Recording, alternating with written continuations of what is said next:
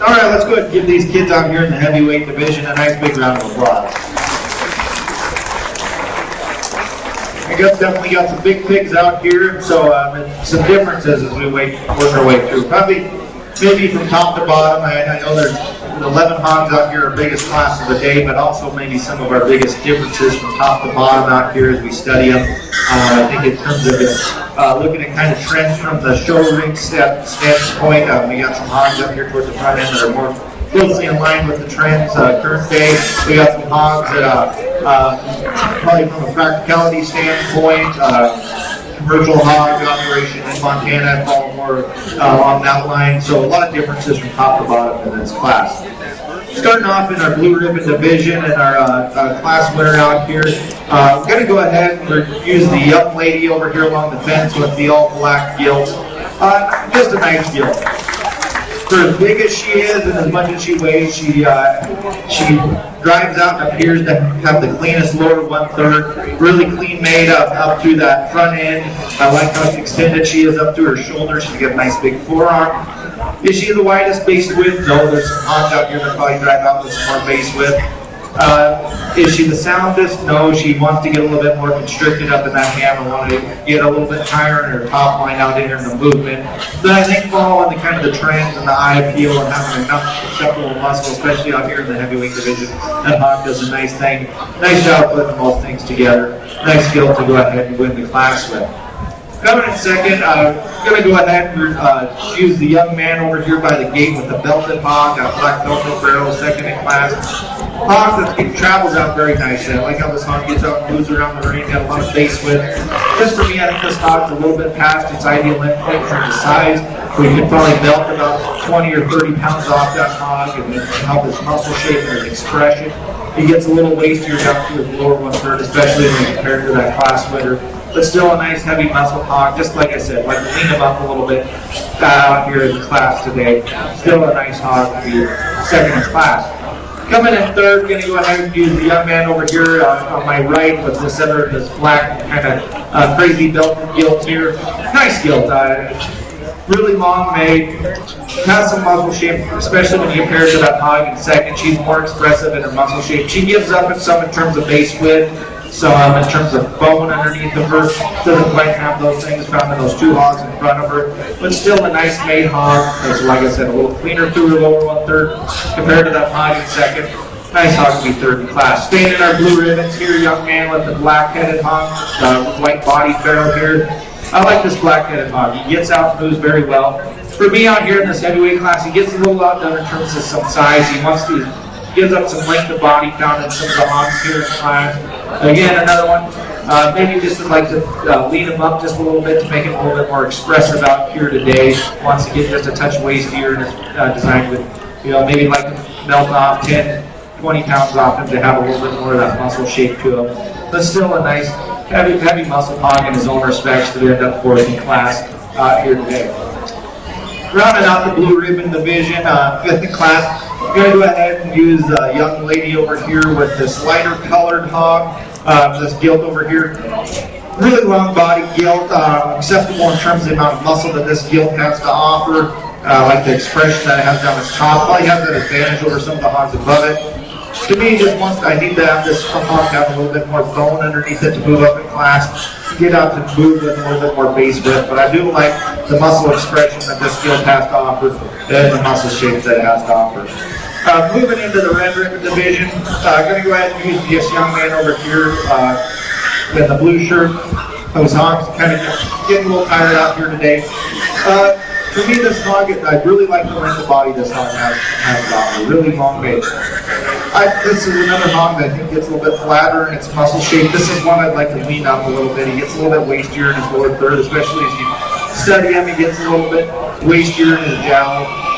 Again, this hog also gets a little tighter, and its hip structure doesn't want to flex off those hind legs quite as nicely as some of those other hogs in class. But that's a nice hog in his own right, land on length of body. Same story here, the young man coming in next. Again, got to appreciate the length of body this hog has to offer. Just another one that I think is maybe about 20 pounds too heavy for what's frame size out here today. Gets a little wastier down to its lower 1/3. A little more pushing more fat in its jowl and its underline. Just like to clean that hog up to probably get it up into the blue ribbon division here today. Young man coming in next with another black hog here. Kind of same story. Again, another hog, you got to like the length of body. This barrel is long made. For me though, he wants to get a little bit flat in his design. Doesn't quite have the bone underneath him found in some of those other hogs out here today. Just would like to have that hog have some more shape. And then cleaning that hog up a little bit to do that. Another hog, get him out on the move, and he wants to get a little bit more restricted, especially when his hind legs and tighter in his hip. He doesn't want to lay those feet in the ground just as smoothly as he should. So change a little bit of structure on that hog because I love the class too. Young lady coming in next with the short-tailed white barrel here. Again, one, you got to appreciate the length of body that this hog has to offer. For me, though, again, another one, we need to add some more muscle to the frame. We need to add some more bone underneath this hog.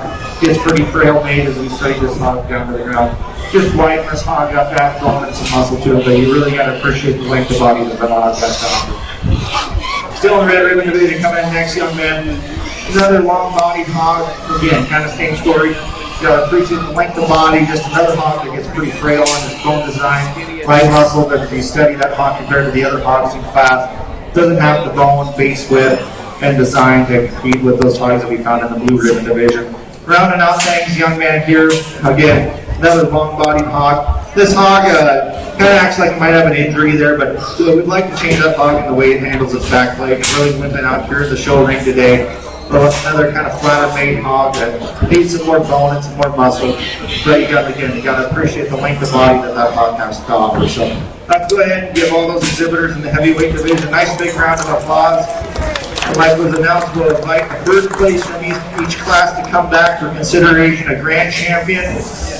When we pick grand champion, we'll invite second place from that respective class to come back for consideration a reserve champion. So let's go ahead and give all the kids we've seen so far this morning a nice big round of applause.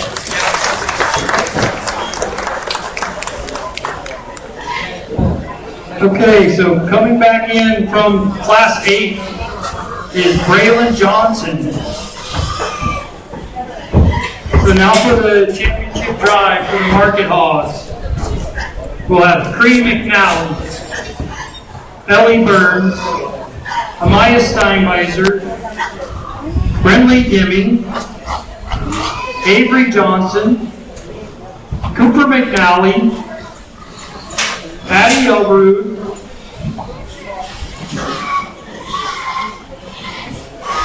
and Braylon Johnson.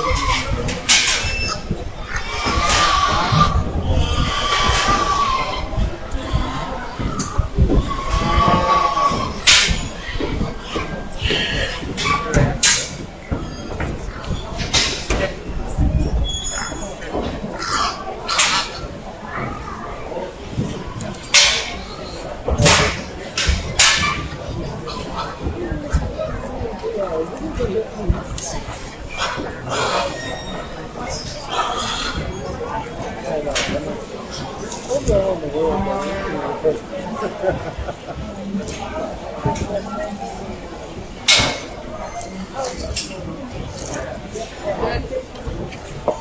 not too bad. No. They're eating. Like,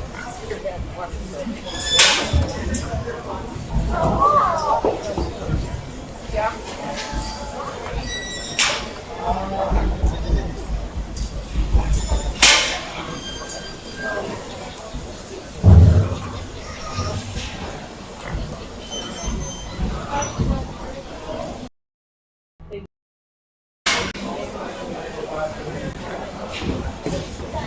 Ham? I don't know.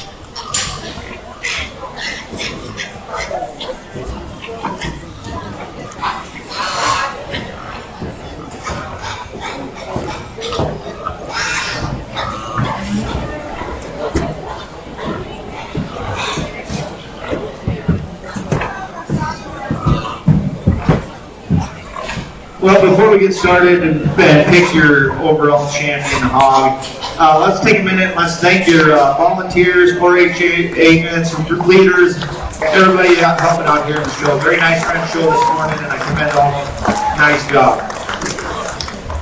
I also want to say congratulations to all the kids out here. I mean, we got the top 8, in my opinion, from each respective class. I was tasked with coming out and picking a champion and placing the classes from top to bottom. But really, in my mind, I mean, I think 4-H FFA are great programs. Every kid involved with those programs is a winner in my mind. I know the work and dedication it takes to have a 4-H project. The pigs, I showed pigs growing up. My kids are at home this morning washing and walking their pigs and taking care of their pigs at home. I just really enjoy the pig project, and I commend all those members out here. If you didn't make it into this top 8, I still think you're a winner out here in my mind today. So let's go ahead and give all those kids who showed pigs this morning a nice big round of applause. Well, I know that it's only going to get hotter out here today, and we got other shows to still march through, so we'll be kind of quick about this. Talk about each of their pigs in their respective classes. I think that we got a very nice set of 8 out here from each class as the winners. I think that these kids did a nice job winning their respective classes, getting their animals ready out here today. Like I said, I'm not going to belabor the point and re-talk about each one of these 8, but hopefully there's kind of a trend you can follow with my placing decisions this morning. I kind of like a pig that's going to have some base width to it, some bone underneath of it, have an adequate amount of muscle. It doesn't do that, and still have the eye feel, a nice package to come out here and have that show look out here today. I think we got a lot of picks that fit that bill from their respective classes, but there's one that I think that comes out here in my mind and still sticking out here as we come into this champion drive, and it'll be your overall grand champion out here today. Be the young man here in the middle at this barrel. Congratulations.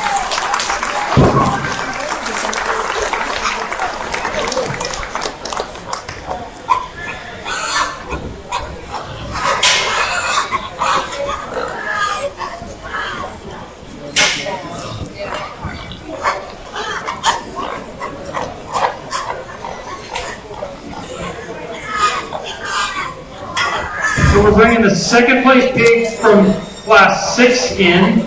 That would be Summer Lang.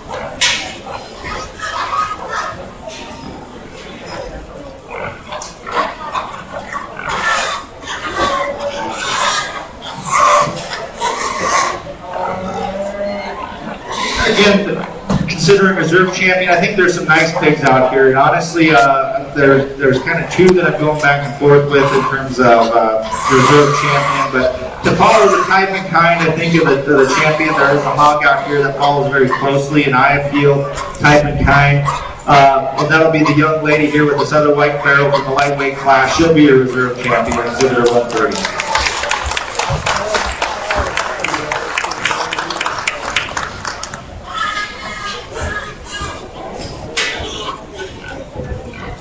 So grand champion Market Hog goes to Cooper McNally. And reserve champion Market Hog goes to Creed McNally.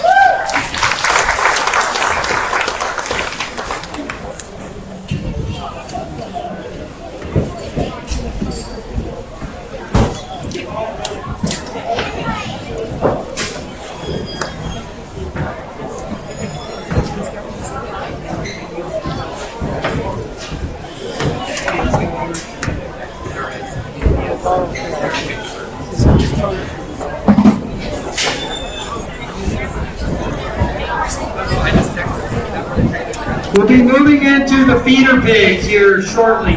So if you have a feeder pig, please get them to the holding area. Just have a couple minutes here to get those pigs up and we can keep rolling. Then we'll move under 1. So if you have a gilt under 1, be getting your pig ready. You'll be you're 2 classes away.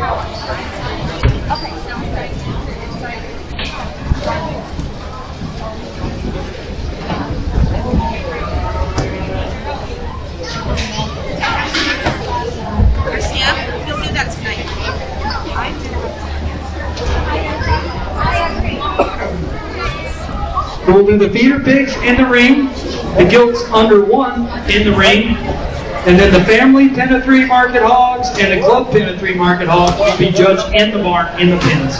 So those pigs will not be coming to the show ring. So we have 2 classes of pigs left coming to the show ring.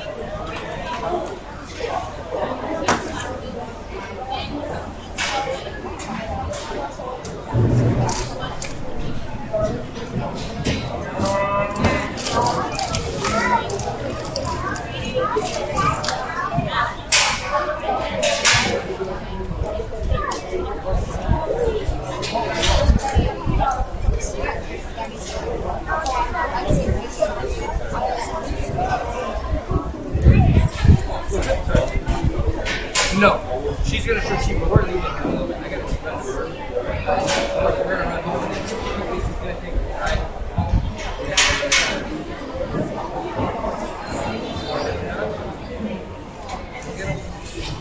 Where's my plate?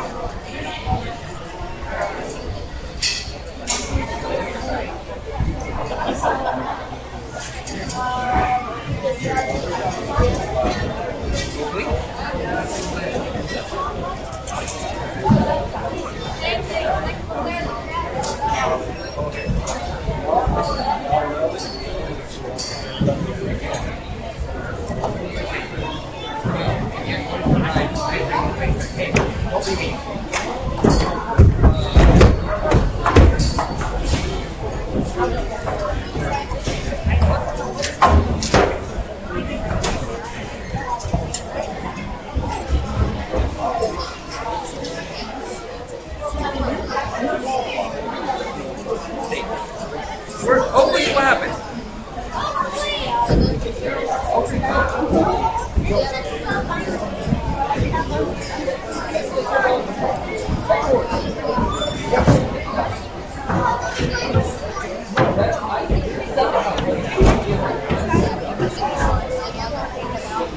Wait, then why did you get this? Don't tell Landon, just go get your own.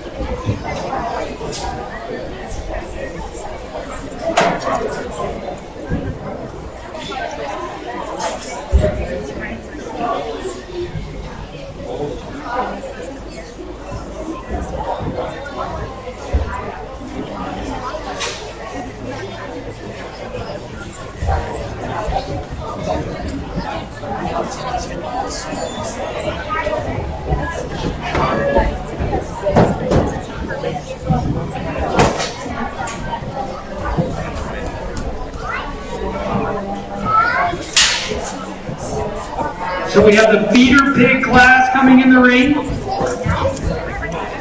We have Ellie Burns, Harley Bucksbaum, Cooper McNally, Cree McNally, Brock Schlotauer, Jake Schlotauer, Bradley Pruitt, Haley Pruitt, Cassie Radley.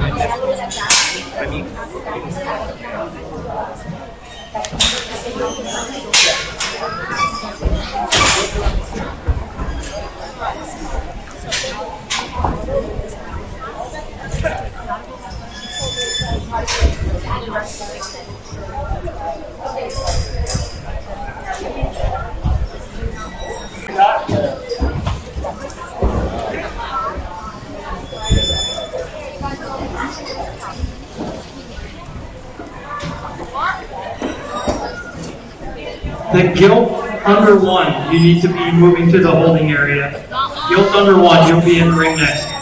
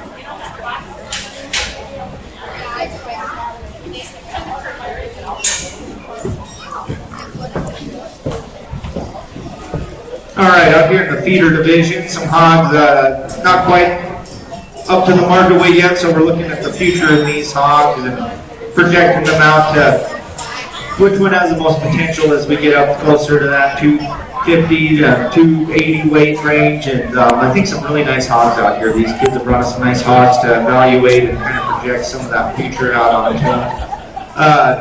Just the one class, so this is your champion drag of the feeder division. So we're going to go ahead and we're granted a reserve to your top two, but we're going to go ahead and talk the whole class all the way from top to bottom. So grand champion out here, I think the hog that kind of struck me from the get-go, really gets out and moves very well. I think there's a lot of potential to this hog. Got a lot of bone under it. Gets out and moves very well. Nice big forearm, wide base. Just really like the design of the hog. Grand champion of this division be the young man here with the belted barrel. Just a really nice hog. I think this hog, as it gets bigger, you're just going to keep liking it more, really long and extended to that front end, really nice eye appeal from the side, a lot of muscle shape and expression. I think a neat hog that, as we get it bigger, is just going to keep getting better as it keeps growing out here today. Nice pick to go ahead and win with. Reserve champion, going to go ahead and use the young lady over here with the white shirt with the belted gilt. Really nice gilt here. I really like the expressiveness of this gilt. She's really heavy muscle. She maybe just gives up a little bit in terms of some eye appeal from the side found in the class winner, but one that you really appreciate how much base width it has, especially to get away, that hog walks away from you. Really tracks out wide from behind, has plenty of bone, a lot of muscle, just a nice gilt there. Coming in third, and a close third in my mind, will be the young lady in the blue shirt over there with the belted barrel, with a little bit, kind of a little bit smaller sheath there underneath that barrel. Again, a very nice barrel in its own right, and I think it's very competitive up here in the top three. I really like how extended that barrel is through its front end. I like its lower third, the rib shape that hog has to offer, and that's part of its center body cavity. Still has plenty of muscle.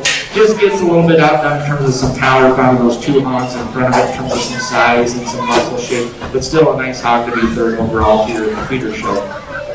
Coming in fourth, going to go ahead and use the young man with the blue-blooded gilt over here by defense. A nice blue-blooded gilt. I think you got to appreciate the muscle shape that this gilt has to offer. Really expressive back in its hip hanger. Gives up a little bit of it found in those hogs above it. I'd like just to see that hog be a little bit stouter, but I do like the eye appeal extension that gilt has to offer. Nice heavy muscle, just a good gilt at a tough.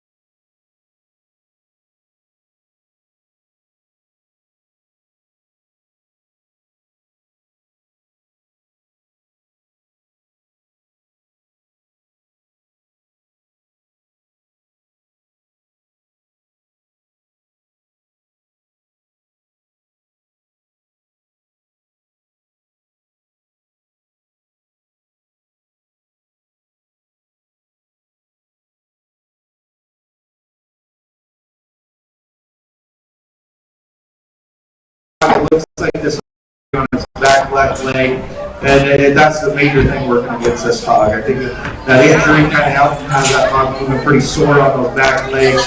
Making me worried about the future, getting that hog up to an acceptable weight, having that structure hold up for it to get up to that acceptable weight. But like I said, unfortunately, it looks like that hog had an injury on its hind leg, and for the feeder show today, just that projecting out the future, and it makes me worried on the structure standpoint of that black hog. But a nice long made wing hog coming out there.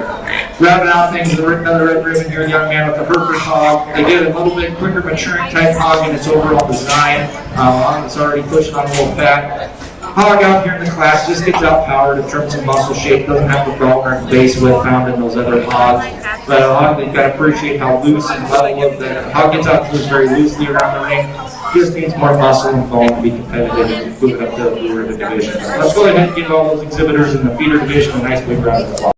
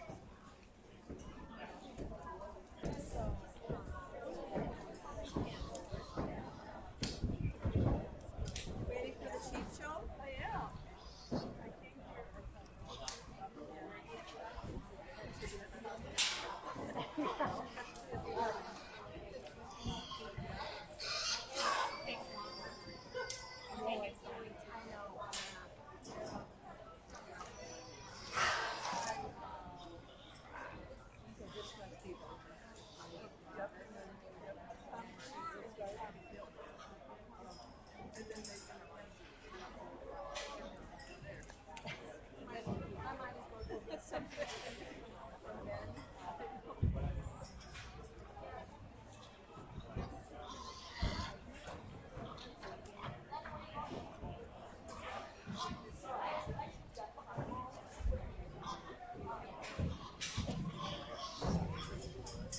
right, some nice hogs out here to kind of switch gears and have more of a breeding focus as we evaluate these gilts all under one that are out here. Obviously, as you saw, all 9 of these hogs out here to be evaluated. A lot of size difference, age difference from top to bottom in these hogs, but 9 nice hogs out here to evaluate. Let's go ahead and give these 9 exhibitors a nice big round of applause for bringing these breeding hogs for us to evaluate. I think there's one that kind of stands out in my mind.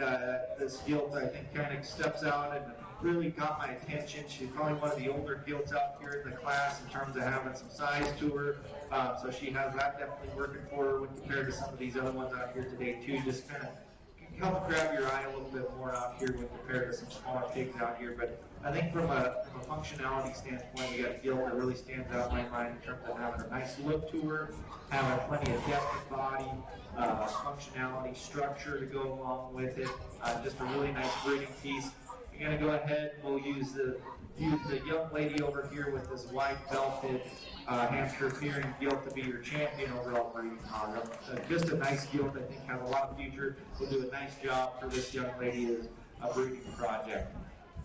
Coming to reserve, we definitely have some differences in the other 4 hogs still left out here to evaluate.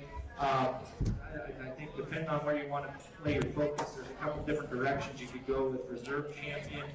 For me this morning, I kind of like the length and the size that also go along. We'll go ahead and use the young lady right here, kind of the red shirt with her gilt that's got kind of a little bit more skin condition here on the top line. Like to clear that up. Looks like the young lady's been working on trying to get that top line cleared up a little bit. But a hog that I really like the length of body from. Maybe you'd like to change her, you'd like to make her just a little bit wider and have some more depth of rib, but I really appreciate the length of body that this hog has, and when she gets out and moves, she still moves very well for as much length as she has, but it's really the length of body that does it, that keeps her in the reserve place. Doesn't take away from the young lady that's going to be a close third out here this morning, the young lady here in the blue with the other belted gilt out here. Really if you like wide-chested, big bone hogs, this is probably the hog for you. What drops this hog to third for me is once we get back behind the shoulder, this hog wants to get more compact in its design. She's shorter from shoulder to hip. I'd like to stretch her out, lengthen her out overall, make her a little bit longer hip. Like I said, if we could just lengthen that hog out some, I think she'd be very competitive and in contention for grand champion, but just gets a little bit too short and compact for me out here when compared to those 2 above her out here in the show today. Coming in fourth, we're going to go ahead and stay with the Hampshire kind of theme here and use this young man here with this other Hampshire Pyrenean gilt. Yeah, this hog probably has the advantage over the one in third in terms of being long bodied. This gilt gets a little bit harder though in terms of her rib shape. She wants to get a little flatter sided and harder in her look. I'd like to have her see some more rib shape, especially if you study her up into the upper third of her rib. Add some rib shape to her and add a little bit more face width, and I think she moves up in class quite a bit here today.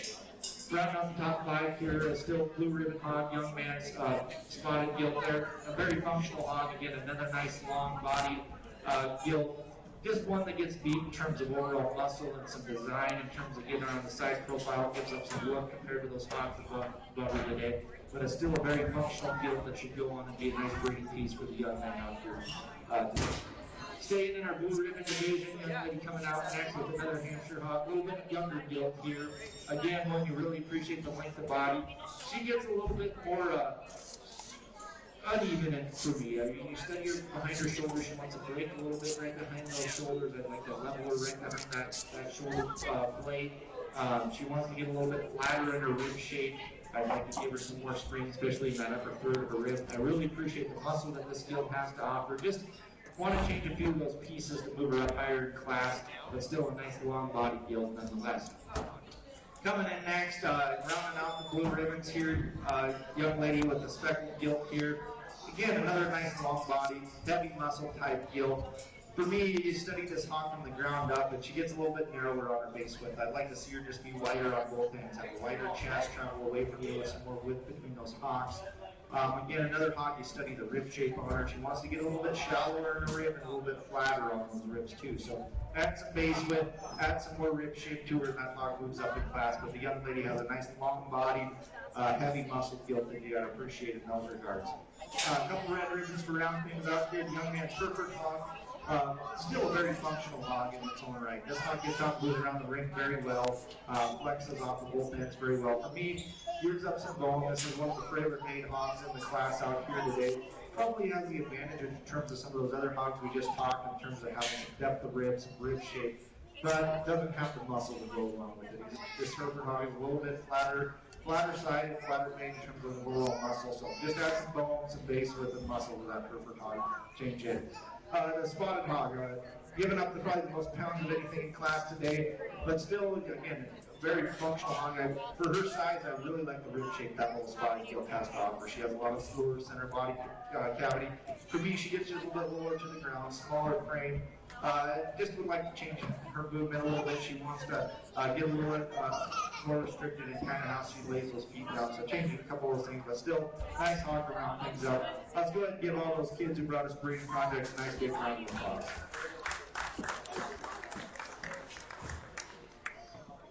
So grand champion breeding gilt under 1 goes to Avon Sarda. Reserve champion goes to Chloe Heidi. So that concludes the market hog show that is going to be in the ring. We'll go do the family pen of 3 and the club pen of 3, but we'll be doing those in the barn.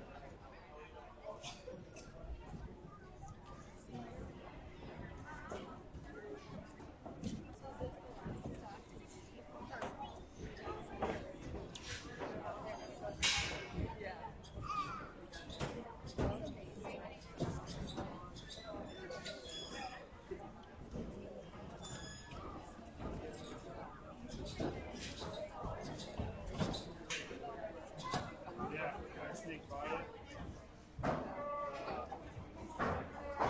It's nice under here.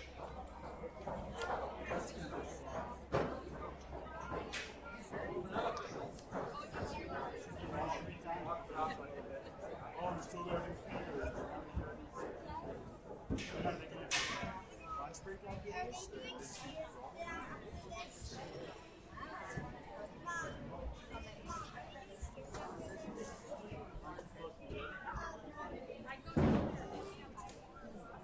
you'll be fine. There's like 10 or something.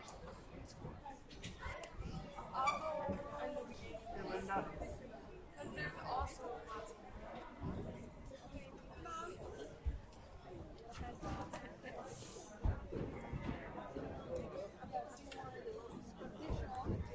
At least they got their shades out. Line them up.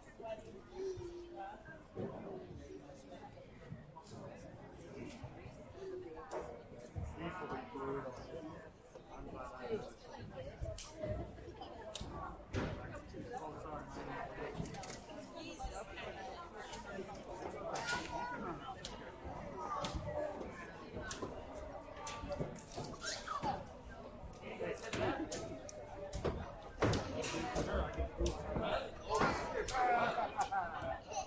I for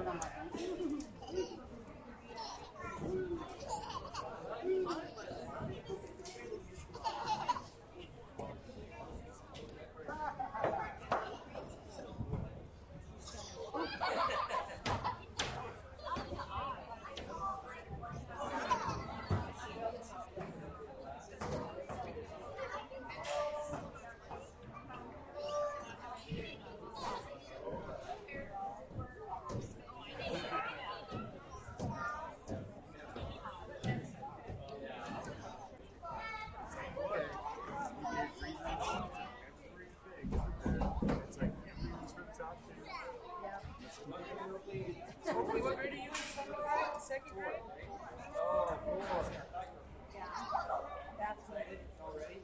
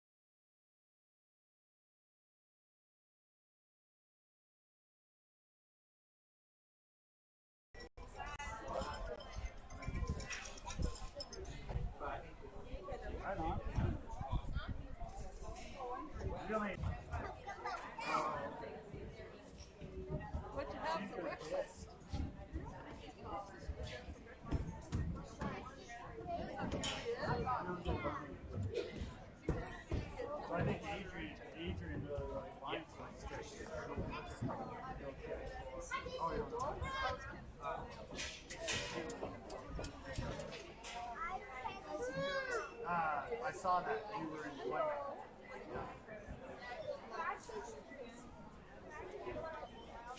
But the worst thing is when you go from catching to pitching, your legs are already burnt out from catching.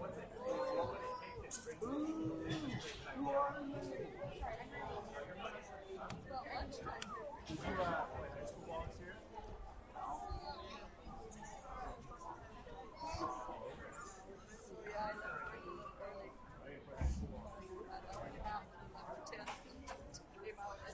You've been sitting here over here the whole time? I'm stop. You can see some pigs showing up.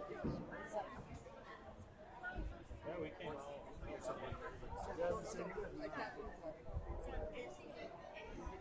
Might as well. You'll get grandma fired from her. Yeah. My grandma can't get us a present. Can't get you presents. Because she's always her job. She's not use her teeth. It'll be your fault.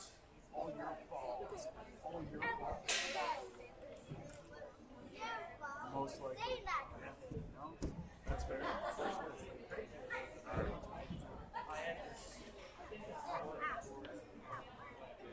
Let's fix numbers. That's my heart. Let me feel. No, Let me feel. that's my heart. Let me feel. Oh, I can hear it. Oh, I can feel it. You can hear that. Really hard. They're doing pens and three sticks, and they do also and then two flights of family and It's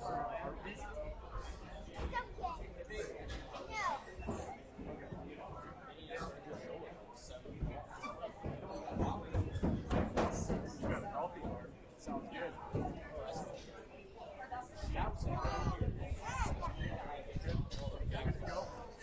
Yeah. All right, let's go over that. You got it. Good luck, Cans. Tell Kensley good luck. Kensley. Good luck.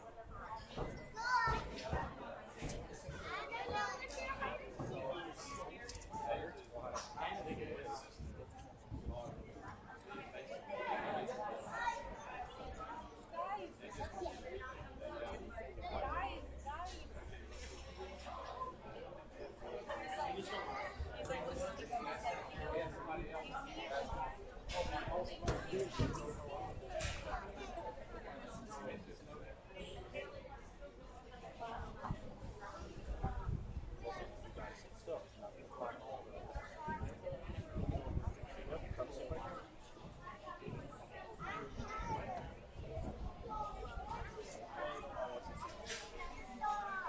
Yeah. Watch out for other people. Yeah.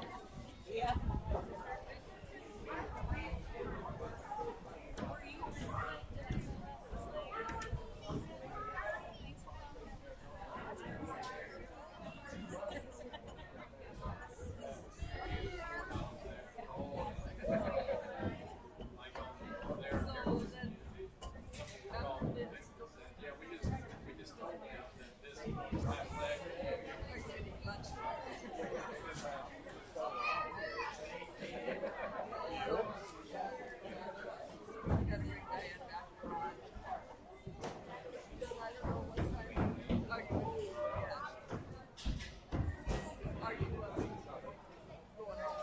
Yeah, we'll probably go home and get dressed up. I'll probably send them away when we get back out here. Probably leave work about 4.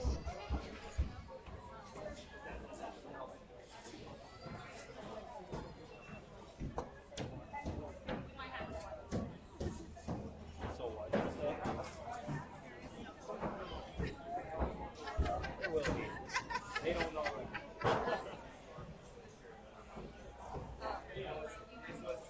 We'll meet out around, I'll probably leave around 4:30 or so. Okay. Yeah, I'll try to bring them out here. Yeah. And down here. 4:45. She just needs a screw on. Yeah, I'll just probably meet you somewhere. Okay. Yeah, I should be back, but She's like, I start at 5:30, so. 6 flights. I mean, she's in The 6:12.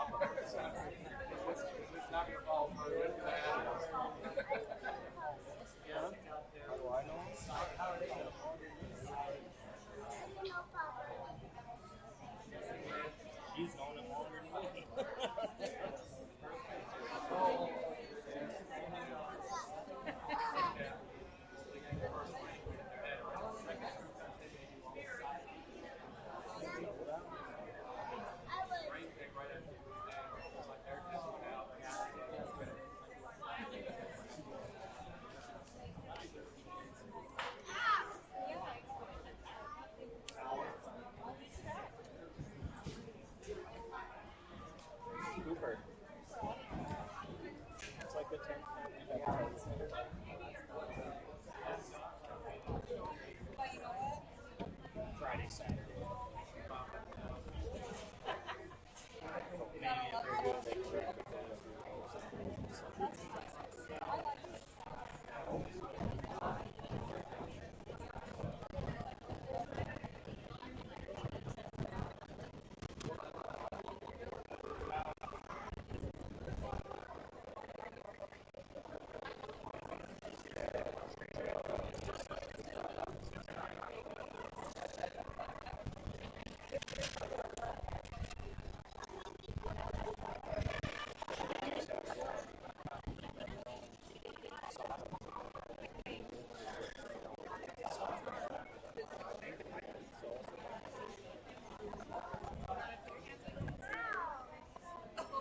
Excellent.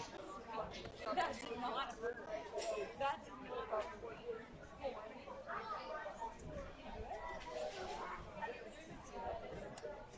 Yeah, I'll just park by the You gotta do that.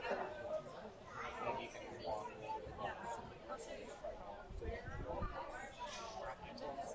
You ready? Although,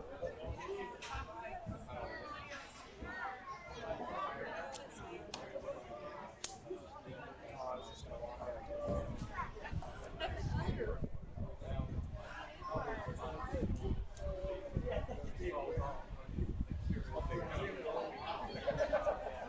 Well, what I think was just drive back to the golf course.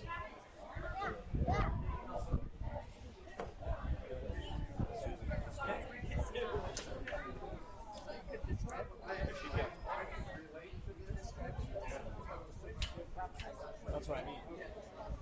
Well, I want to go walk through there. I don't have to be the tallest.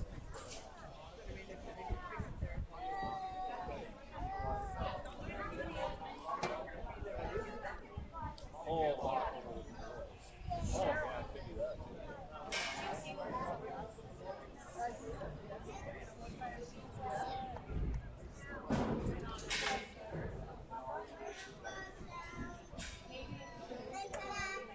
Oh, must be getting close.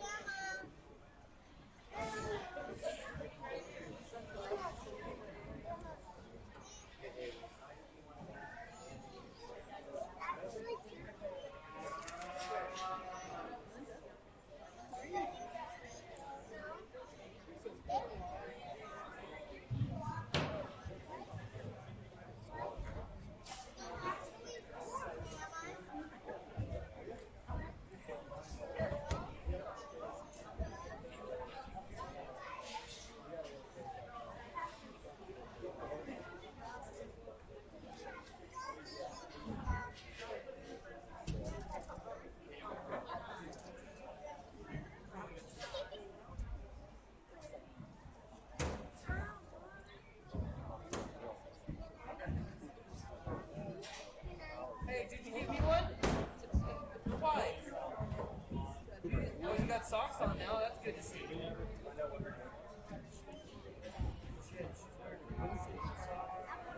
I asked Shannon, she didn't. Oh, yeah.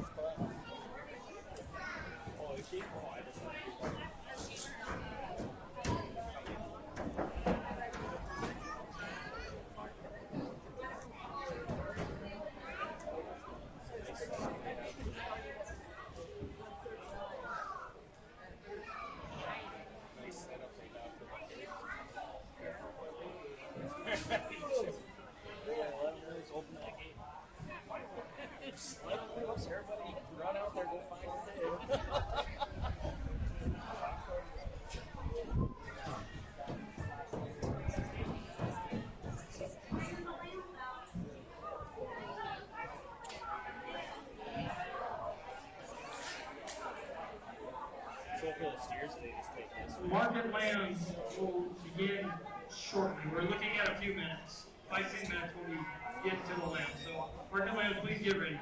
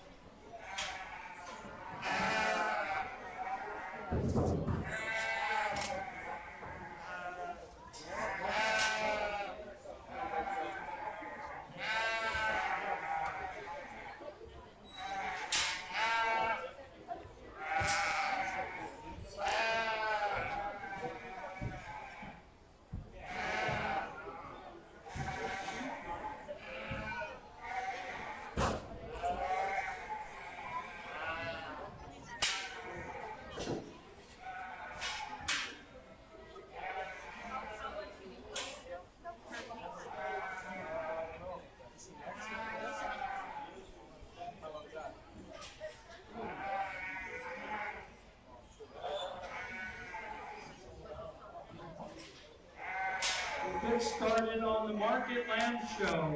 We have two classes. This is the first class. Weights are 111 to 131 pounds. William Head, Ann Bershoot, Cassie Ryman, Callie Strome, Brindley Demme, Allie Ambo, Kiera Strome.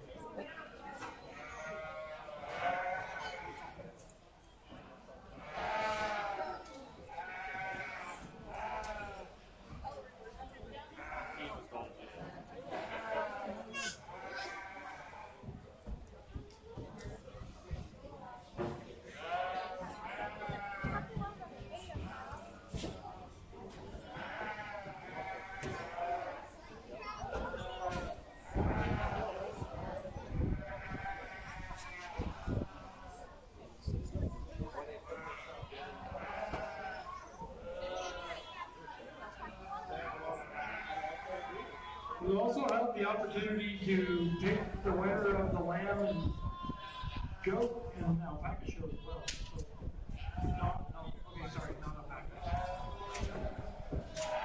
Misspoke. But the lamb and goat show. So there's only 2 classes of lamb, so you won't be able to mess around. Get your $5 out.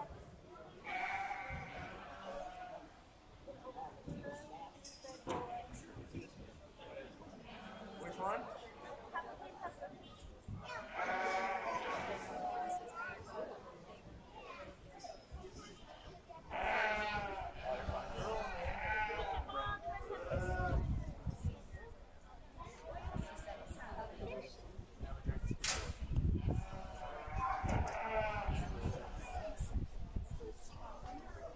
Use your pick, Jason.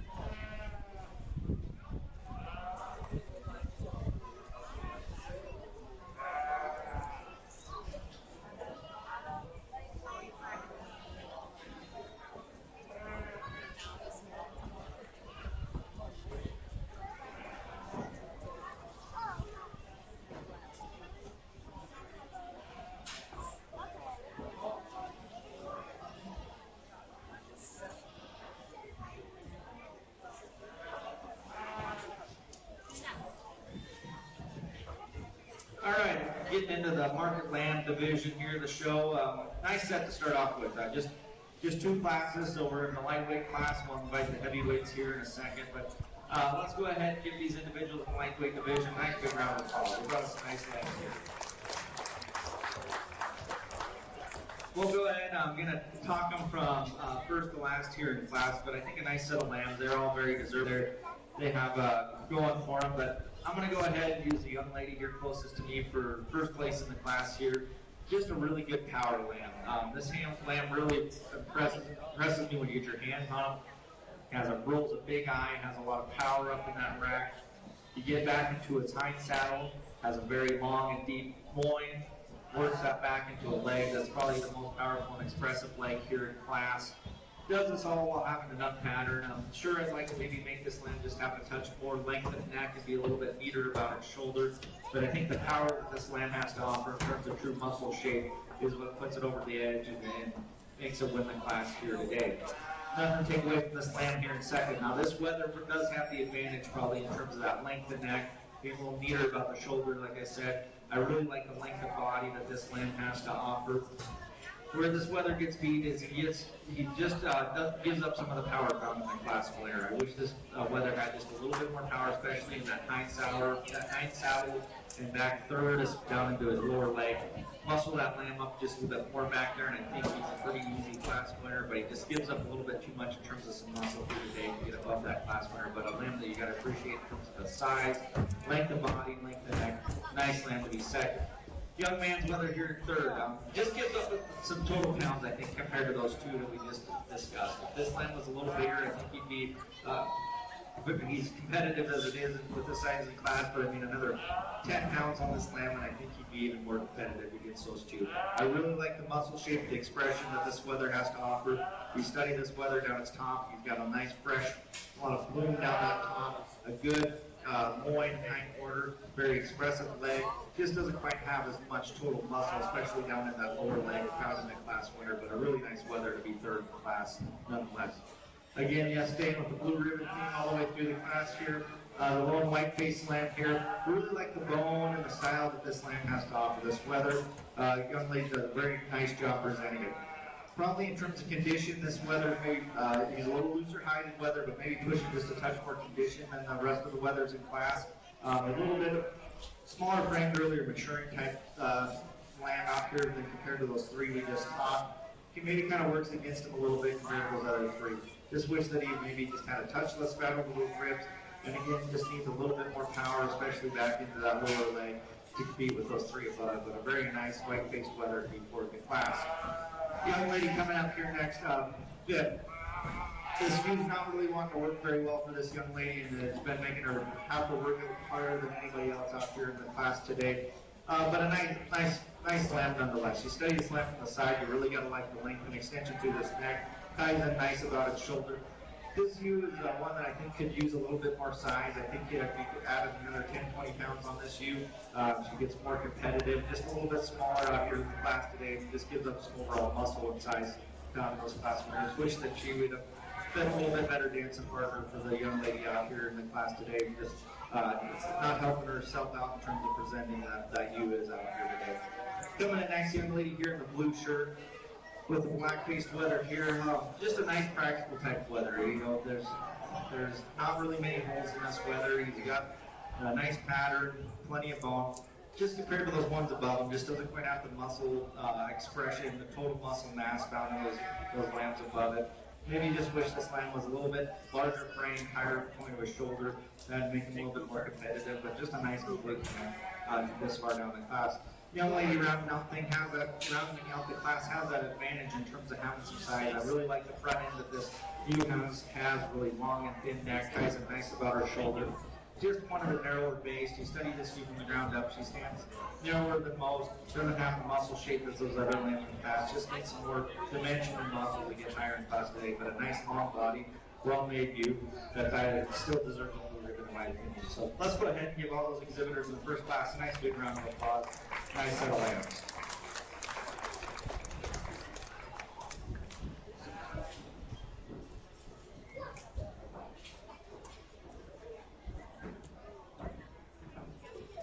Called back out of class 1 was Kiara Strome. Callie Strome was second. You'll be, you need to stand by as well for the final drive. Moving to flight 2, the market lambs, 139 to 174 pounds.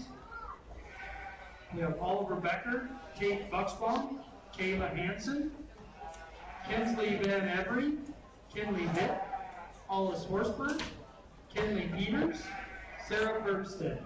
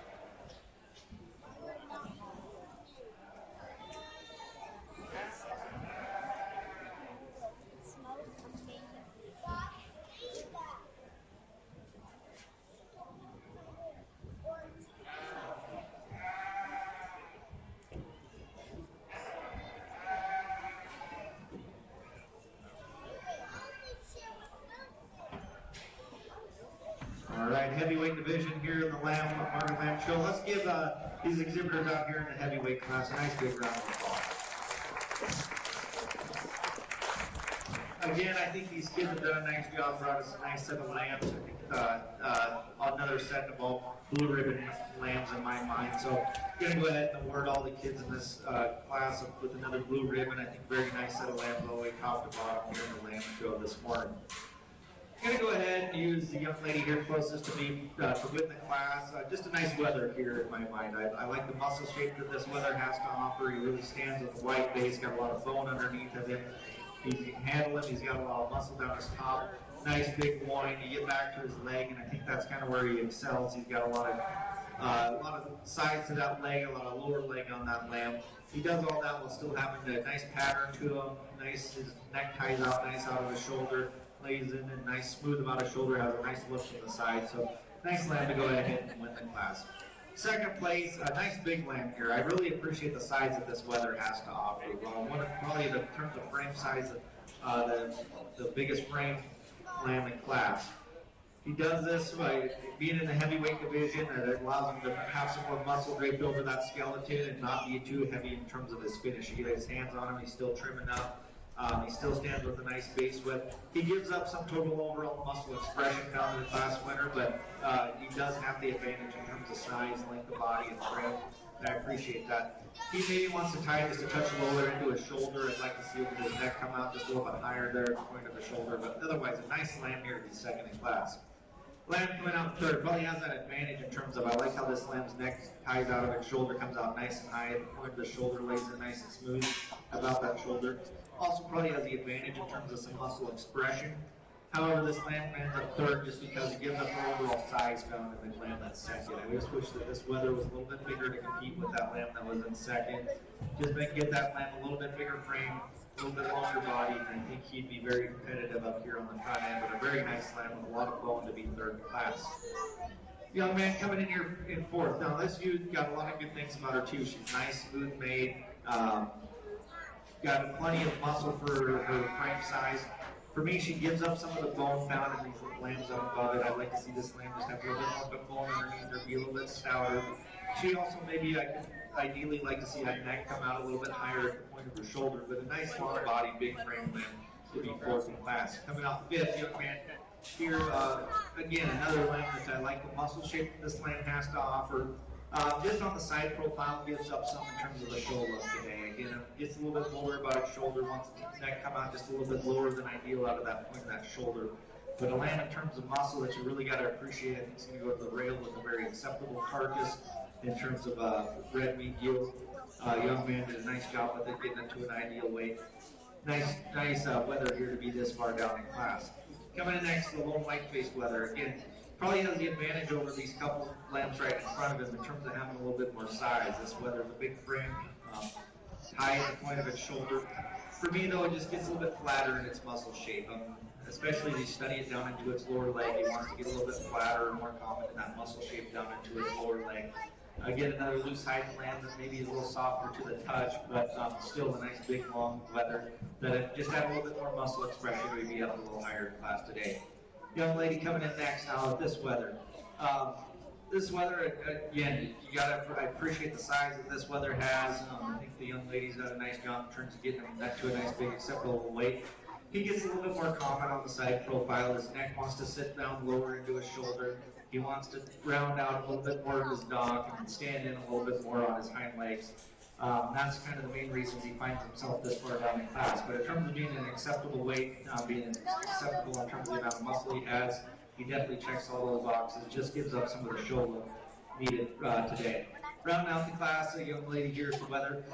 Again, another nice long body, big lamb here in class. Again, another one that maybe just gets a little softer to the touch for me. We'd like to just see it be just a touch trimmer.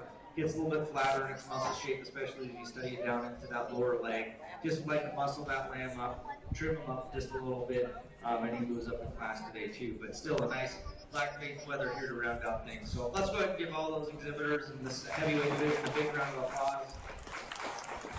We'll invite the first places to come in and second place from each class to come in the ring too, and we'll pick your overall grand and reserve champion.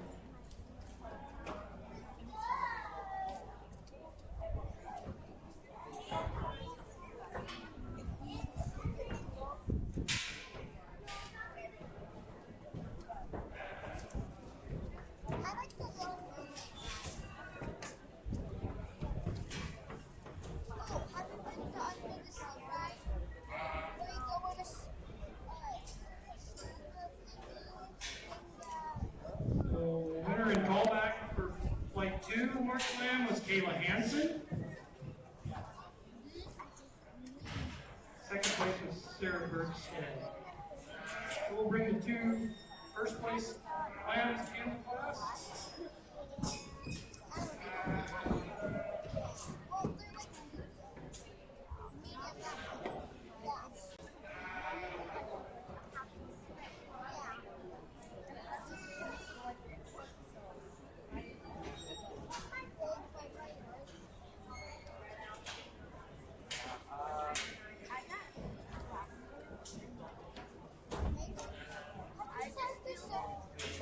I usually get mangoes on my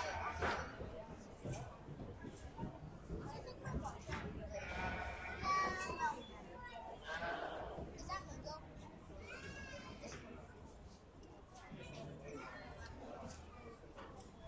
I like the mango. Lavender just kind of gets my butt. Yeah, I still like it. The color doesn't really show. More of like the shows and the don't show. Wait, can I have my move over? Yeah. Put my touch. What is that star?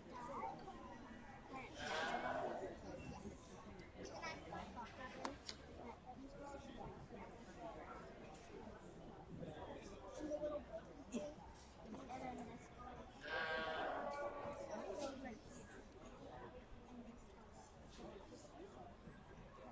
And then the garbage can just I don't need to put this. All right, again, I'd like to take a second and thank the volunteers, extension agents, and everybody here involved in the lamb show today. Very nice set of lambs. Kids did a nice job.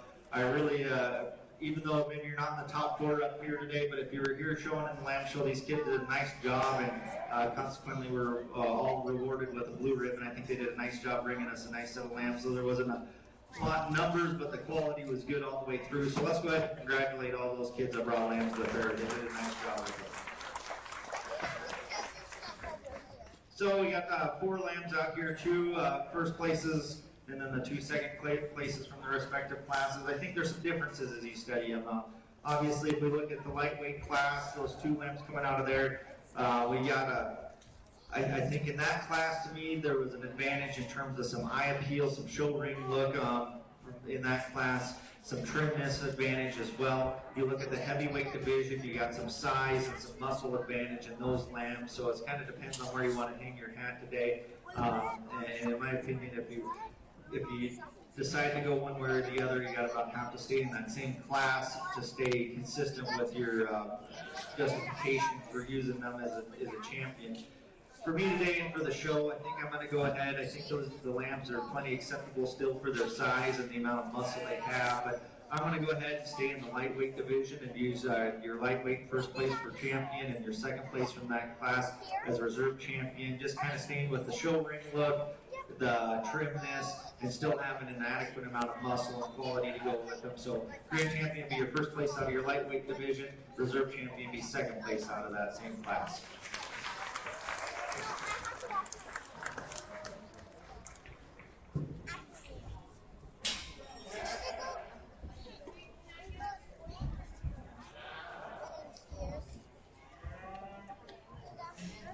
Your grand champion market lamb goes to Kiara Strome. Reserve champion goes to Callie Strome. Hold on 1 second. And they need a lot more space.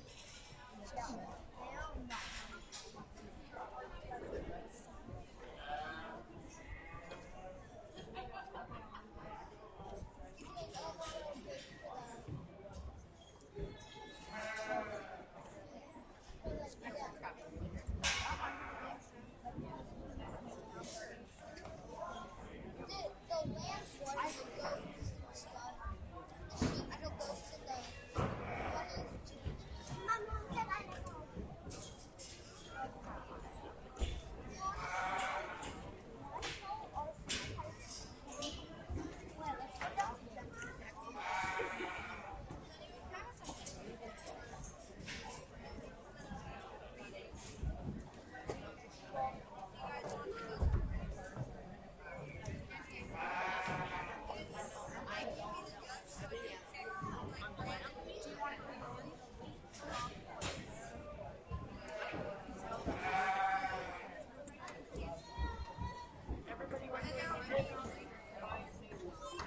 So we have the Strong family with the family 1003 market lamps.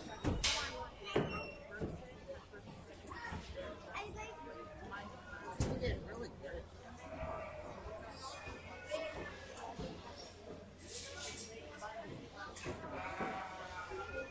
Next class will be the female under one breeding.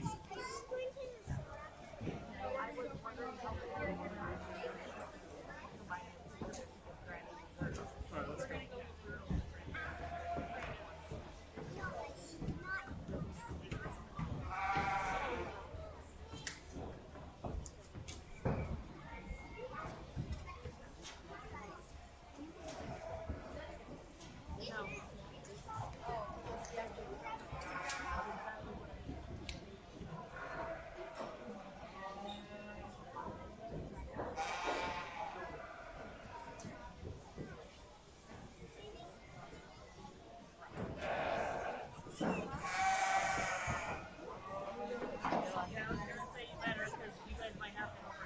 That's your luggage.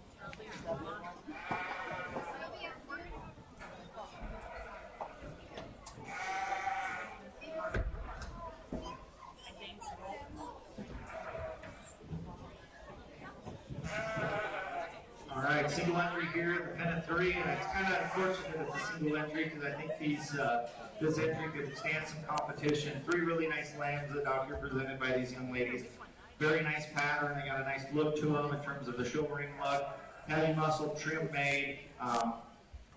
Very consistent in terms of their time and kind. I think it's just an easy decision for champion here in the Pen of 3. Like I said, I wish we had some more competition so that we could put them up against some more competition, but very good set of 3 lambs here. Grand champion. Let's go ahead and give those young ladies a nice big round of applause.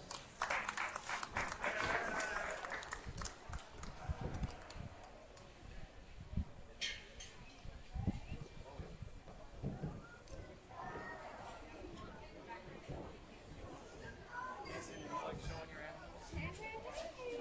No, that's kind of what I think.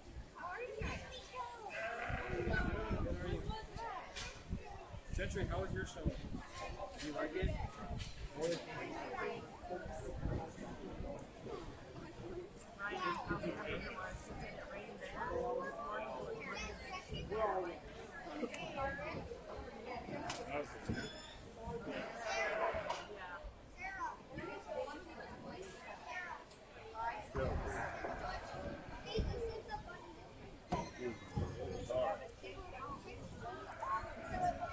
So this is the female under one breeding. We have Friendly Dimmies, William Head, Paulus Horsburgh, and Cassie Ryman. Cassie Ryman actually has 2 entries. You can have 2 entries in the breeding.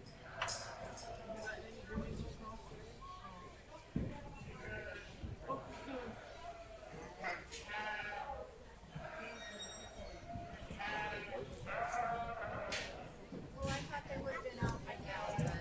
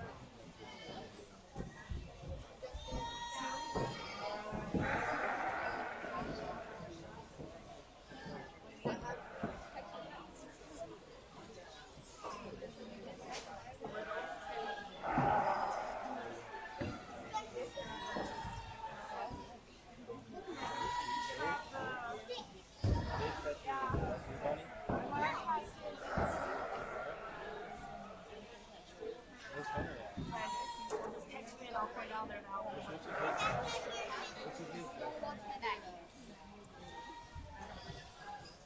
know exactly. They're all just pumped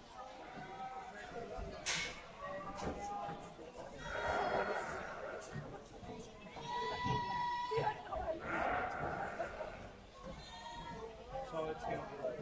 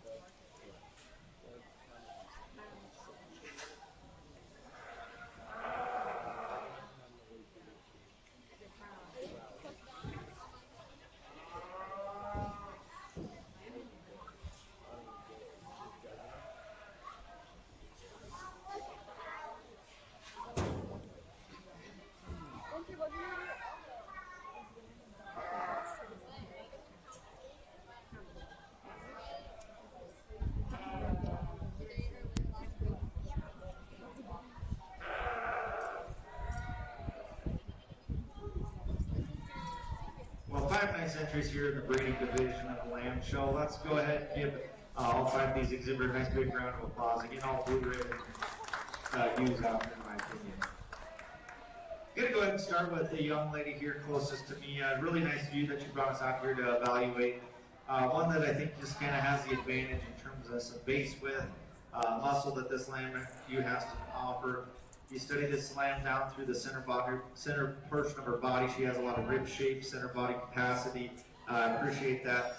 Ideally, maybe you'd like to make her just a touch more feminine up through that front 1/3, but I still think she's plenty acceptable, and she has enough muscle, base width, and dimension, bone underneath of her to compensate for that to come out here for the class winner. Young lady with the lone white-faced ewe here in second. Very nice view in her own rights too, especially looking at breed character. I really like a lot of things about this ewe. She probably has the advantage in terms of some femininities. I really like how feminine this ewe is up through her front 1/3. She has a very good center body capacity. She gives up some in terms of some bone, some muscle, and some power found in the class winner. Which is understandable for breed type. But one thing I'd like to change is she sets up, she kind of wants to be in at her haunts on those hind legs. I'd like to see those hind legs just come out and be a little bit square down to the ground. So that's kind of was the sorting factor for me, was just like to see those hind legs come meet the ground a little square, not be in quite so much on her hocks, especially when she stops. But a very nice feminine made ewe to be second in class. Coming in third, young man ewe coming up next. Very nice ewe in its own rights too. Probably has the advantage in terms of some muscle, some bone found in the ewe right ahead of him. Gives up some in terms of some wood for me. Doesn't quite have as much. It didn't quite have as much of the feminine look as that white-faced ewe right above it. Just make that ewe a little bit more feminine. For her size, she maybe could use just a touch more center body capacity too. But still a nice ewe in her own rights to be third in class.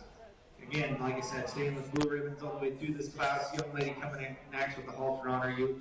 Probably has that advantage in terms of having a little bit more center body capacity to ewe right above it. Gives up some in terms of look though. Neck wants to be a little bit lower into the shoulder and maybe a little bit bolder about her shoulder too. So change that front 1/3, make her a little bit more feminine, and I think she moves up in class today. But a nice ewe to be this far down. Young lady who's kind of giving her a little bit of a fight here to round things out. Probably the youngest ewe in class. Gives up a lot of size compared to those ewes above it. Still a nice feminine made, very structurally correct ewe that gets out and moves around the ring very well. Just gets outsized and outpowered out here today in this class. But again, a very deserving of a blue ribbon in my opinion of this young lady's ewe. So let's go ahead and give all 5 of those exhibitors a nice big round of applause.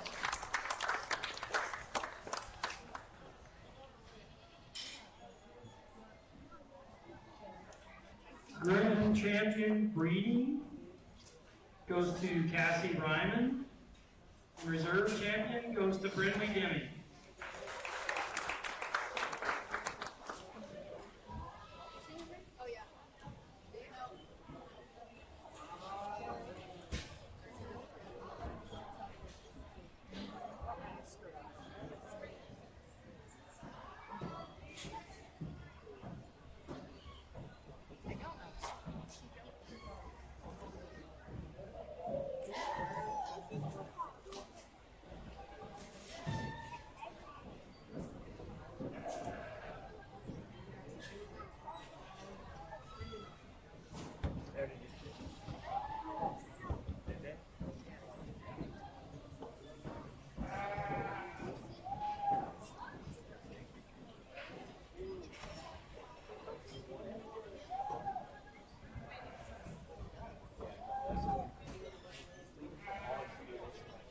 There we go. It's working. So we're moving on to market goats. We have two classes of market goats.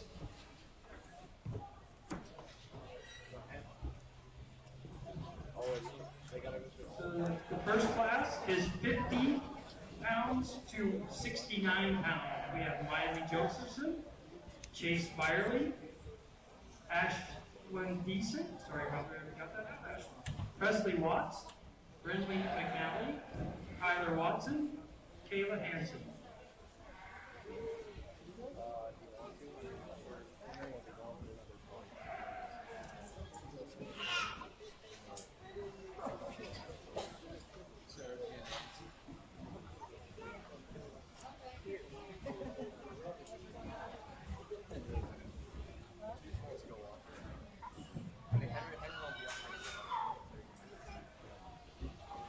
He's in the breeding, he's not in the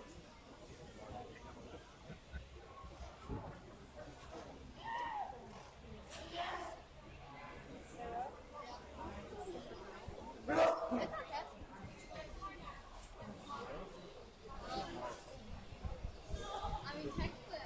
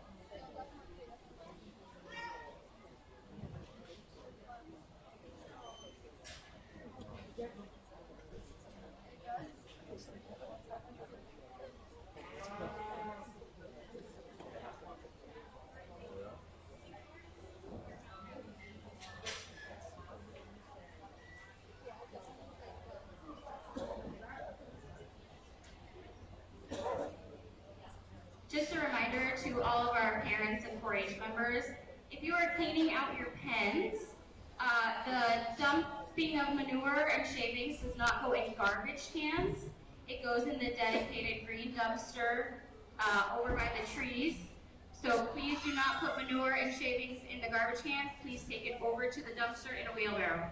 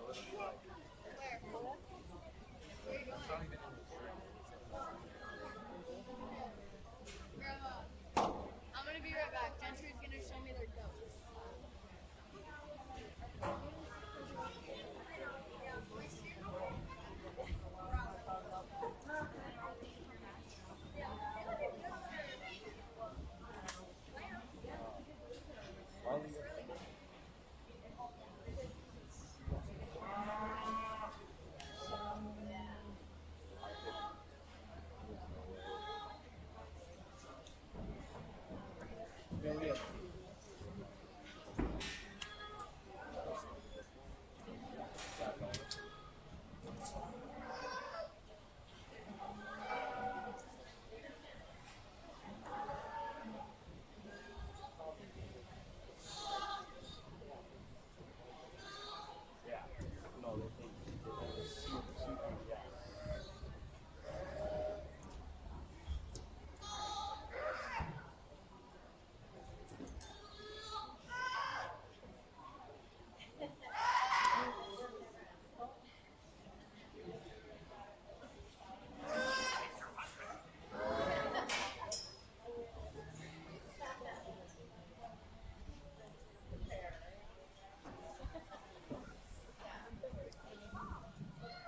All right, moving right along here to the goat show this morning. We start off with the lightweight in the market class. Some nice goats out here. Let's go ahead and give these exhibitors who brought these lightweight market goats. Thanks, big round of applause. Commend the kids. I think they all went out and found a very acceptable market goat in terms of, boar goats are very well known for a meat goat. Most of these goats are boar or have some sort of boar influence into them in their breeding. Just some differences as we work our way through. But that being said, I think, lightweight class, some of these goats could use to have a few more pounds on them, but they've done a nice job in terms of selecting for meat quality, keeping them supplying the market side of it. So we'll go ahead and award blue ribbons all the way through from top to bottom in this class. That being said, there's one that sticks out when she walks into this ring, and it'll be this goat here on the end to us. Just really a very nice goat out here. I think just stands out in terms of the quality. This big bone, heavy muscled goat, has a really good look, very eye-appealing, long fronted, ties in nice about his shoulder. Really nice goat. Kind of a little bit smaller on the frame size, but in terms of being a nice, well-presented goat today, has a show look and plenty of muscle. The young lady did a nice job bringing a goat there for us to win the class with. Coming in second in class, be the young man here. Again, another nice goat. Just gives up a lot in terms of the power found in that class winner. Doesn't quite have as much muscle or bone found in the class winner, but still acceptable. A nice trim-made goat. Has some muscle shape. Just gives up total size, muscle expression, and bone needed to win. Coming in next, the goat that's very similar to our second place goat in terms of having being very acceptable, very trim-made goat, long-bodied goat. Just doesn't have the muscle or the bone found to be in contention for the class winner, but very acceptable in terms of its breed character and design, trimness. Young lady did a nice job there. Young goat coming in here next. This weather very nice presented in terms of how this young lady presented it to us. Has a very nice. I appreciate how much muscle this goat does truly have. For me, I think this goat just needs a few more days on feed to truly express itself. This goat was 20 pounds heavier. I think he'd really be in contention out here today, but this is, as today, just a little bit too small to contend with the rest of the class. We get to a set of goats here. These three do have that advantage, especially on those last couple we talked in terms of having some more size to them. If you're just going to size them up, these goats would be a lot higher up in the ring. For me, it gives up a little bit in terms of the eye appeal out here for this show ring. Gets a little bit coarser about that point of its shoulder. Doesn't quite have that length of neck, especially found that goat right above it. But in terms of size and being closer to an ideal market weight, very nice goat there. Still very deserving of a blue ribbon. Same here with this mostly red weather. Again, the bigger weather just kind of gives up in terms of some look. He's got a little bit bigger neck on him, a little bit shorter neck. I'd like to lengthen and extension him up through his neck for his size. Just add some more muscle and bone for him underneath that as well. Rounding out things, again, this young lady here, maybe one of the pounds heavy goats in the class. Again, you got to appreciate that. However, it gets a little bit flatter for its size, doesn't have the muscle shape or expression, especially found in some of those goats above it. I'd just like to muscle this goat up a little bit more, add some more bone underneath of it, and it ends up quite a bit higher in class, but still a nice goat, very acceptable at its market readiness to round out things. Again, a nice set of blue ribbon goats top to bottom. Let's go ahead and give all those kids a nice big round of applause.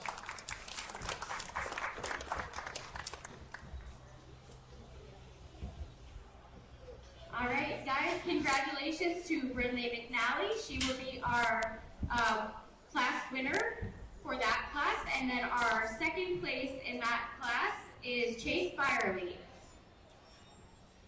Our next flight of market goats weighs 78 to 109 pounds. And in this class, we have Kane Williams, Briar Hansen, Kinley Vick, and Cassie Ryman.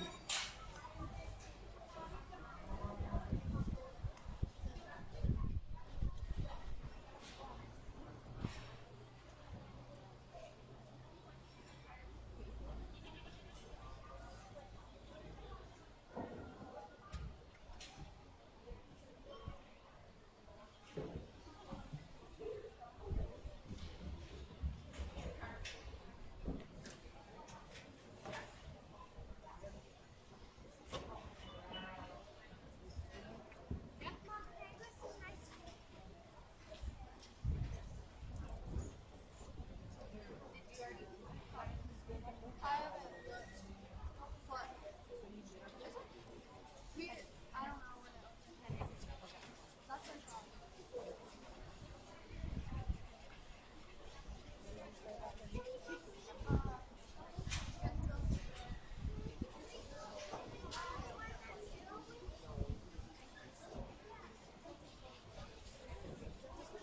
Once again, we would just like to give a shout out to Richland County Farm Bureau and Blue Rock for providing drinks for the public and the members as we go through this hot and busy week. There's a water trough down here by Blue Tent. If you would need some water, please feel free to it in the stands. That was provided by the Richland County Farm Bureau.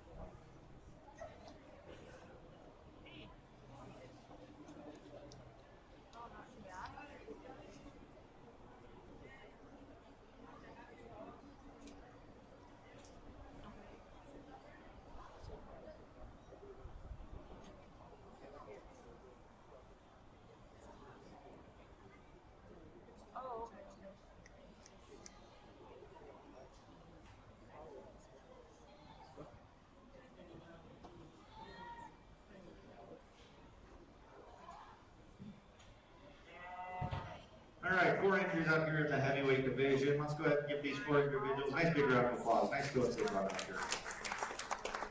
Again, I think Blue Ribbons again in this class. These individuals have done a nice job in terms of getting the right type to go through the market show today, getting them up to a nice big weight.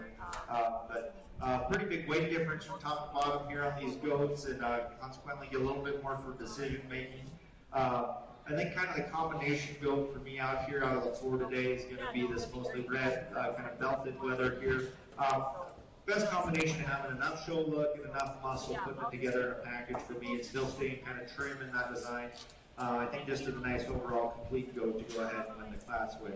I got plenty of muscle down that's top, plenty of bone underneath of it, but what kind of sets it apart, especially over the goat here in second, is how it comes out of its neck and it's nice and smooth about that shoulder. Another thing away from this weather here that's going to be in second place in class, and really probably the pounds heavy muscle weather class. If you like the muscle, then that's probably your weather you're going to use. A lot of muscle found in that weather. With its size, consequently, he's probably pushing just a touch more fat than the rest of the goats here in class. But what kind of sorts it fair for me is you study him up through his front end. He gets a little bit thicker and coarser about his shoulder, a little bit thicker about his neck, and just doesn't quite have as much shouldering look for me today to use it over that mostly red goat. But a really nice heavy muscle goat to be in second. Coming in here in third, a goat I really like, and this is kind of one of those goats that maybe if he was a little bigger, I think he might win the class pretty easily. But he's one of those goats that's probably either going to end up first in class or third in class, and I just didn't think there's quite enough size and power to get him up there first today compared to those other 2. But a goat I really like, probably has the advantage in terms of having a nice shouldering look to him, long neck, nice shoulder. I like the bone underneath of him. He just gives up too much size in those 2 goats above him to get around him for me today. Just does not quite have enough power and muscle to get above those 2 goats out here today. Rounding out the class, nothing to take away from the young man here with the black cape goat, the leather right here on the end. Kind of a neat goat in his own regard. Plenty of size, plenty of length of body to him. Just doesn't quite have the look. He's a little bit coarser about his shoulder. Doesn't quite have as much muscle expression as some of those goats above him, but still a nice quality goat that's probably going to go to the rail and have a very acceptable carcass for the end consumer. Young man did a nice job. Still very deserving of a blue ribbon in my opinion. So let's go ahead and give all 4 of those individuals a nice big round of applause, and we'll pick your overall Grand Reserve champions.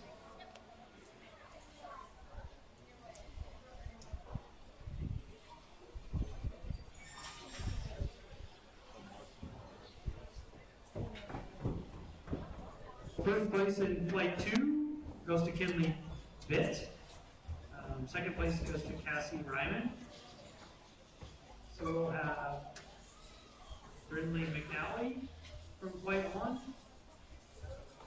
Kinley Bitt from flight 2. The 2 first places and second places are Chase Byerly and Cassie Ryman. 4 grand champions market.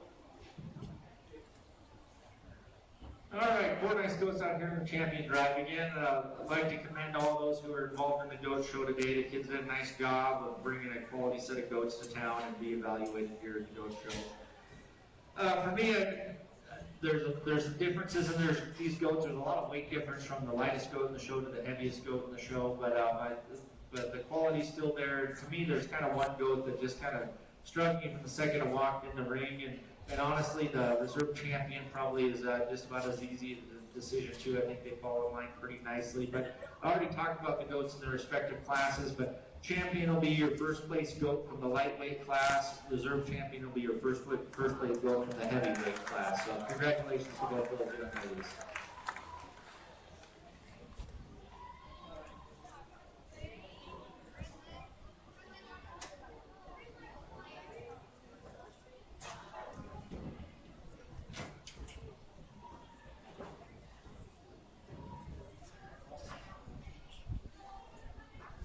Grand champion market go goes to Brenley McNally. Reserve champion market go goes to Kenley Bitt.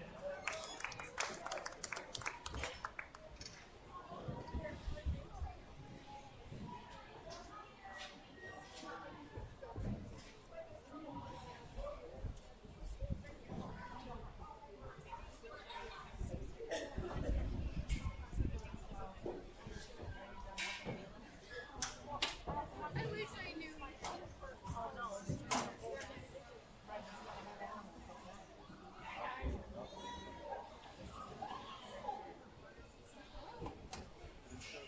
We'll have the feeder goat. We have one entry in the feeder goat coming. It'll be just a minute. The next class is meat doe under 1.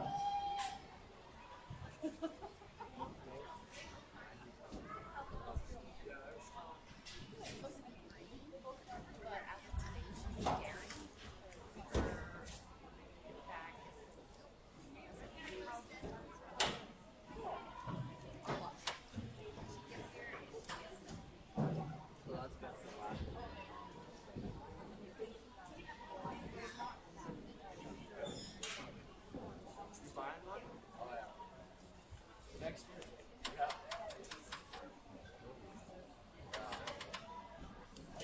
I'm up here.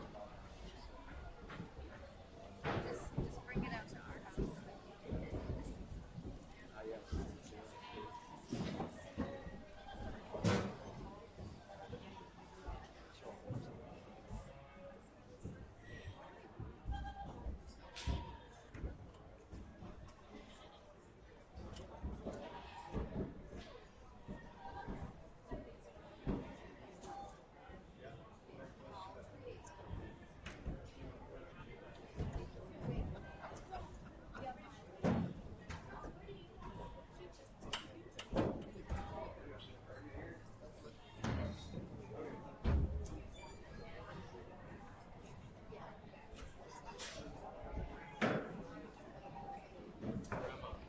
Where's Sarah?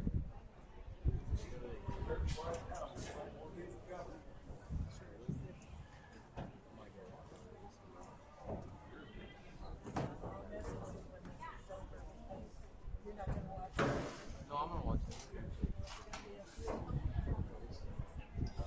I'm just gonna go walk over to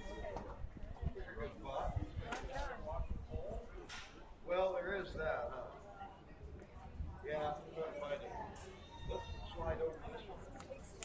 Walk over this one. Walk over here.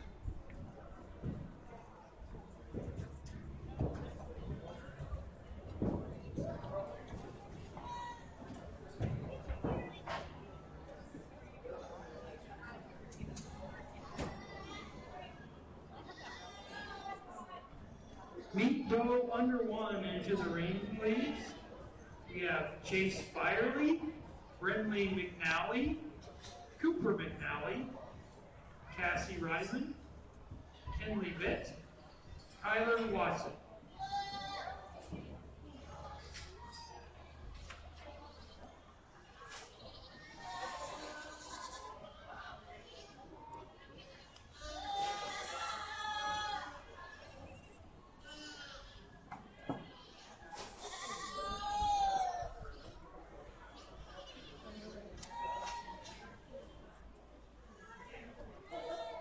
Next class will be meat doe over 1. So you could have meat doe over 1 in the holding area, please.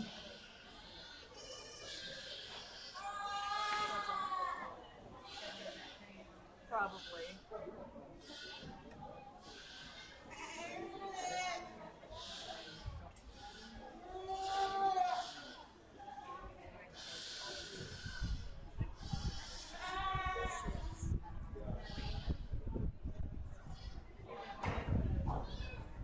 Oh, the other ones that were across the way. What? I think she was going to. She was going to hold.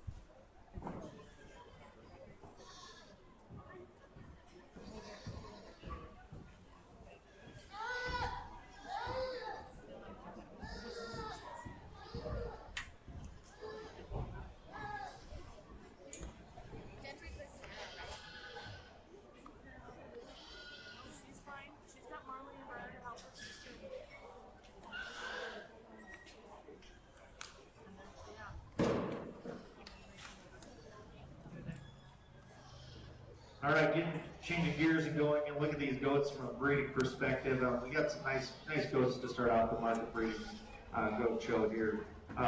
Again, I think these kids have brought us some nice goats here to evaluate. I'm going to go ahead and have 6 blue ribbons out here in this class. I think some nice goats top to bottom. That being said, we got some differences. Obviously, some differences in size and age as we work through these goats, but there's one that kind of stands out. The young man's goat here on the end, I think, just does a nice job in terms of having a really good show ring look, show ring presence. The young man's done a nice job presenting this goat out here today. Has a lot of bone underneath of her. She gets out and moves around the ring very well. I like how feminine fronted she is, but still has plenty of center body capacity, a lot of rib shape, a lot of dimension to her. Just a nice overall goat that I think is going to go on and make a nice breeding piece. Probably produce some nice quality show goats that bring back to be competitive at the fair level again in the future.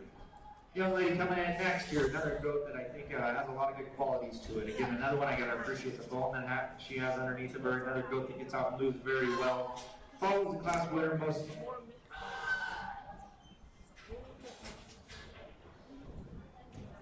There we go. Follows the class winner most tight and kind in terms of show ring look, in my opinion.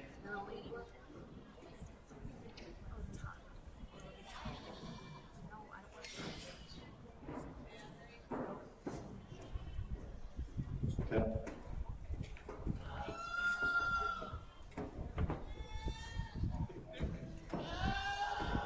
Speaking of town?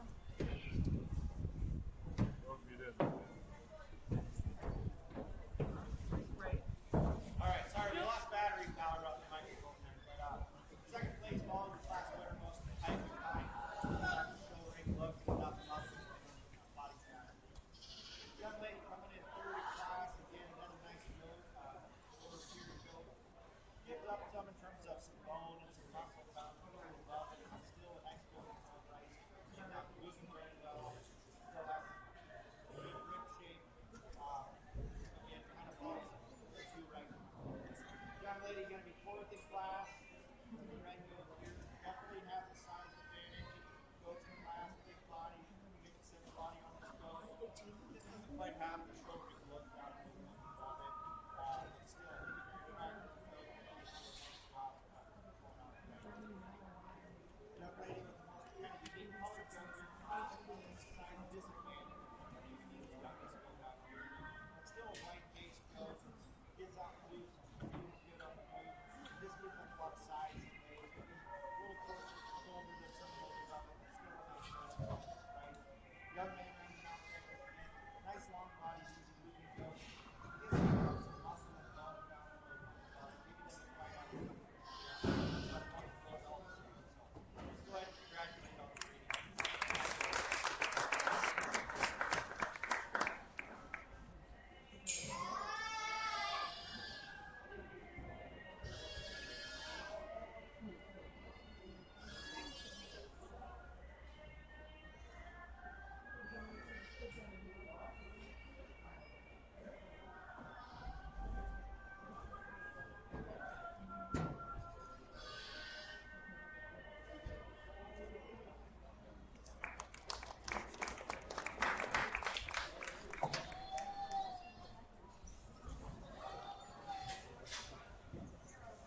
Okay, Grand Champion Meat Doe Under 1 goes to Cooper McNally.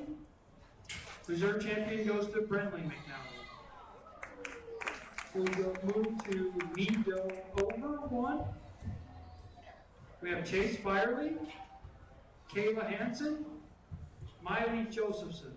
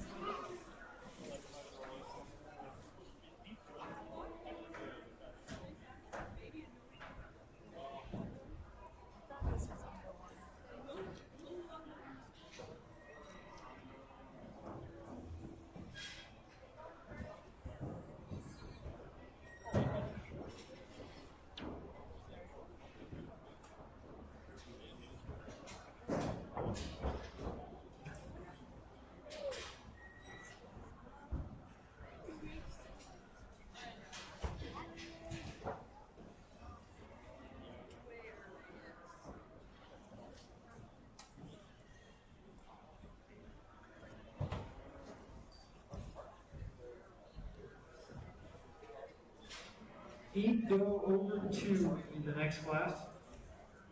Right when I got out there, we couldn't get to my line. We couldn't figure out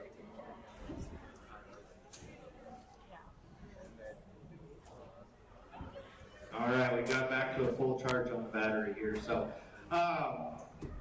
we small class here, just 3 in this class, but a nice division in its own right. And instead of making them kind of parade around the ring again, I think we got a good look at them coming in here, kind of a logical class in my mind.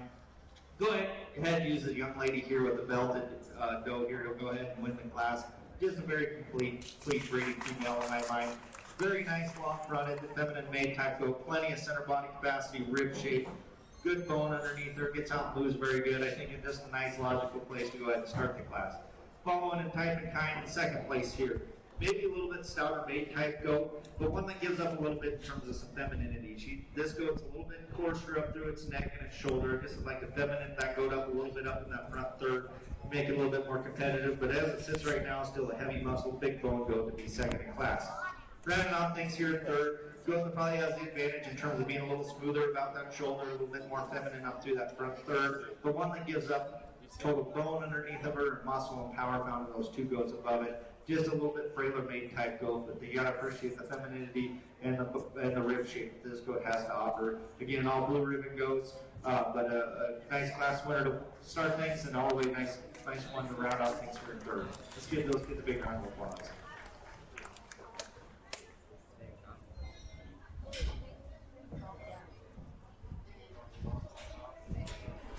Two entries.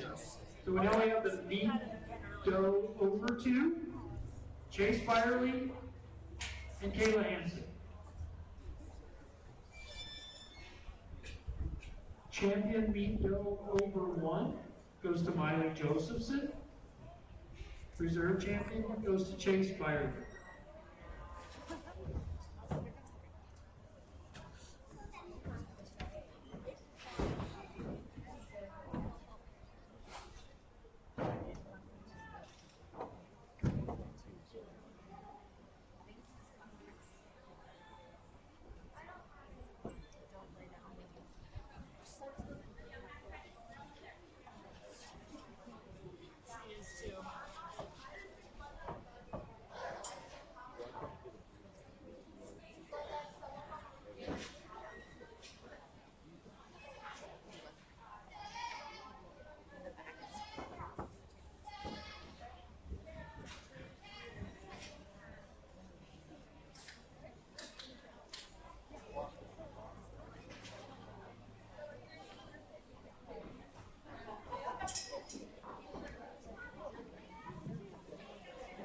All right, 2 entries in this class. It's kind of unfortunate we don't have a few more entries because these kids brought us 2 nice goats over the age of 2. Got a 3-year-old and a 4-year-old here in class in terms of eye-wise on these does, but very nice. I think we're going to go ahead and use the spread belted doe to go ahead and win the class. I think just eye appeal standpoint, you study this female from the side. She's long fronted, ties it nice about her shoulders, and more length of body and extension to her. Plenty acceptable in terms of rib shape, bone underneath of her. The way she gets out and moves around the ring very nicely. Just nice goat to go and win the win. Nothing to take away from the doe that's a little bit older in class here. You can kind of tell that she's got a little more age to her. Consequently, you really appreciate the depth of body that she has to offer, a lot of center body capacity. Just gets a little bit coarser about her shoulder, not quite as feminine up through that front third, but still a nice goat in its own rights. 2 very high quality individuals for Grand and Reserve in that division. Commend both exhibitors for the goats they brought us. Let's give them a big round of applause.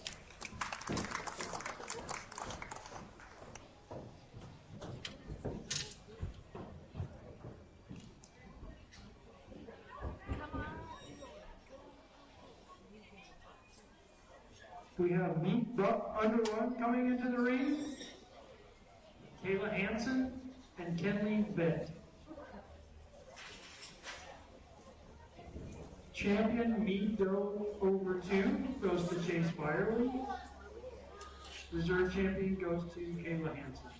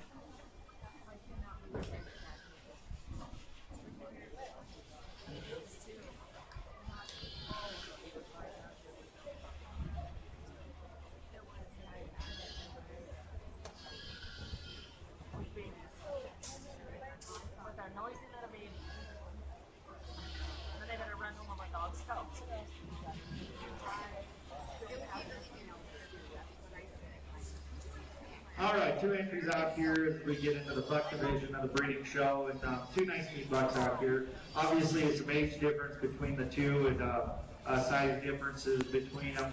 Gonna go ahead and project out and use a younger one here for grand champion in this class. A lot of things I like about this little buck. I mean, I really like his front end. His neck really comes out of his shoulder nice and high. He's got a real nice up through his forearm all the way back to his leg. Plenty of bone. I like how this goat stands on all four. He really meets the ground very squarely, and his feet are very upright on the way that those toes meet the ground. I think that's kind of what sorts the pair for me. I think that the young buck really sits on the ground really square on all four, and I really appreciate that. Nothing to take away from the older buck here in class. Obviously, a larger size, bigger, longer type bucks that'll be a reserve champion. To me, maybe those toes just get a little bit softer to look on the way they touch the ground. I'd like to see those front toes just maybe hit the ground a little bit more upright and squared for him, but still a nice long-bodied, heavy muscle build that I think is going to go on and produce a lot of good, marketable offspring. Going down the road, too. Young lady brought us a nice buck here to evaluate. So let's go ahead and give both of them a nice big round of applause.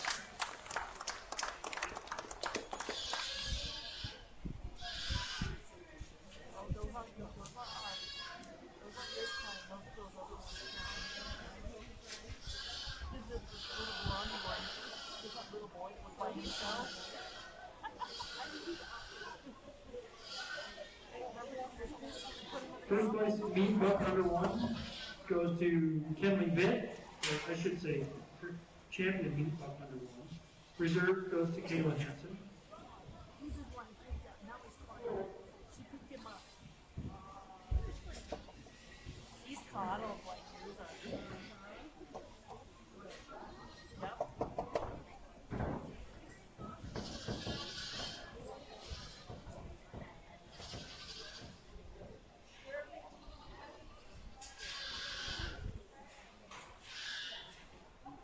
Next class is dairy non-producing doe under 2. We have Adeline Everett, Fryer Hansen, Kayla Hansen, Tyler Watson, Kane Williams.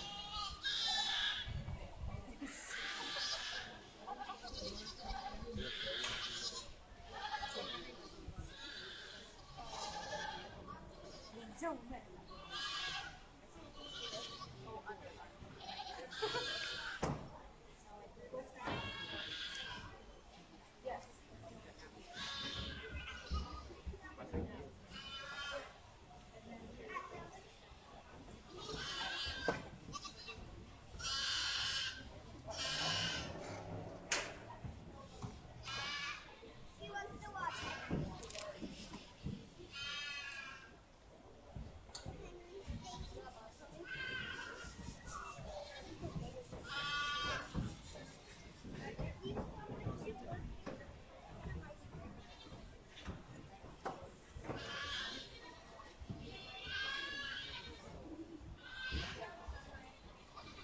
Sorry, we have more.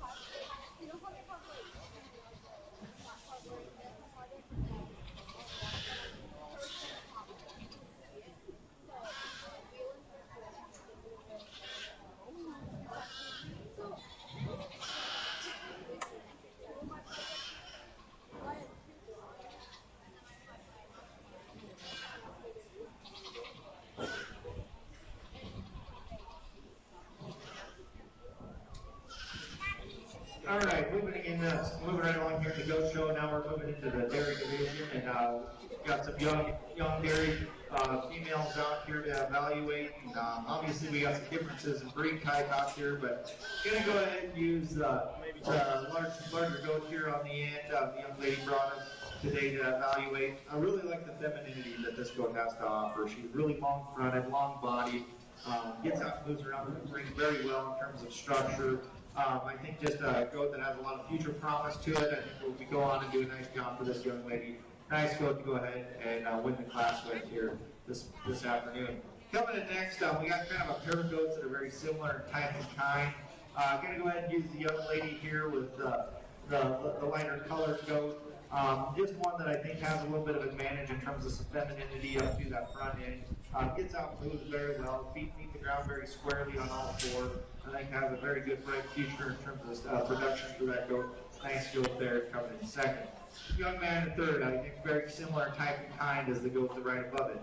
Again, one that you got to appreciate how well it gets out and moves. Maybe could just be a bit more feminine up to that front end, but still a nice goat in its own right. I think we'll go on and do a nice job for the young man.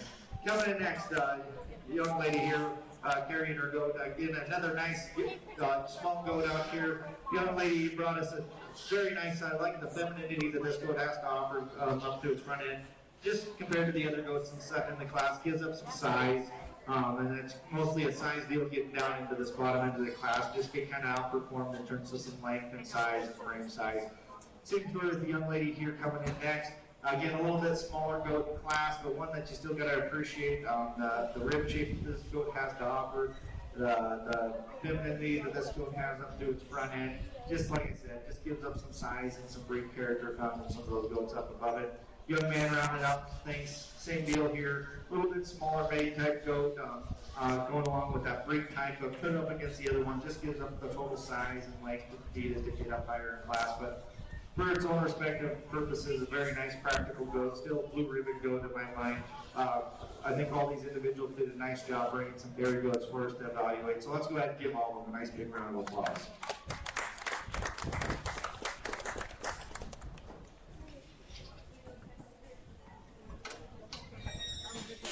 Into the ring, dairy, non-producing, over 1.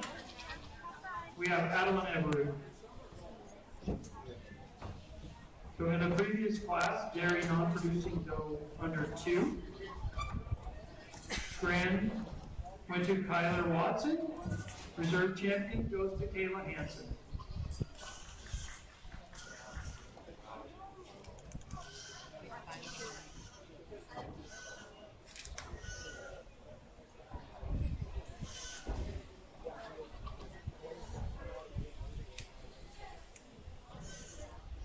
All right, single entry out here. Young lady brings us a nice goat to evaluate.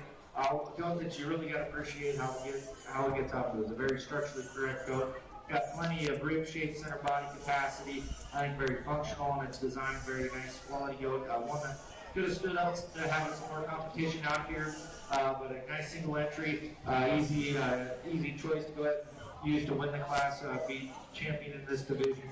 Again, like I said, I wish we had a little bit more competition for her to stand up against, but a nice practical goat to come out and win that class.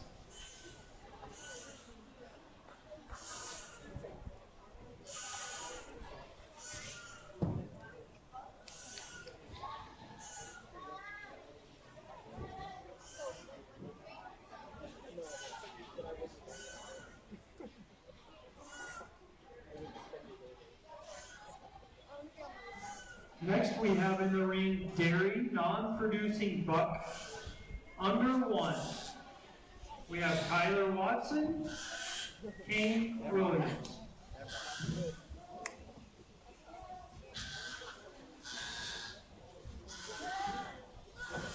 kidding.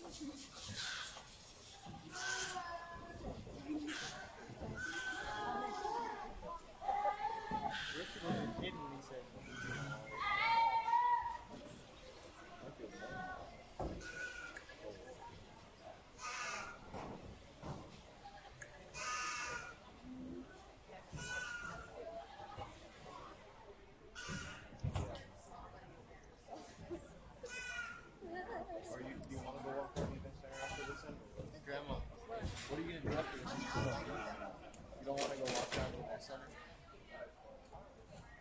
can do that tonight. Because your parents will want to watch that.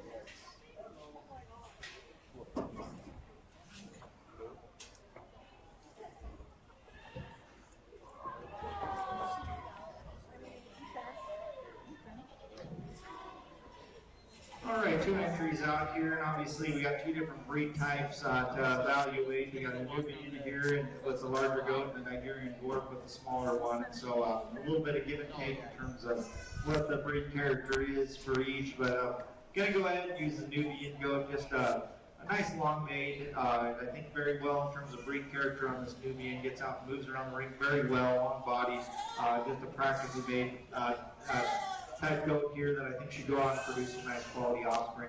Nothing to take away from the young man with the Nigerian dwarf goat here. Again, just going to be smaller in overall breed character in this goat. Just a nice made goat in its own rights in terms of being structurally corrected, not moving very well. I think it'll go on and produce very well for the young man as well. So let's go ahead and give both those individuals a nice big round of applause.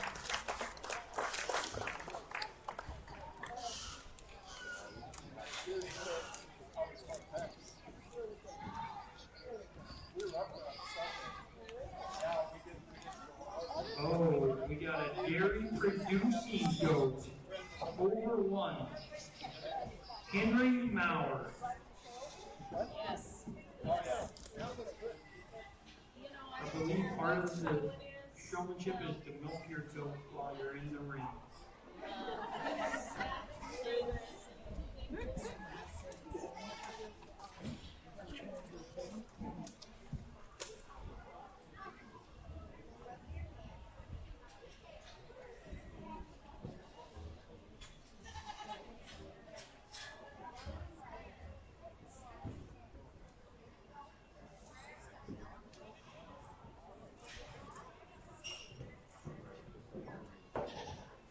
All right, young man brings us a nice goat out here in the dairy producing section of the show. Really too bad it's a single entry because I think this goat can stand some competition. Very nice, feminine made, structurally correct goat. I really like the side profile that this goat has to offer. In terms of milk production, looks like she got a nice bag on her, nice teat size. In terms of being able to be easy to hand milk, and I think this goat's doing a nice job for that young man. I wish he had some more competition because I think this is a nice goat and it could have stood to have some more competition in class, but an easy, nice decision for grand champion out here. Let's give the young man a nice big round of applause.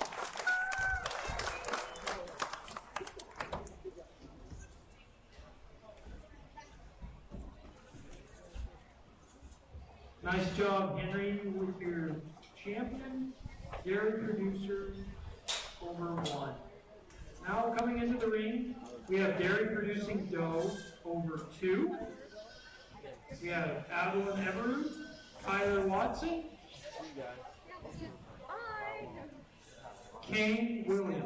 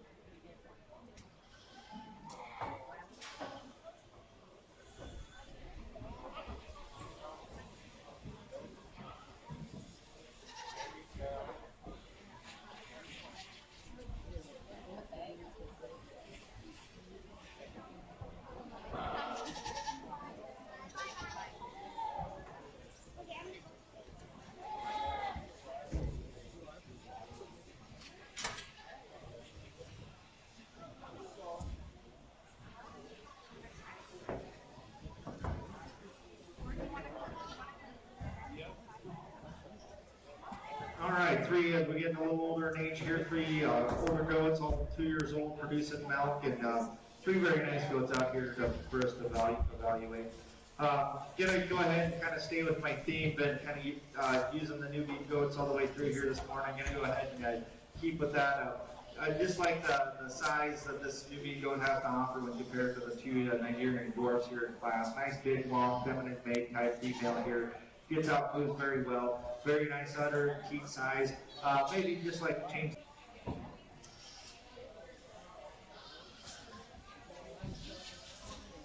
Grand champion for dairy producing doe over 2 goes to Kyler Watson. Reserve goes to Adeline Everett. Now coming in the ring, we have doe with kid, Kyler Watson, and Kane Williams.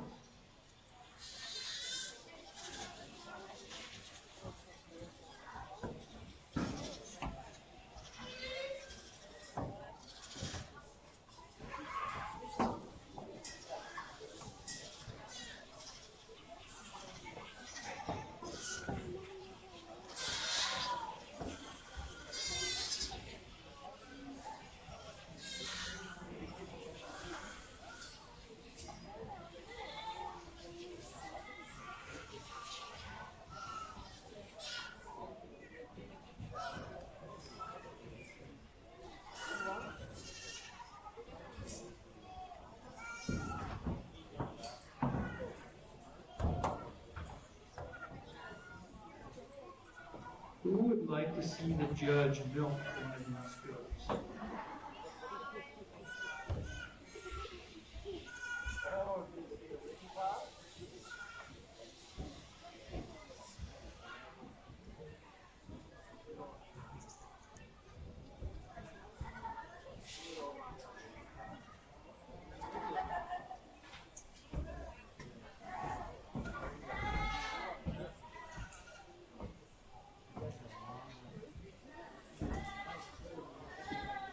Well, nice 2 entries here in this class, and some differences between the two different entries. Obviously, these goats are doing a nice job for these exhibitors and doing a good job keeping them in production. We've got the goat on the end here with a set of twins, and then another goat over here with a set of triplets, and some size differences, but very similar in terms of breed type and quality. Going to go ahead and we'll use our group of goats, the one with the set of twins, to be your grand champion. Just really like the size of those kids next to the size that doe's doing a nice job of raising the 2 really good high quality kids there on her size, and is looking from a marketability standpoint, going to have just more total pounds to be able to take to the sale with it, but a nice goat to go ahead and win with. Not to take away from this goat with triplets here.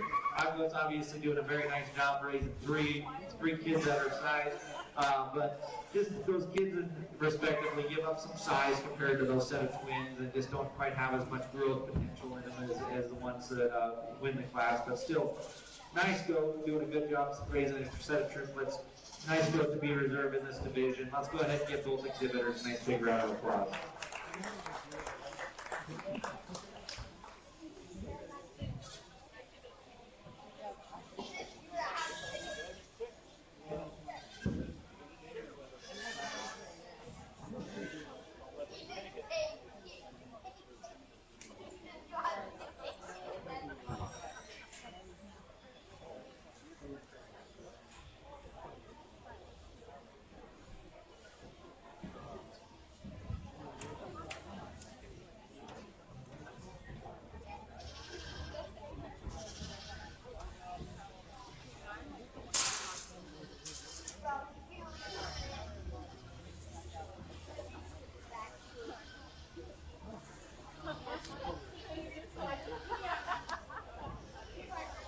We have Kyler Watson with Pimpy Doe over 2.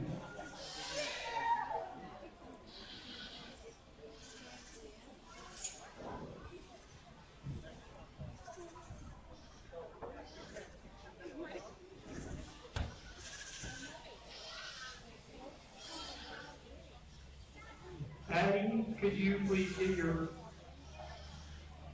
family pen of breeding pen of breeding goats ready to come in the ring?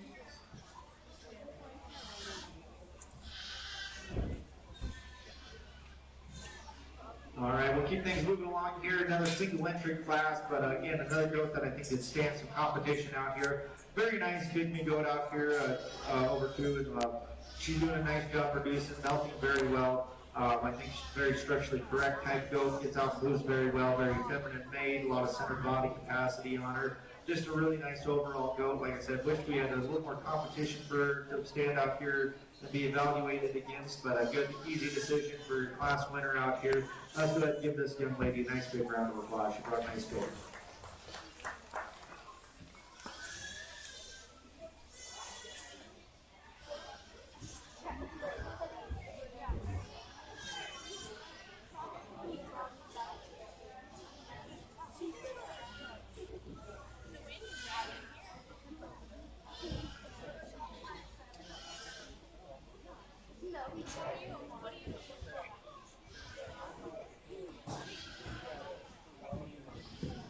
Congratulations to Kyler Watson on her grand with her Pygmy Doe over 2.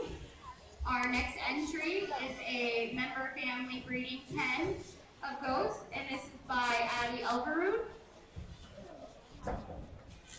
After that, we will do our final drive for our grand champion breeding goat.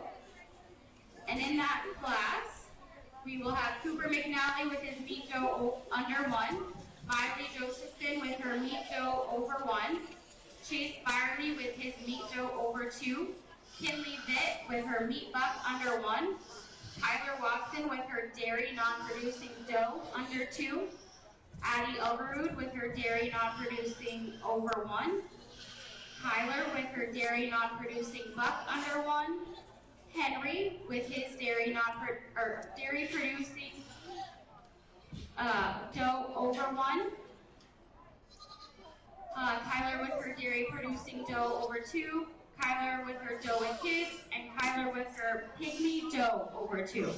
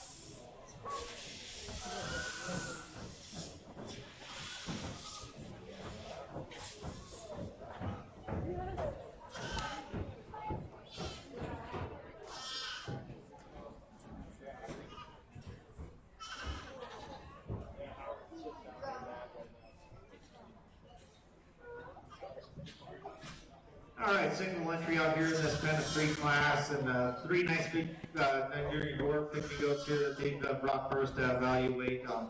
I think in terms of breed character, all 3 very acceptable. Maybe a little bit of difference between them as we look through here. The 2 closest to me, this bucket goat down here on the end, very similar, more similar in type of kind. A little bit of difference, a little bit bigger goat there down on the end, but I think they gave me 3 very similar type of breed, type of kind. They did a nice job. So, again, these 3 very good. Nice job. Let's go ahead and go a nice big round of applause. Nice goats.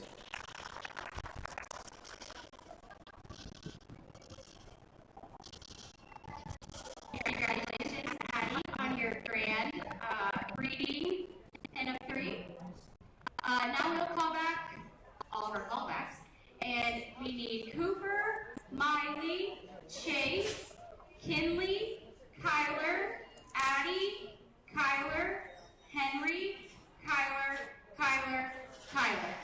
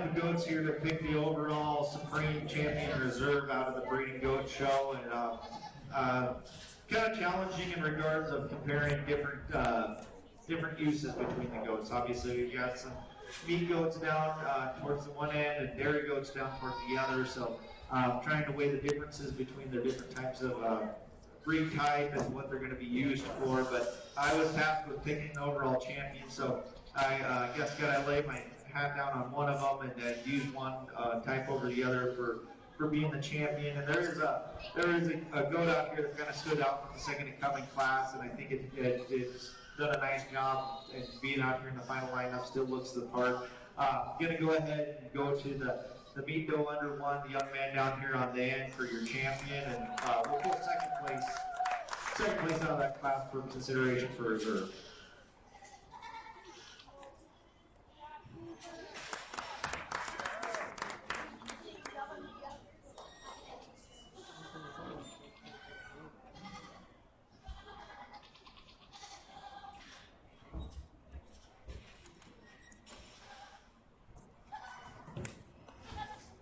For reserve, we're going to stay with the same theme and go ahead and use the second place from that respective class as your reserve champion overall as well. So congratulations to all of you that made it out here in the champion drive. Congratulations to our overall champion reserve.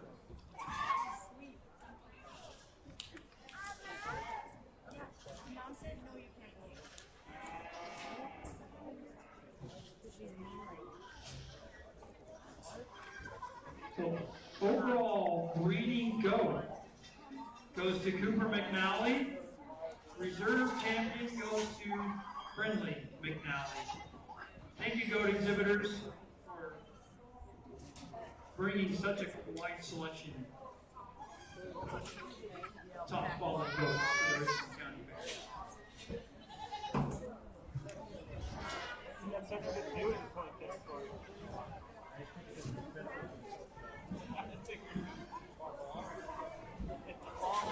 I think I'll stay. It's too long to the right.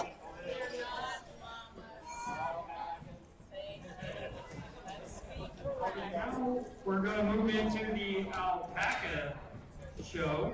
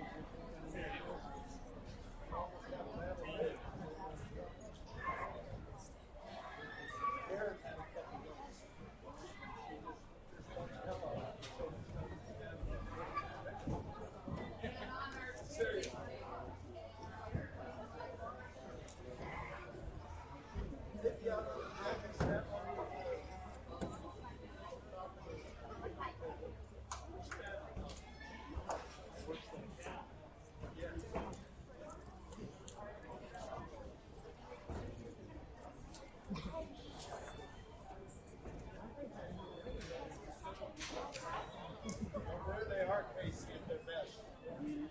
One's laying in the world and the other one's walking. Sounds about right. Sounds about right.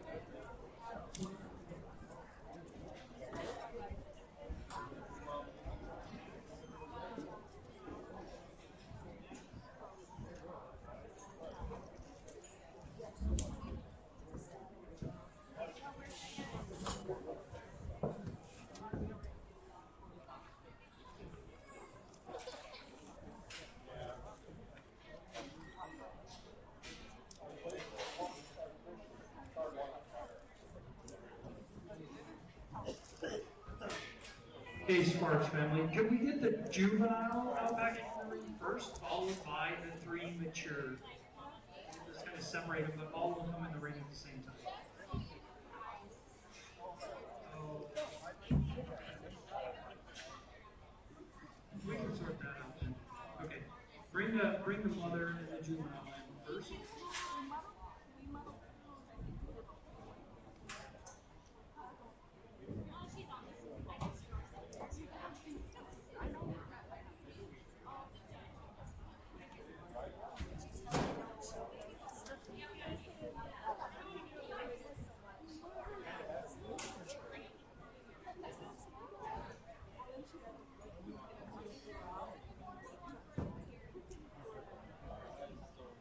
3 juvenile next, please. Or not juvenile, I'm sorry, mature. 3 that's under mature classification.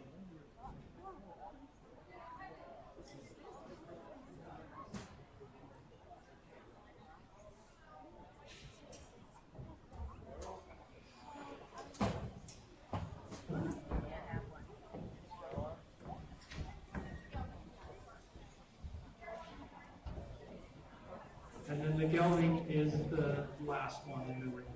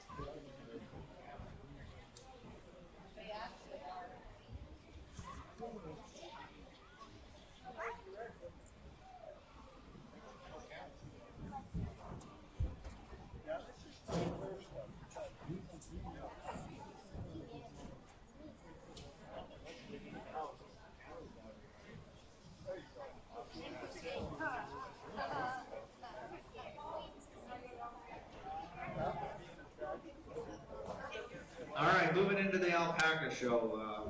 We got some neat alpacas out here to evaluate, and we're going to run all the alpacas out here at one time with the understanding that we actually have 3 different classes out here being shown. So we're going to actually discuss these as 3 different classes, even though they're all out here at one time, but we're going to go ahead and evaluate them within their respective classes and go ahead and count them that way. So starting things off, the first class to evaluate is the juvenile alpaca, and that is the cute little guy right up here. This white little alpaca is single entry in the juvenile show. Very nice made alpaca. You gotta really appreciate the conformation that this little alpaca has already, getting out and moved very well, very long neck. Fleece quality looks to be very high quality on this young alpaca, and just a very easy decision for a single entry in that class in the juvenile show. So be your grand champion in the juvenile division with the young alpaca here on the side of its mother. Moving into the next division, we got the mature division, which is actually the 3 alpacas here, the darker red one and the 2 white ones to evaluate. Within those 3, I think we have some differences between the 3. Obviously, we got the red alpaca here that's producing and has a young alpaca on the side, and so putting a little bit more of her efforts into raising that alpaca. That being said, I think she's going to go ahead and use her for your grand champion. I think she is made very nicely. Really appreciate the length of neck that this alpaca has to offer, long fronted, smooth made, has a lot of femininity to her. Gets out, moves around the ring very well, still very acceptable. Looks like she has a very high quality fleece on her, fiber in terms of production quality for that side. I think she's very, very acceptable in that regards. Just a nice female to go ahead and win with. Reserve champion is actually going to be this white one here in the middle. Again, I think this alpaca has a lot of good quality too. She's a little bit stouter made type alpaca, got a little bit more base width. I like how she gets out and moves around the ring too. Again, she's a little taller at the point of her shoulder. Her neck really extends very well out of that point of the shoulder. Looks very acceptable in terms of her fiber product that she has to offer. I think she's going to be, looks like she's a very good producer in terms of the alpaca fiber that she has, and the quality there. But just a nice alpaca to be reserved in this class. Another takeaway from the alpaca here that'll be in third. Again, one that if you look at the fleece quality, fiber quality that this alpaca has to offer, it still looks like it's going to be very exceptional. Going to have a nice fiber product to sell off of this alpaca. Just gives up a little bit in terms of size. She's a little bit narrower gauge type alpaca. Doesn't quite have as much base width. It gets a little bit narrower. Wants to be in at her hocks a touch. Just not quite as much base width and bone and size to her, so kind of a logical third in my opinion for that class. So for the mature alpacas, grand champion be the red one, reserve champion be the white one here in the middle. Third place in that class will be this white one here. Moving on into the next class, we have a single entry in the gelding division with this light red alpaca. Again, another nice alpaca in his own right. So in terms of fiber production, looks like he's very exceptional. Got a nice thick fiber all across the body. I think for a shearing standpoint, it's going to produce a lot of quality of product. Very high quality product coming off of that alpaca. It gets out moves very well, very structurally correct. Still has a nice look to it. Very functional, practical from its standpoint.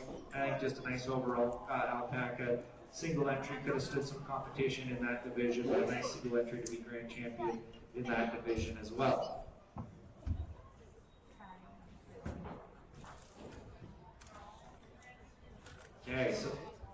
Okay, so then the last thing we're tasked with here in the alpaca show is to pick an overall grand and overall reserve.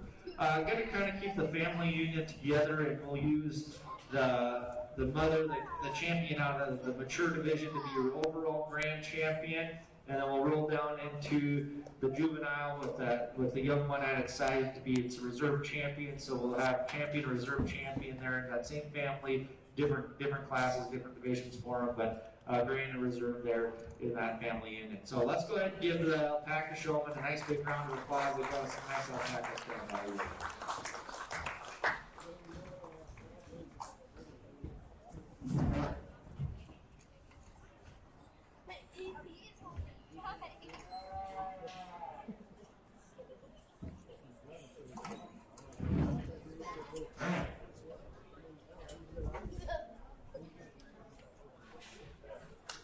Thanks, sports family. So the overall grand champion alpaca goes to Kayla Sparks with her mature alpaca. The overall reserve champion alpaca goes to Kayla Sparks with the juvenile alpaca.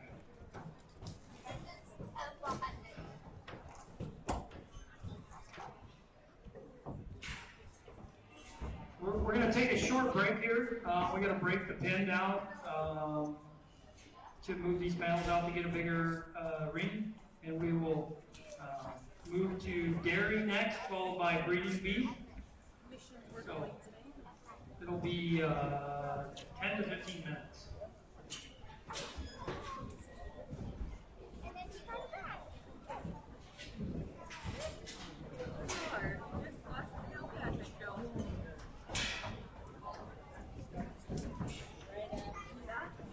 You're very much right on that.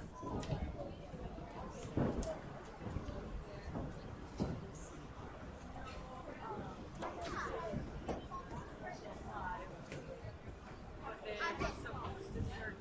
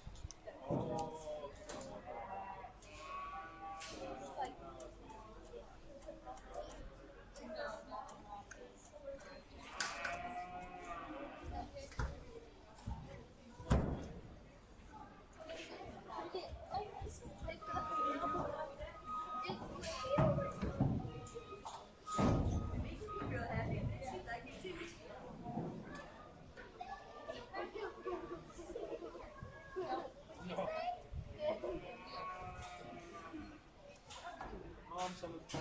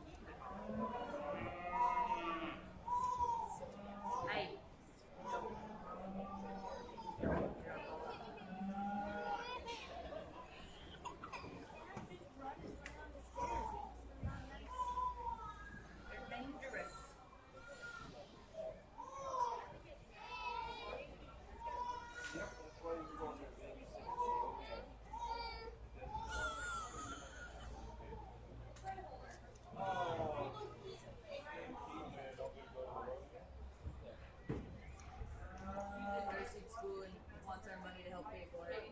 I'm fully willing to give it to her.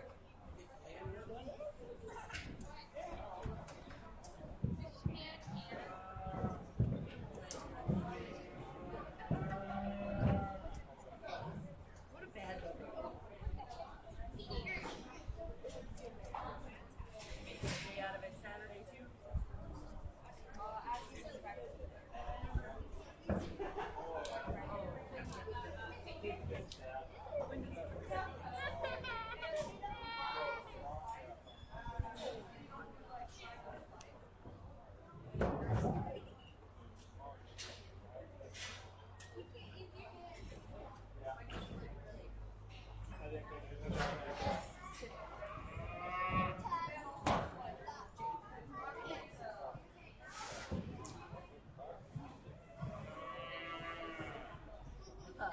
The steer barn. Casey, Shay Steer is Princess Sparkle Packs? That's the name of steer every year. Last year my mom named it Wayne, the year before that.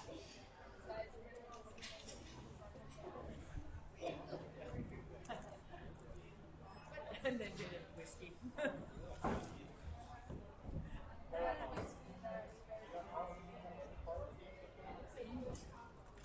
Clever. Puppies? I know what'll make you happier.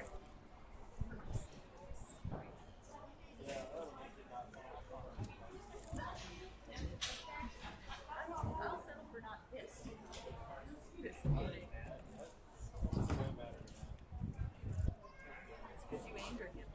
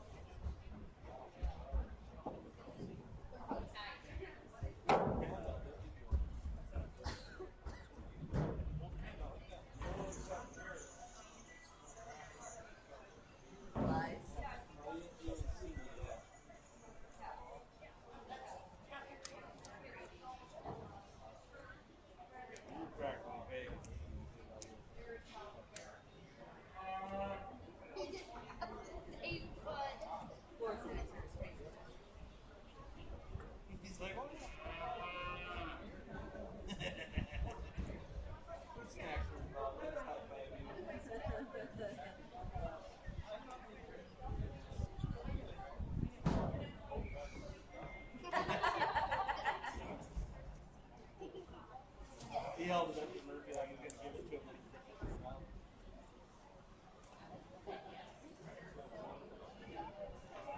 It was like he held it up and gave it to him. He's like, ooh, and he just gave him a purple one. Nope.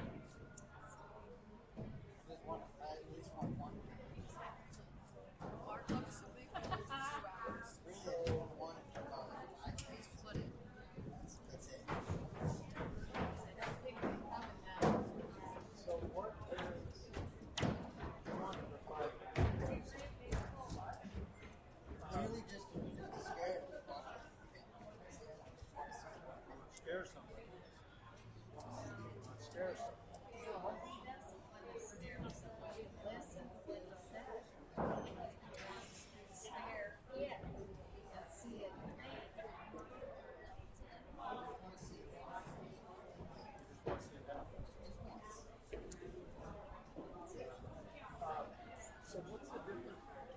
Ram,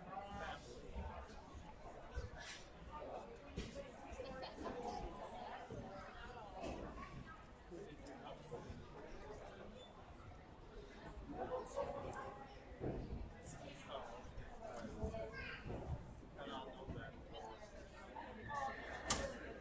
If I want to do just one.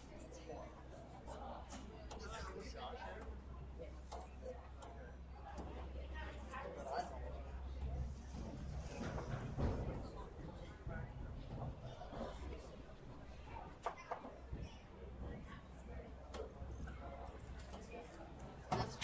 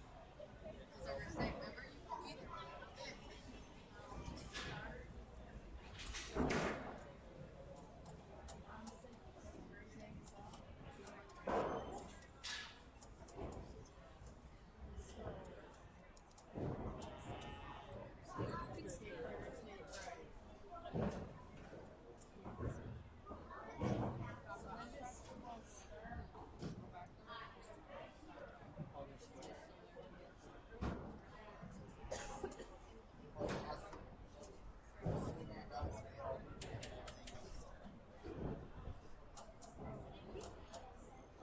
I called John. I talked to John.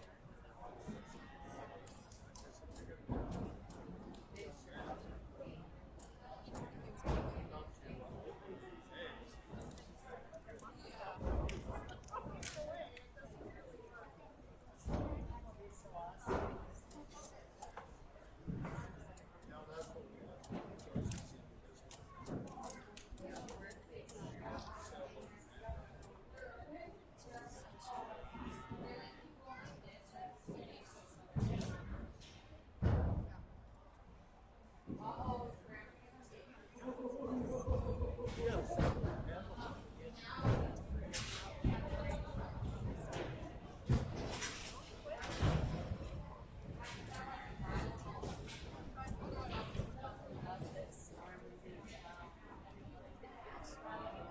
Okay, we're getting ready to start up the dairy show here. Just a few more minutes for each member with dairy projects. We'll get started here. Starting with the heifer under 1. That'll be the first class, followed by the heifer under 2. Then cow over 2. Then we go to dam and daughter. And then dry cow. And the last division is the family pen of 3 dairy. So just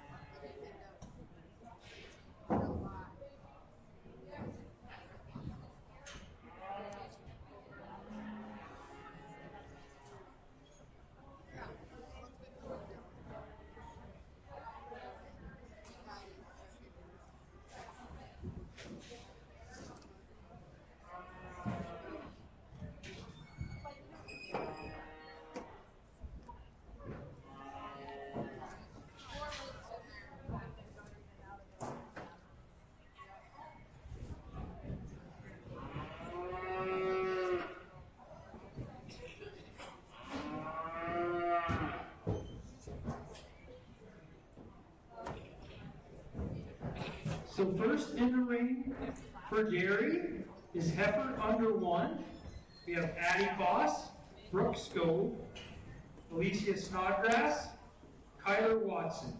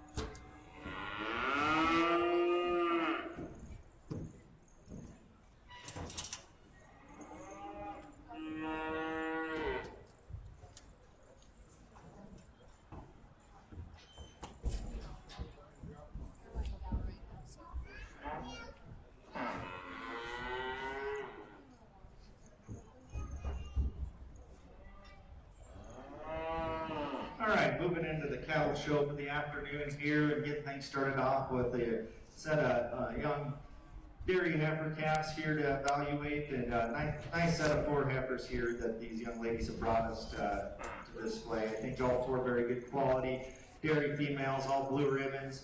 Let's go ahead and give all 4 of them a nice big round of applause. Nice heifers out here. Obviously, we got some age differences, talking from the oldest heifer class to the youngest one.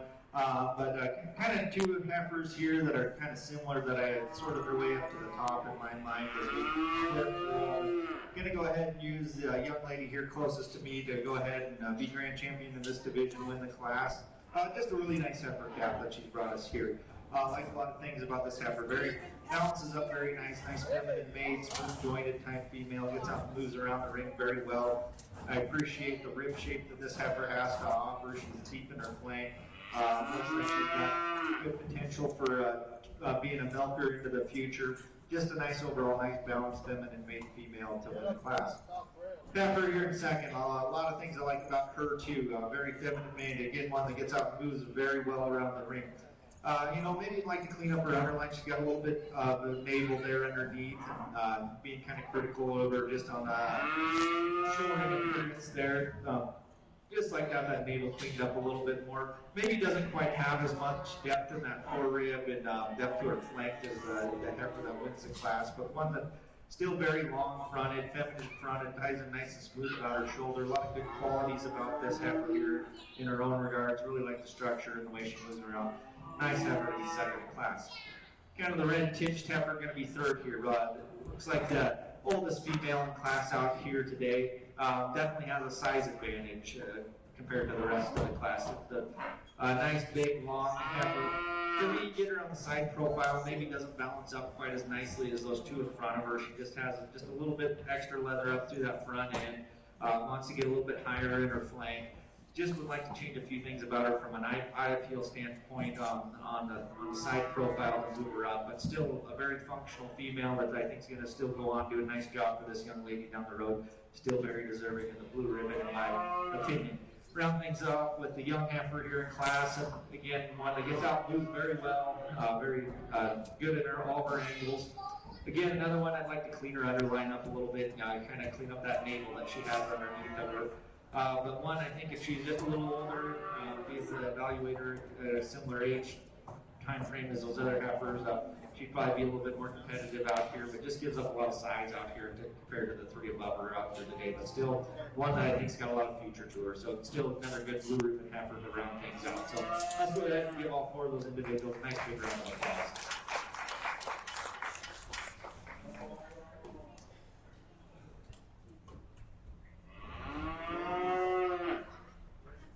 Grand champion heifer under 1 goes to Brooke Scove. Reserve Addie Foss.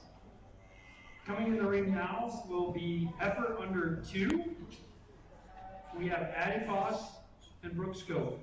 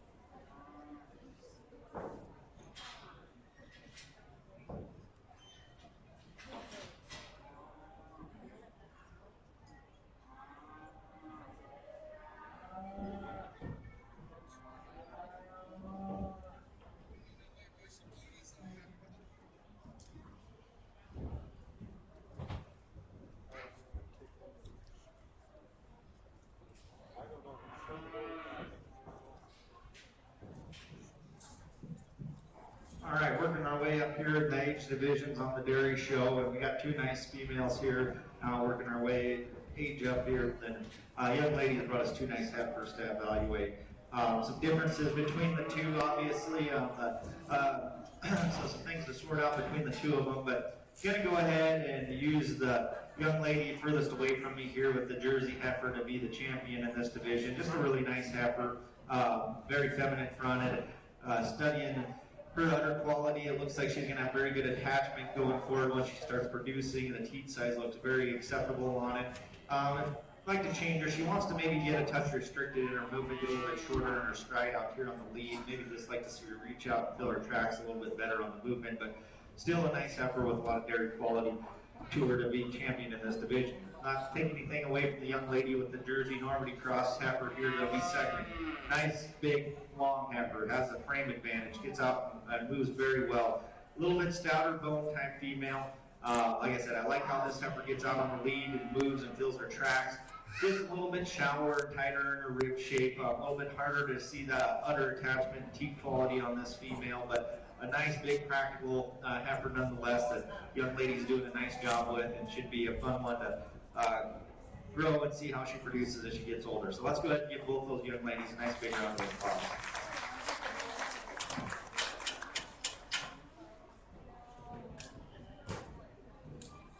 Congratulations to Addie Kloss with her grand champion heifer under 2, and Brooks Go for reserve. Our next class will be our cow over 2. In this class, we have Addie Kloss, Brooks Go, and Alicia Snodgrass. Once again, I just want to thank Blue Rock and Richland County Farm Bureau for the drinks that they're providing to keep everybody cool and hydrated. Make sure everybody's getting enough fluids. There's some water down here in a water trough. Please take one, and let's have a great rest of the fair.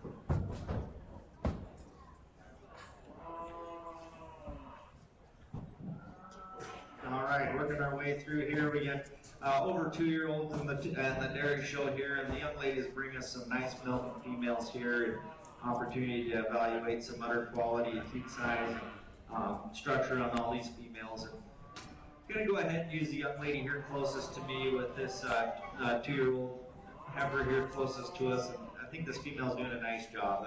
You can study her udder quality. Her udder attachment is good. Teat size is very acceptable. I really like this female when you get her on the side profile. She balances up very nice, gets around, moves around the ring very well. Just an overall nice female that has a nice look, good dairy attributes to her in terms of the what you want to look for in a milking cow, and I think the young lady does a nice job. Nice female here for us to win the class with. Following type of kind is the next 2-year-old here in class as well. Another nice, she's milking very well, a lot of milk production in the udder there, good teat size on her as well. Maybe doesn't balance up quite as nicely as our class winner, but still in her own right, very feminine made, well-made female that's doing a good job milking. Not to take away from that oldest cow here in class, our own 4-year-old here. Again, one that you study the milk production. She's got a nice full udder. Her teat size very acceptable. Kind of sorts her down from easy. You study her on the ground, and those toes are wanting to get a little bit longer on her. And so I'd like to see those toes just be a little bit shorter in the way her feet meets the ground from a structure standpoint for that cow. So change her a little bit on the way her toe structure is, and she moves up in class. But a very functional female still that's doing a nice job for this young lady. Already at 4 years of 4-year-old and in production for her, and should still have plenty of good years milking left for that young lady as well. So let's go ahead and give all 3 of those individuals a nice big round of applause.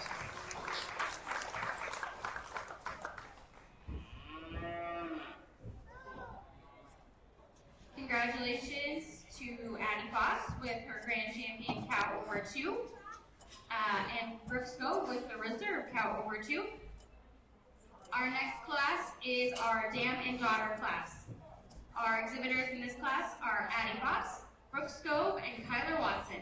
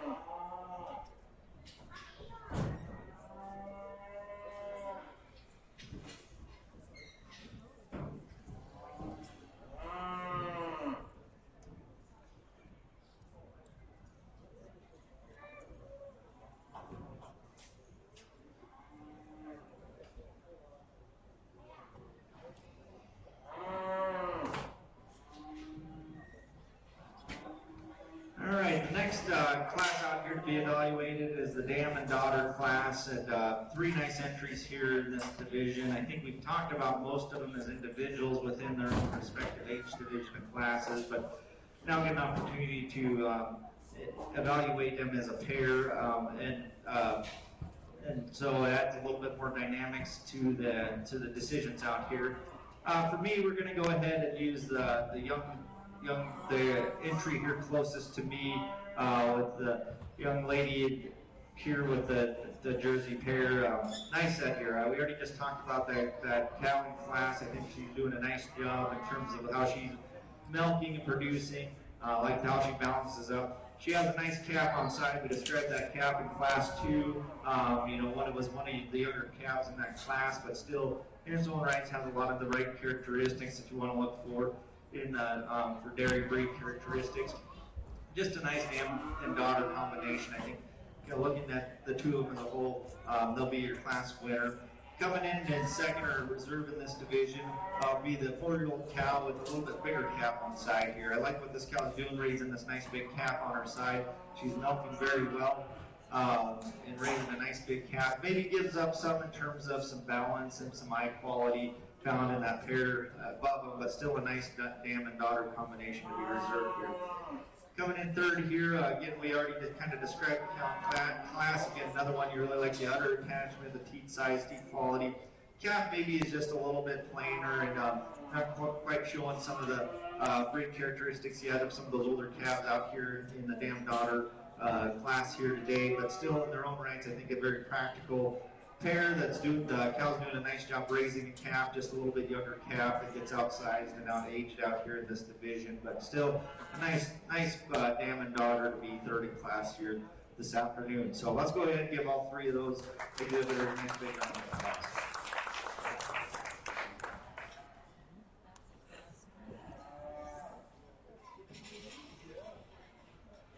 All right, congratulations to Addie Foss with the grand champion dam and daughter, and Kyler Watson with reserve.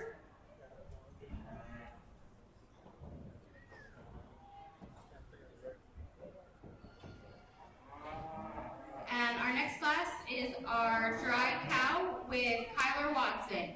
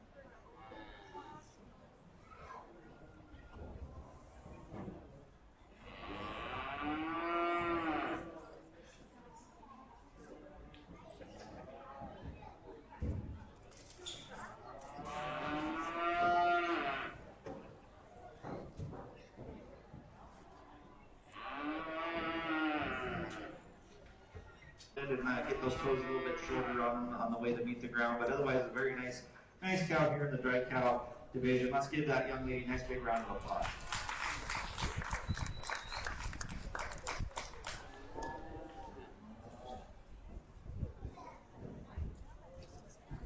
All right, congratulations, Kyler, on your grand champion cow there. Next, we'll bring out our member and family pinup 3. We have Addie Foss and Alicia Snodgrass in this division. After that, we will call back our grand champions for our overall dairy champion.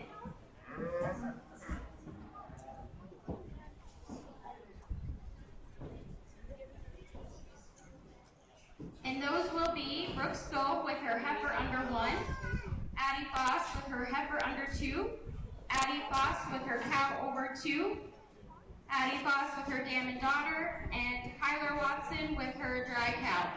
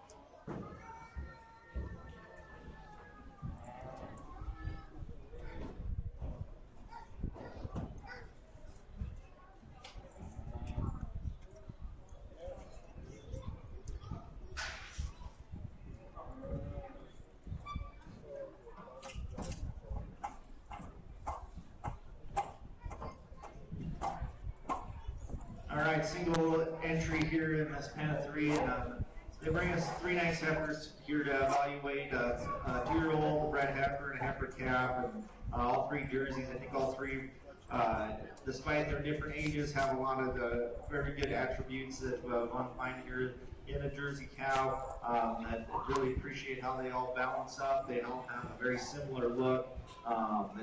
There's a very good set of 3 here. Kind of fun to have a different representation of a different age on all 3 of them here today. So easy grand champion decision here in this division, but very nice entry in its own regard. So let's go ahead and give them a big round of applause. Nice entry here from pen 3.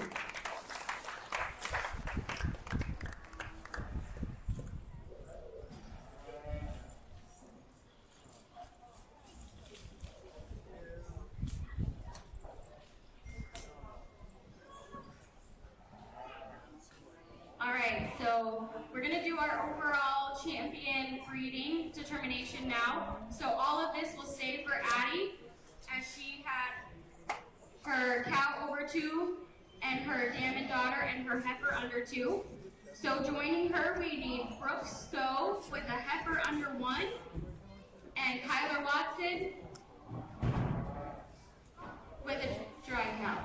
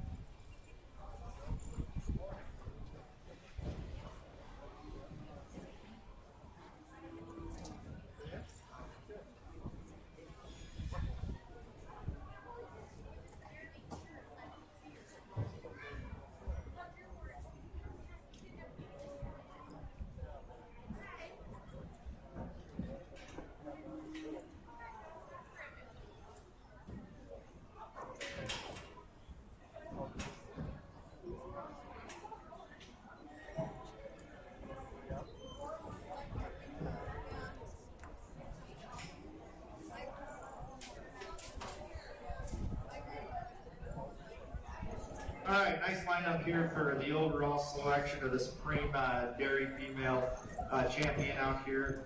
I think we got some differences all the way through from top to bottom between them. Obviously, we got the age differences, but also a little bit of different types and kinds. We've talked just about all these females, maybe even twice here this afternoon, so not going to belabor that and go over each of them individually again, but I think considering them from their class and the best representation of the individual, we're going to go ahead and use the individual, this cow here at over 2 as the grand champion out here this afternoon, so congratulations to the young lady with the over 2 class winner to be her overall grand champion. For reserve, we're going to go ahead and use the heifer down here, over 1 under 2, as the reserve champion out here in the dairy show as well. So let's go ahead and give them a big round of applause. Nice dairy show out here this afternoon.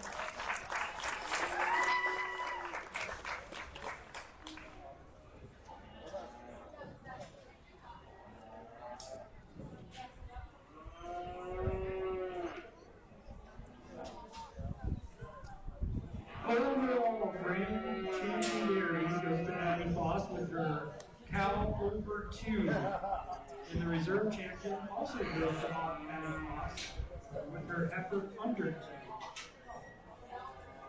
2. Congratulations, dairy exhibitors. We're going to move on to the breeding beef projects now. We're going to roll right into this. The first class in will be effort under 1. Female under 1.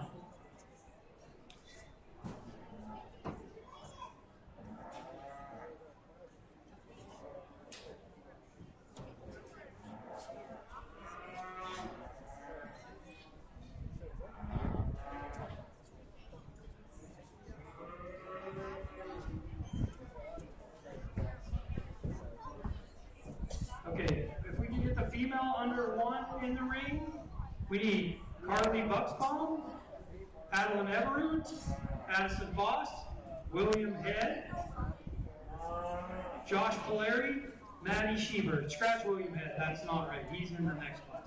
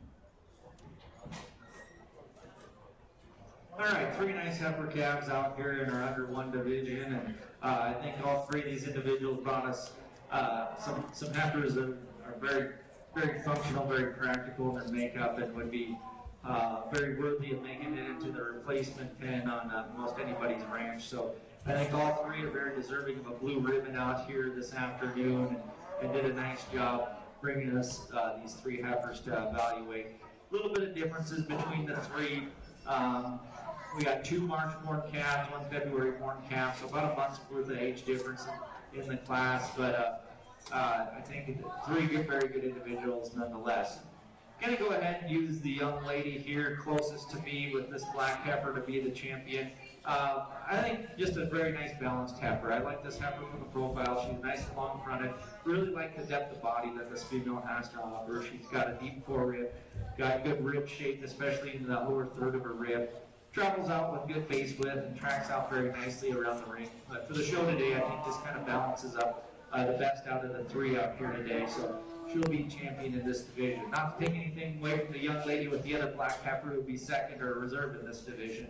Another nice black heifer here for consideration, and one that kind of follows the class winner in terms of having some beige split. I like when she travels away from me, the distance between her hocks.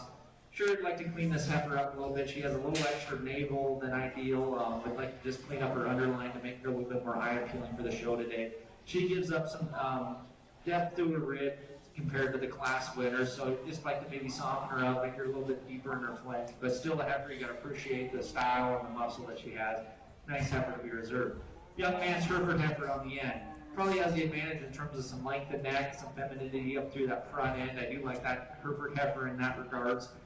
For today, she gets a little shallower though. She's a little shallower in her forerib, a little higher in her flank. She just needs some more center body capacity to compete with those other 2 heifers out here today. Maybe gets a little touch narrower at the base of the ground compared to those 2 black heifers above her, but a really nice, very practical Hereford heifer nonetheless that should go on and make a nice breeding project for this young man going forward into the future. So again, 3 very nice heifers. Let's go ahead and give all 3 of those individuals a nice big round of applause.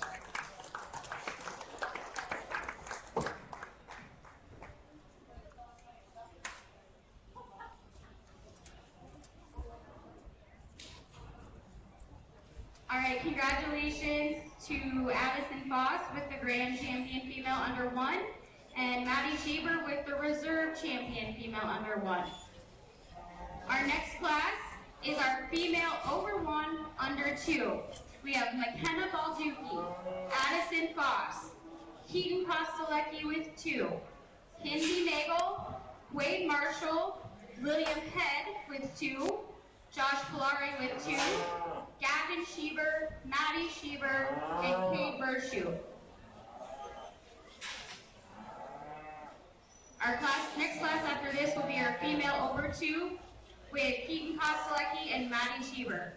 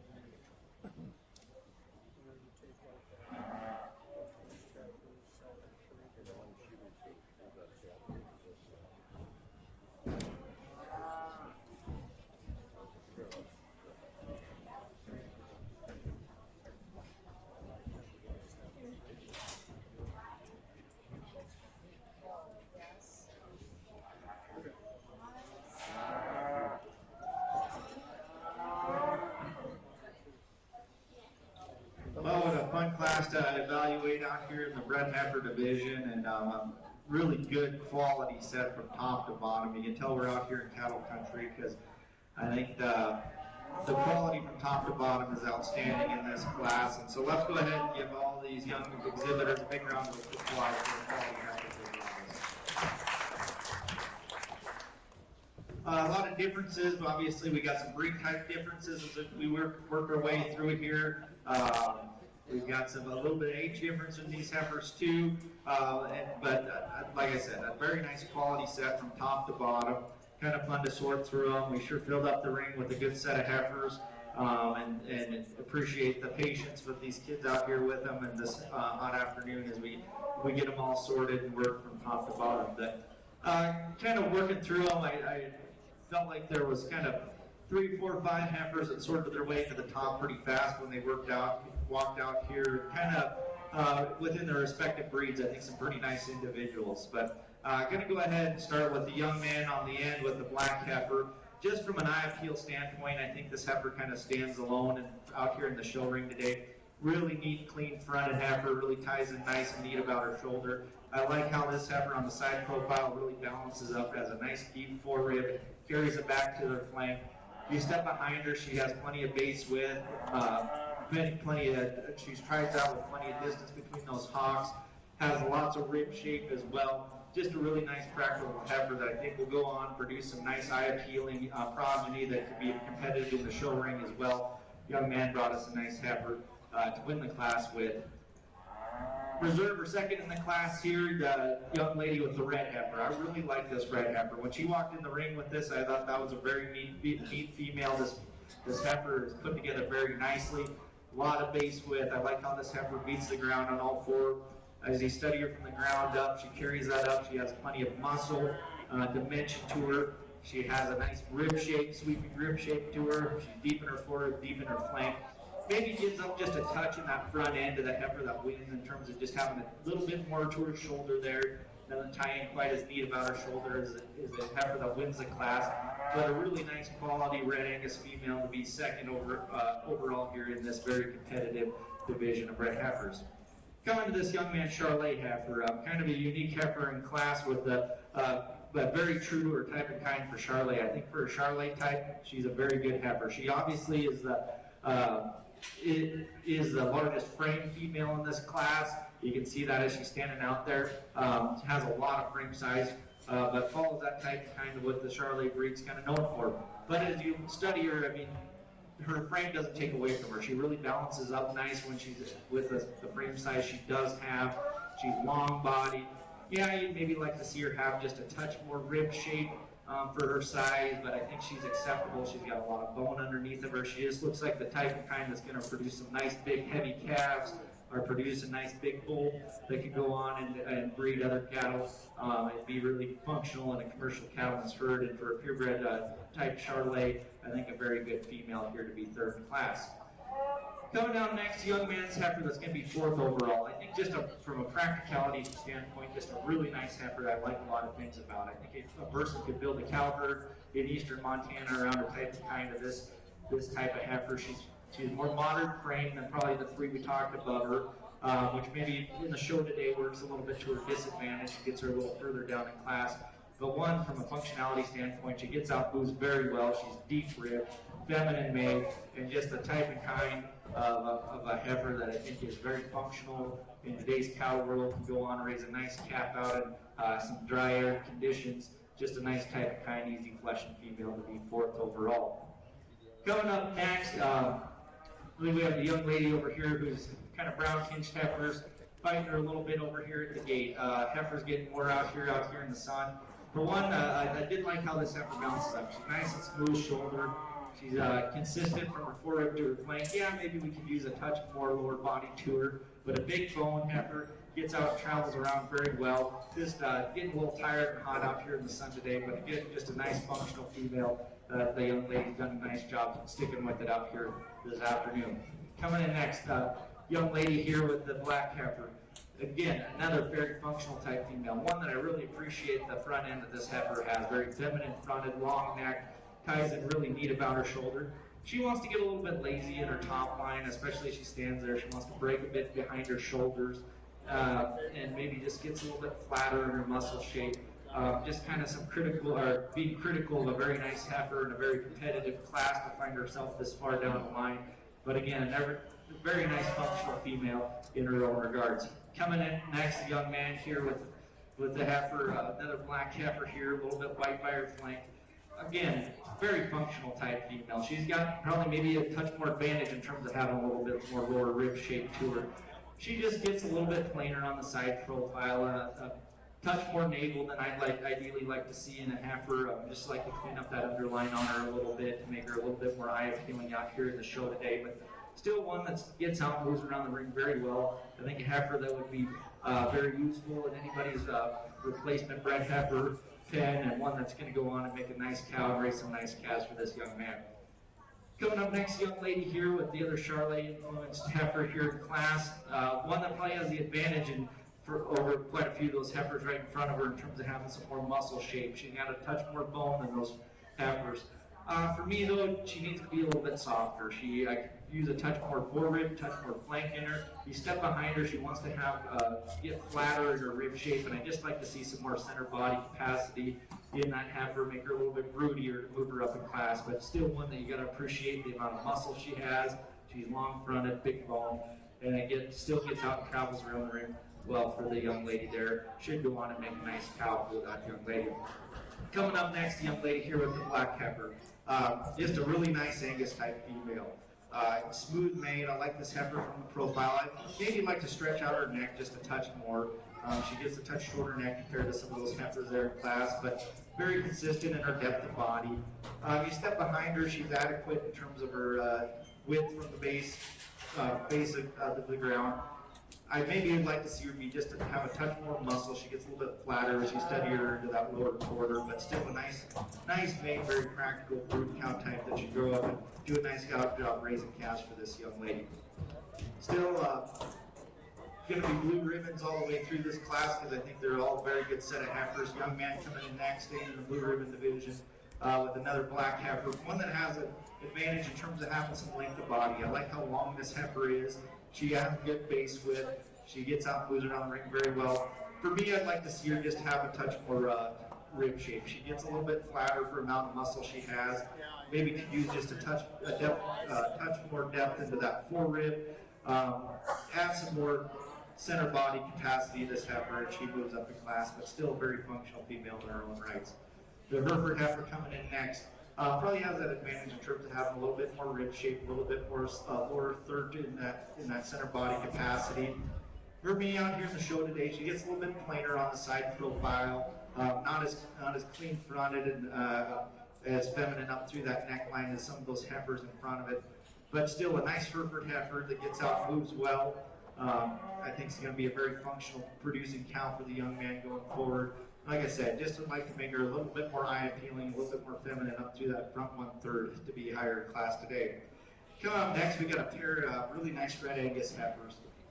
I think these young men have done a nice job with them. For me today at the show, they're maybe carrying a little bit too much condition for the bred heifer show. As you study both of these heifers, they're both wanting to show quite a bit of fat up into that brisket area, and they're carrying some of that fat back to their pones.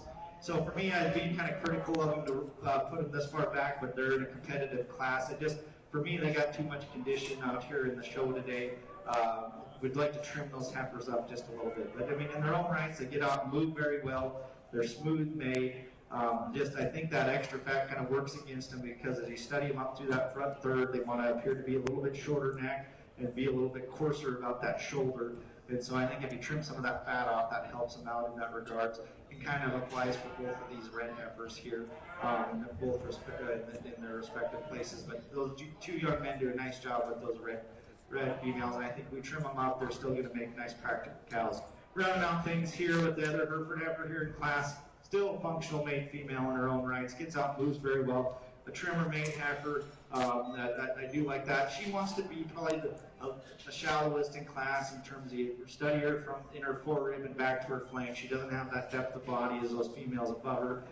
Still has is adequate in terms of her muscle shape, gets out and moves well. Just would like to make her soften her up, have her a little bit fruitier in her appearance. She move up higher in class today. But very nice set of bred heifers from top to bottom. Let's give all those kids a big round of applause for bringing us a nice set of heifers to evaluate.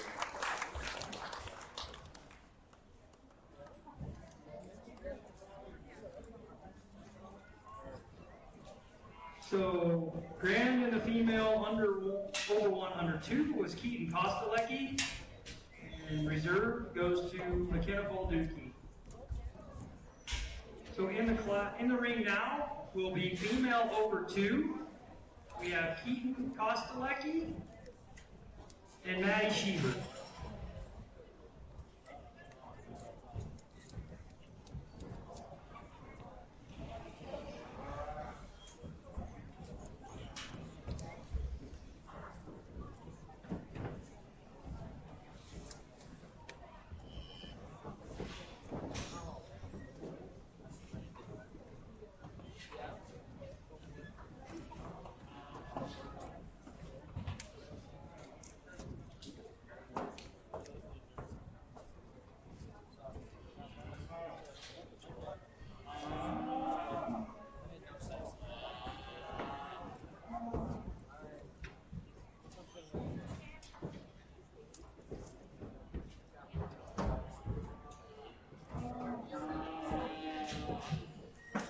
Makes a better door than a window.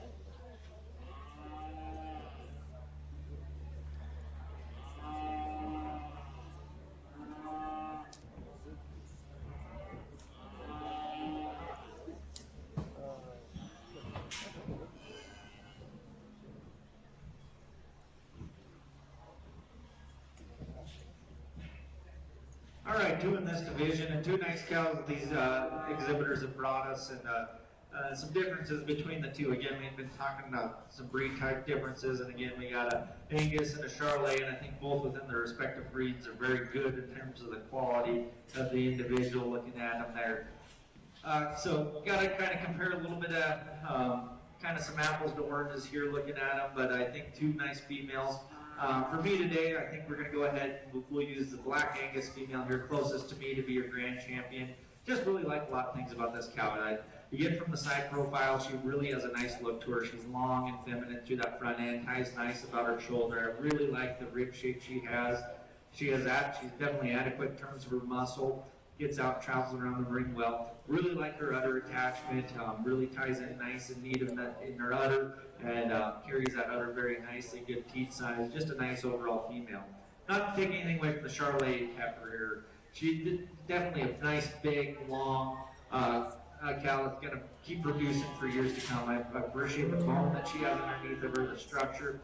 For the show ring today, maybe just gives up a little bit in terms of eye appeal. She's got a little bit more navel underneath. As you study her udder attachment, she's a little bit sharper there the way the udder ties in. Just like to level that udder up just a touch, but certainly adequate. Really appreciate her teeth size, the pigment on those teeth. Very nice udder in that regard. Just would like to see it attach a little bit smoother there under the underline. But a nice, big, long-bodied, stout cow to be reserved in that division. 2 nice individuals. Let's give them both a nice big round of applause.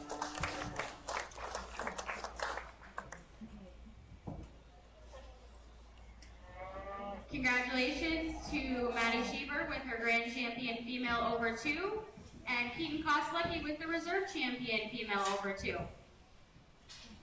Our next class will be our female with cat. In this class, our exhibitors are Carly Bucksbaum, Keaton Kostelecki, and Maddie Sheaver.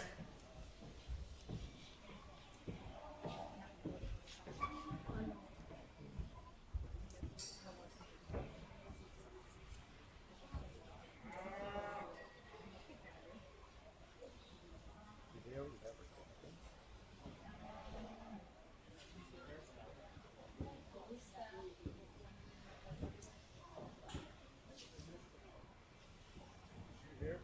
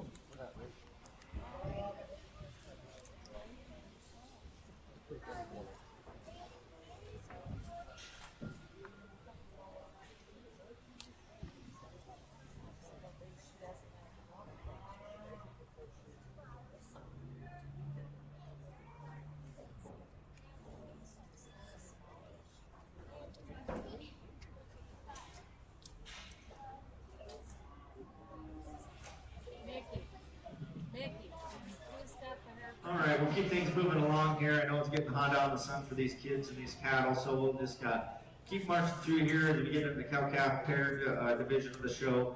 3 really nice pairs, and again, 3 different breeds out here to evaluate, but I think each of them have a lot of strengths to them, and they're for their respective breeds, or respective as individuals. 3 nice pairs out here. Going to go ahead for champion in this division. We're going to use the Angus pair here down on the end. Again, just really like how this cow is built. I really think she's a very nice made type cow.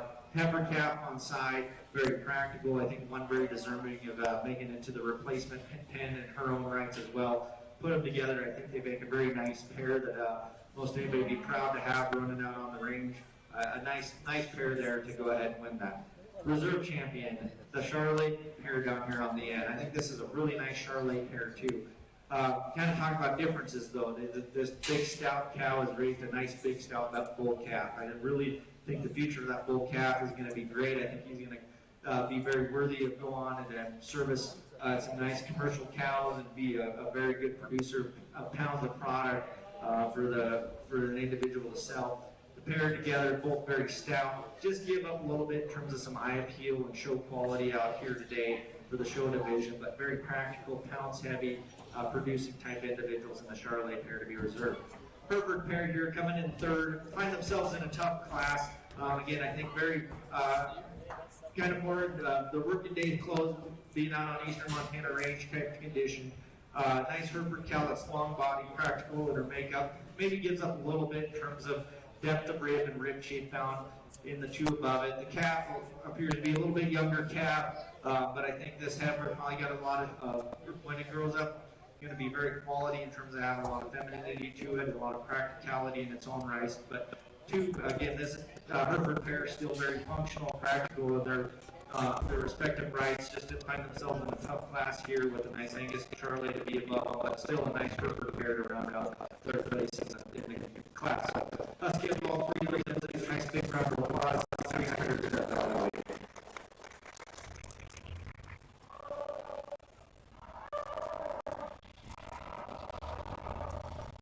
Congratulations to Maddie Sheaver with her champion female cat, and he also with the reserve female cat. Our next class is our all 1 year and under, and our single exhibit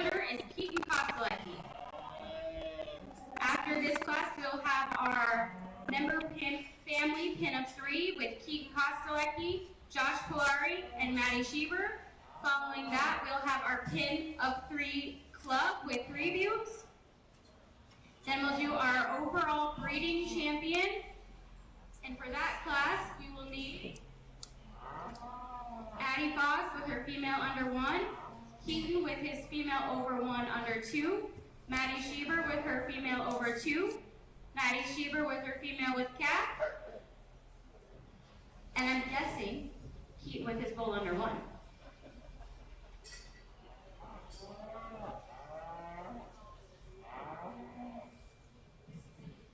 Nice bull calf here for us to evaluate. We kind of touched on it back here a second ago in the cow-calf pair division, but this bull calf, I like a lot of things about him. I mean, he's a nice, big, stout, heavy muscle calf. He's studying from the ground up. He's got a lot of bone, got some base width. Come up to his forearm. He's got plenty of muscle shape into that forearm. Carries that up into his top and comes back to a nice, big, expressive hip and hind quarter. I think it's a very practical type bull that I think gets out and moves very well. Should grow up and be able to service cows very practically for even registered or commercial cattlemen. I think just a nice bull calf. Too bad there wasn't some more competition out here, because I think even if there's some more bulls out here, this bull calf probably still work his way up to the top. Nice Charolais bull calf. Let's give the young man a nice big round of applause.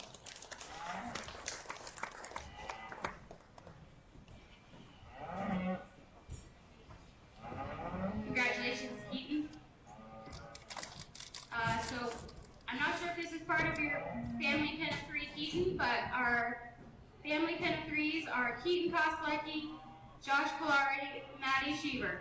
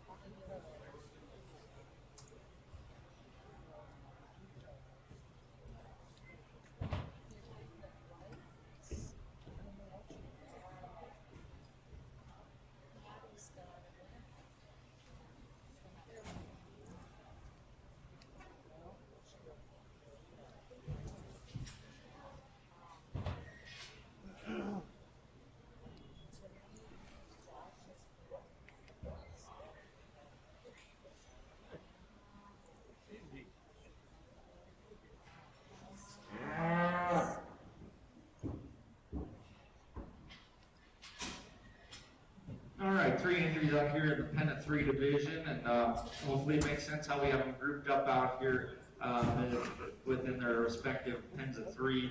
Like I said, we talked about all these animals individually within their respective classes.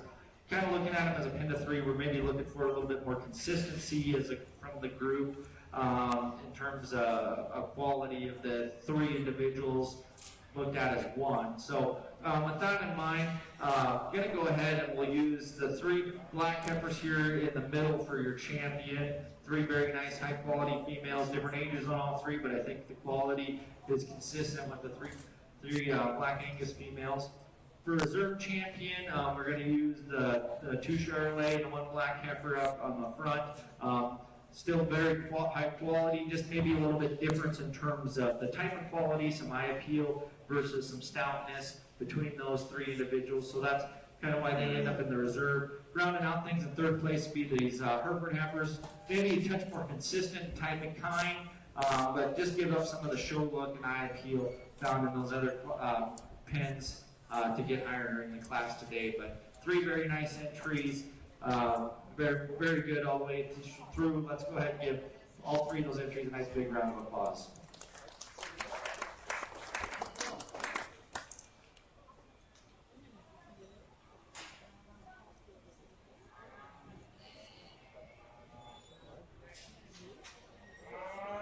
Congratulations to Maddie Schieber with her Grand Champion Pen of 3, and Keaton Kostelecki, Reserve, with his Pen of 3, and Josh Polari with a blue. Our next exhibit entry will be our Club Pen of 3 for breeding, and we have the 3 Buttes Club.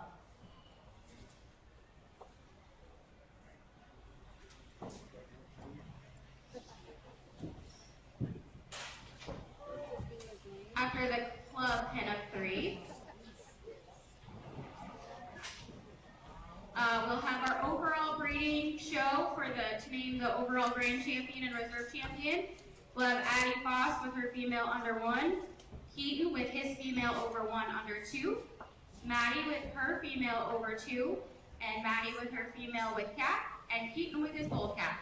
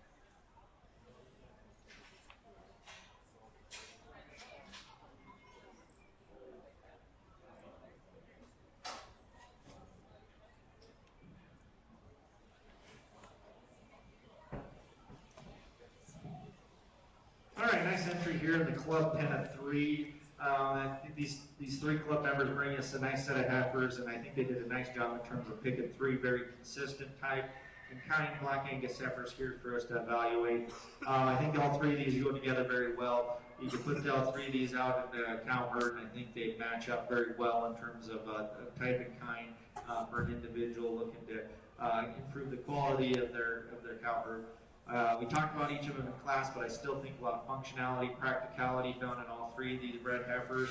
They match up very well. I commend the club members on bringing them together.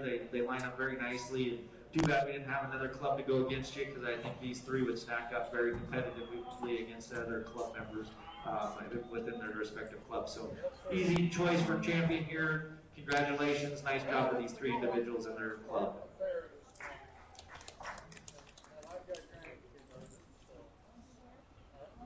Congratulations, 3 Buttes. All right, now we will go into our overall breeding beef champion. So once again, we need Addie Foss with her female under 1, Keaton with a female over 1 under 2, Maddie with a female over 2, Maddie with her female with cap, and Keaton with his bull under 1.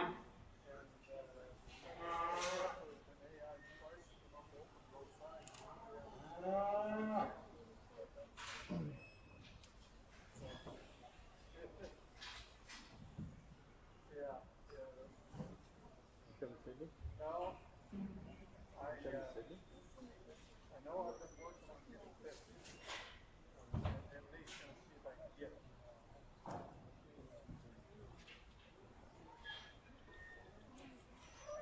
They never told me this yet. I don't know how they do it. That's all, yeah. Hey, did you get your truck home? Oh. Sorry. I was running late. So I didn't know what the late. What's that boy's name that, Sam, what's his last name? What's his other name? What's his dad's name? What's his dad's name? Mark. Gotcha. So you got a right town in it?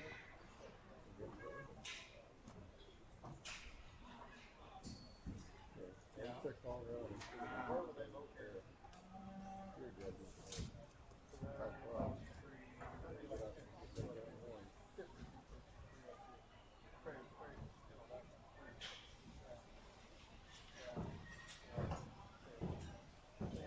All right. I'd like to commend all the exhibitors out here in the breeding show today. What a great set of cattle from top to bottom. It's fun to sort through them. Like I said before, you can really tell you're in cattle country when the quality is this deep all the way through the show, and it's fun to evaluate them. Some really good cattle top to bottom. Like I said, we've talked about all these cattle, so I'm not going to belabor it and go through each individual again, but I think we have a nice lineup here for consideration for overall Grand and Reserve Champion. Been watching them come in and out of the ring. Some of these cattle we've seen multiple times, and so kind of got my mind made up on the individual they like to use for Grand Champion. But before we do, let's give these in the final lineup a big round of applause as well as these other kids that showed earlier. Great set of cattle. For me, I guess I'm going to go ahead and for your overall Grand Champion, I'm going to go ahead and use the kind of proven production of the cow-calf pair as your champion out of the breeding division. Really like this cow. I think she's doing a nice job, and I like the calf on her side. Using them as a pair, I think, is a very nice way to land on it for champion. For Reserve Champion, we're going to go ahead and use the bred heifer, this black heifer out of that very competitive bred heifer class. Young man has a very nice bred heifer that I think's got a great future in front of her. Very good individual to be Reserve Champion. So again, congratulations to them, and congratulations to all the exhibitors out here this afternoon.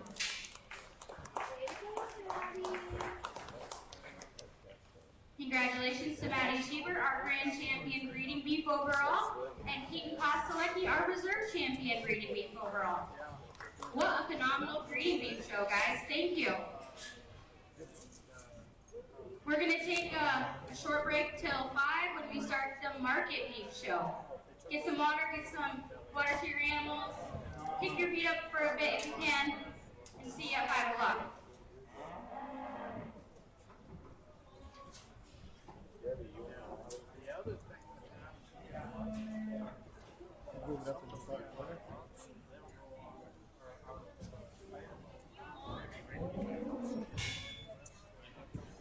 You know how it is. All in the you know that.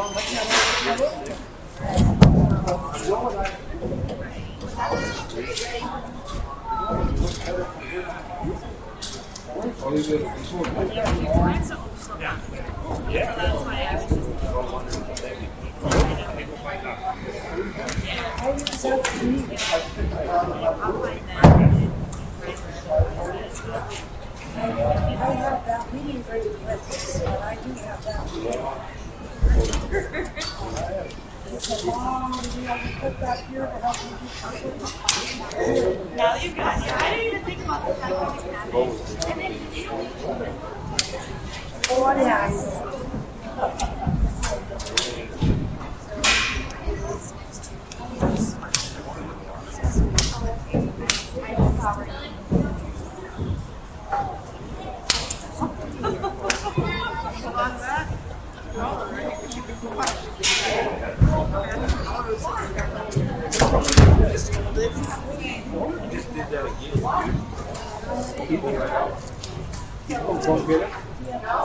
He has to wash. He has to wash his steer.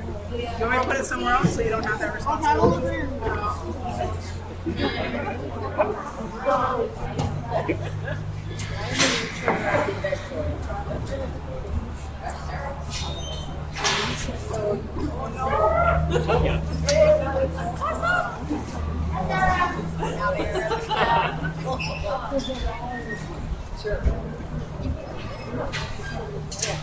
Don't drink on this green.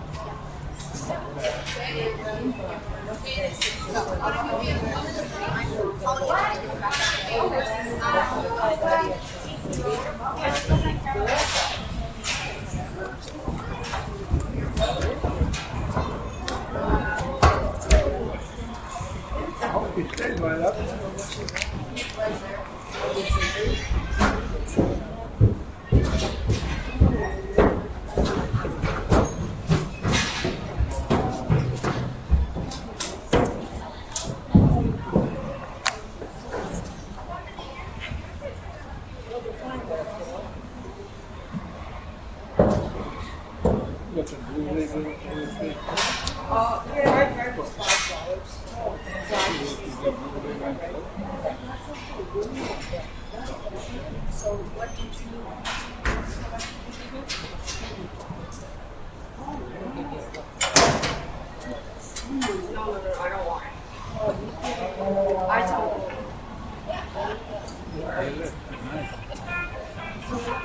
We'll send it back.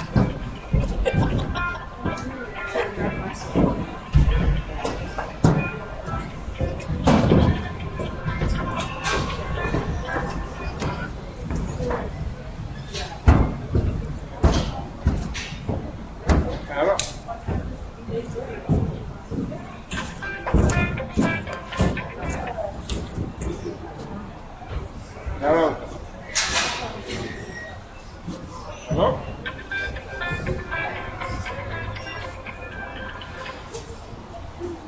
Carol? Yeah.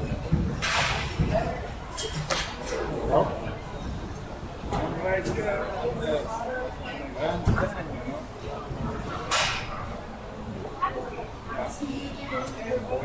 Wait then. Wait then. When they're going to stop. They could be. Milk cows in this stuff.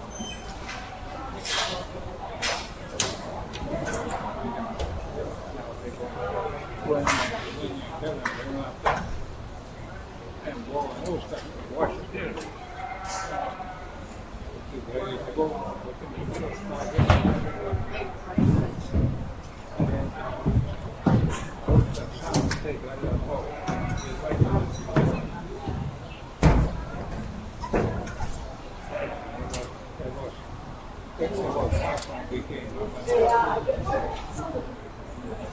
todo mundo lo dice, ¿cómo make that?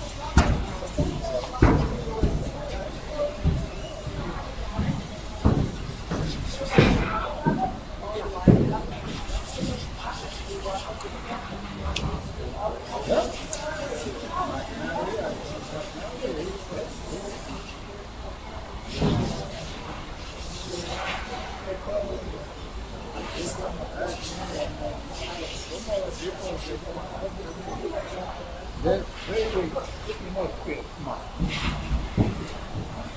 Because we done, everybody can watch it. Yeah. The high class. He put it in the high class.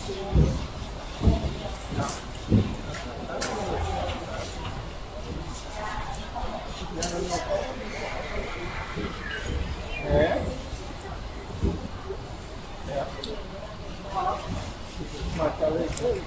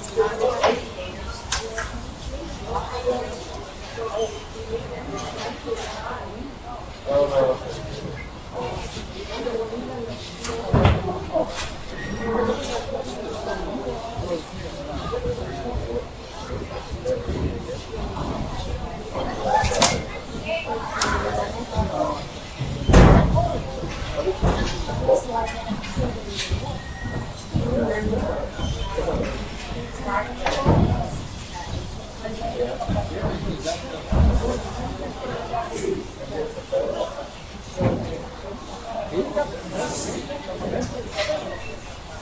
can't remember what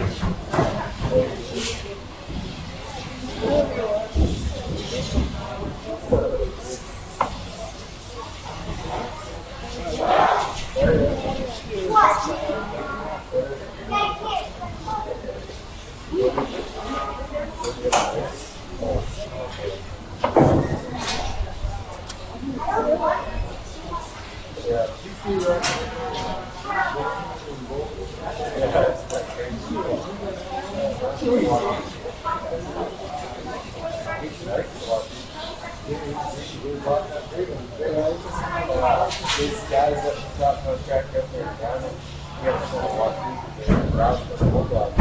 Oh, Once you know, they're about 3-year-olds first, and they have those big old face boards. They were actually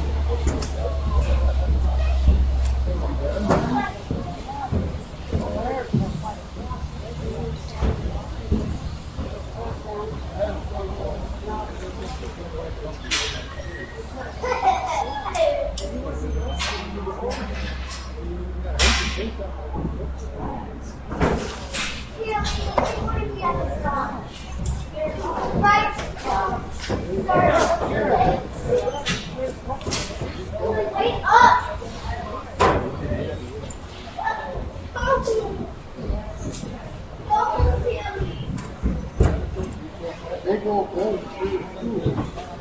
Yeah, it's a big building, kind of what it's in.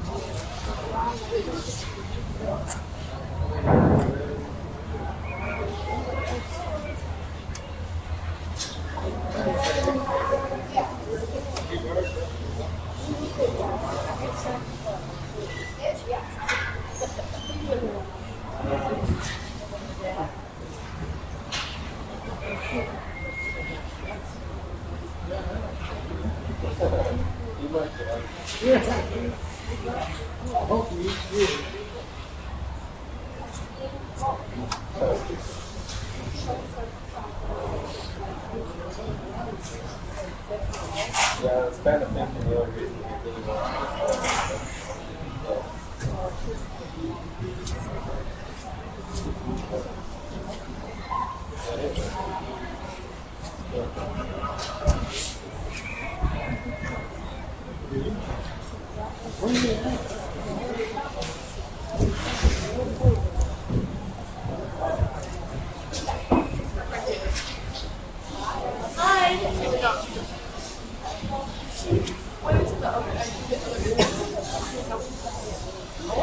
There's so many forms to get your phone.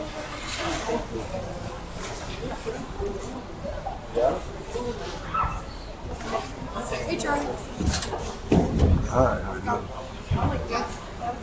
How's your how's your family doing? Good.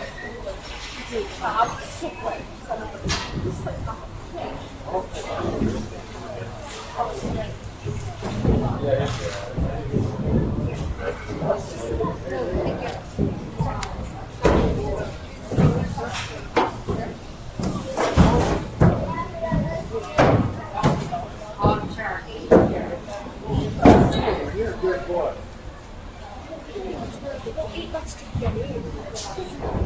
Good work, Jeff. You want one? That was great.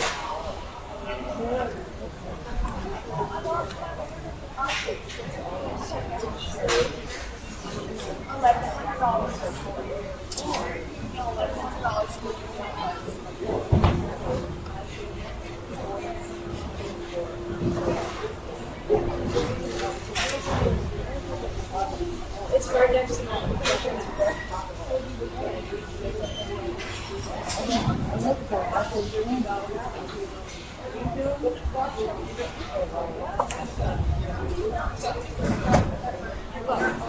Journey, see what you started? Grandma Judy, you see what you started? I know. Now there's 30. We might need a couple more.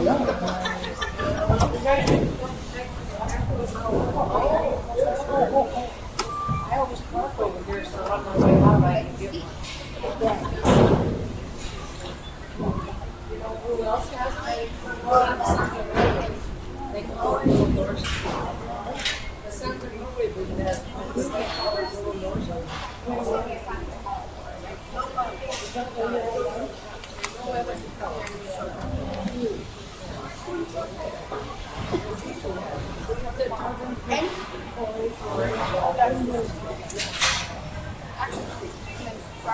I always get it in where they make it. You had your, they made it there. Yeah. Well, these were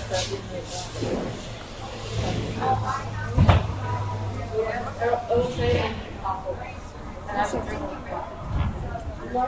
Did you bring them some napkins?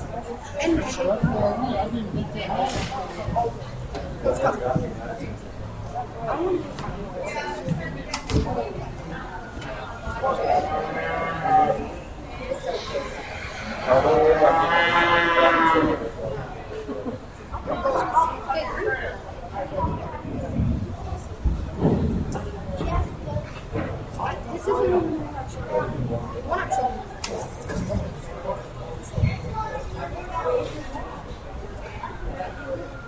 That's why I was there yesterday.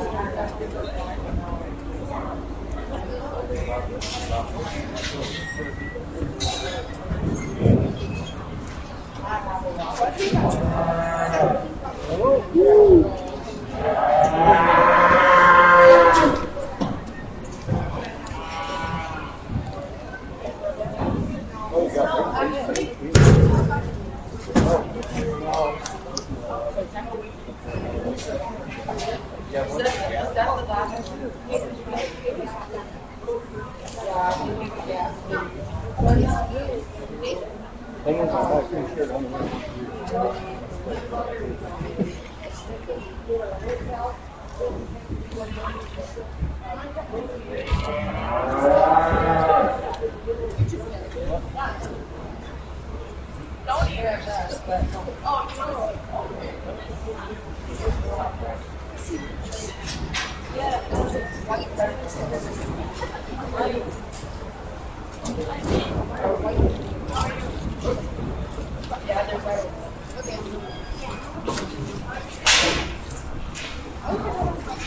How are you? Like the hearing aid thing? Yeah. You've been to get it.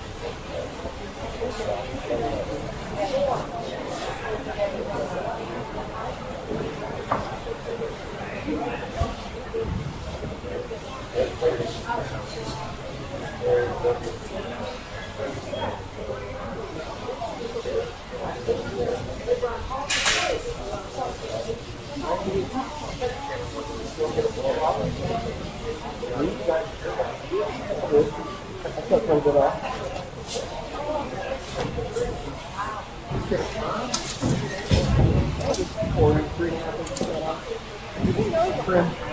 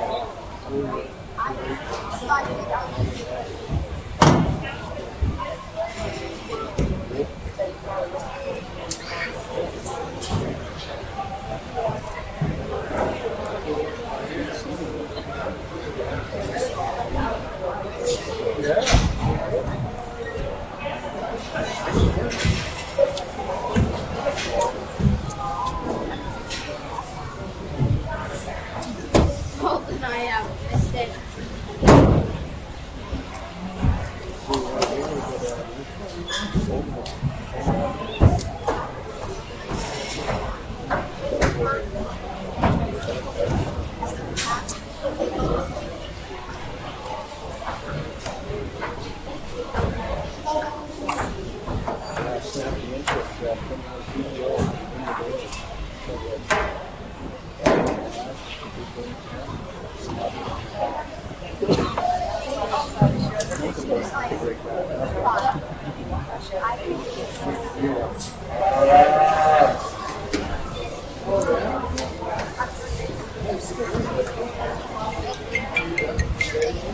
Market Beef Show. It's getting ready to start. We're about 12 minutes away from 5. So we're going to try to start pretty close to 5. Right at 5 or right just after. So if you're in the first class, be thinking about it. Jason says we're starting right at 5. So, yeah, first class Market Beef. We're not too far off.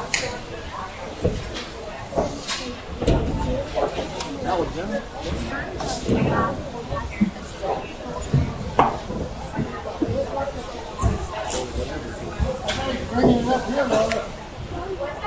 Bringing it up here. Yeah, water across the bridge. That was good. What do you just feed on for the food booth is? Yeah, you can walk up to the left side of the ring.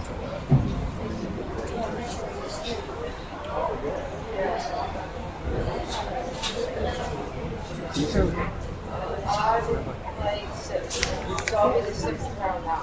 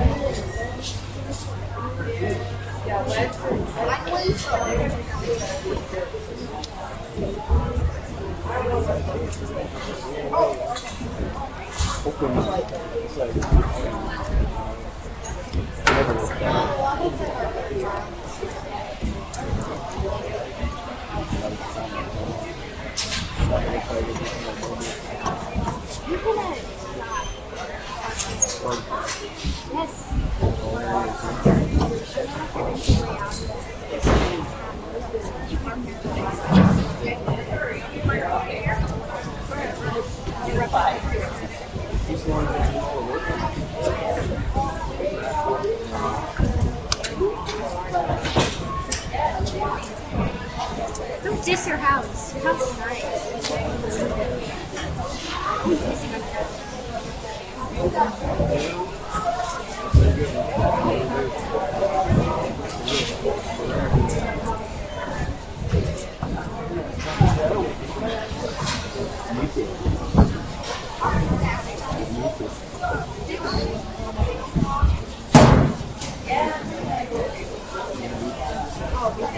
There's a guy on the end down here.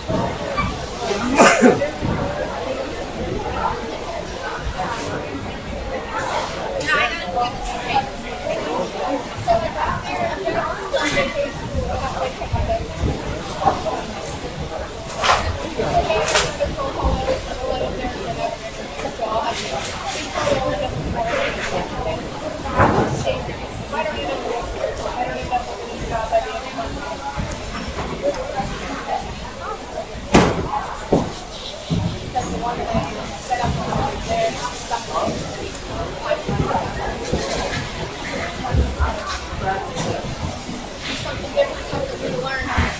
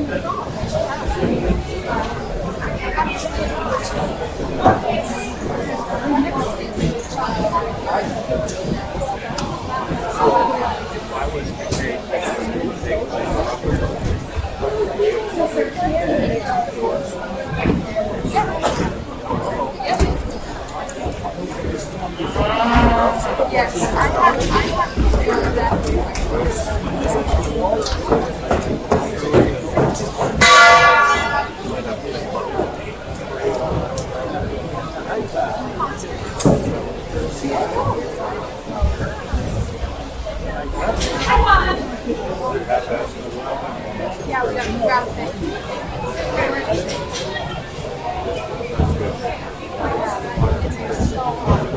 My back.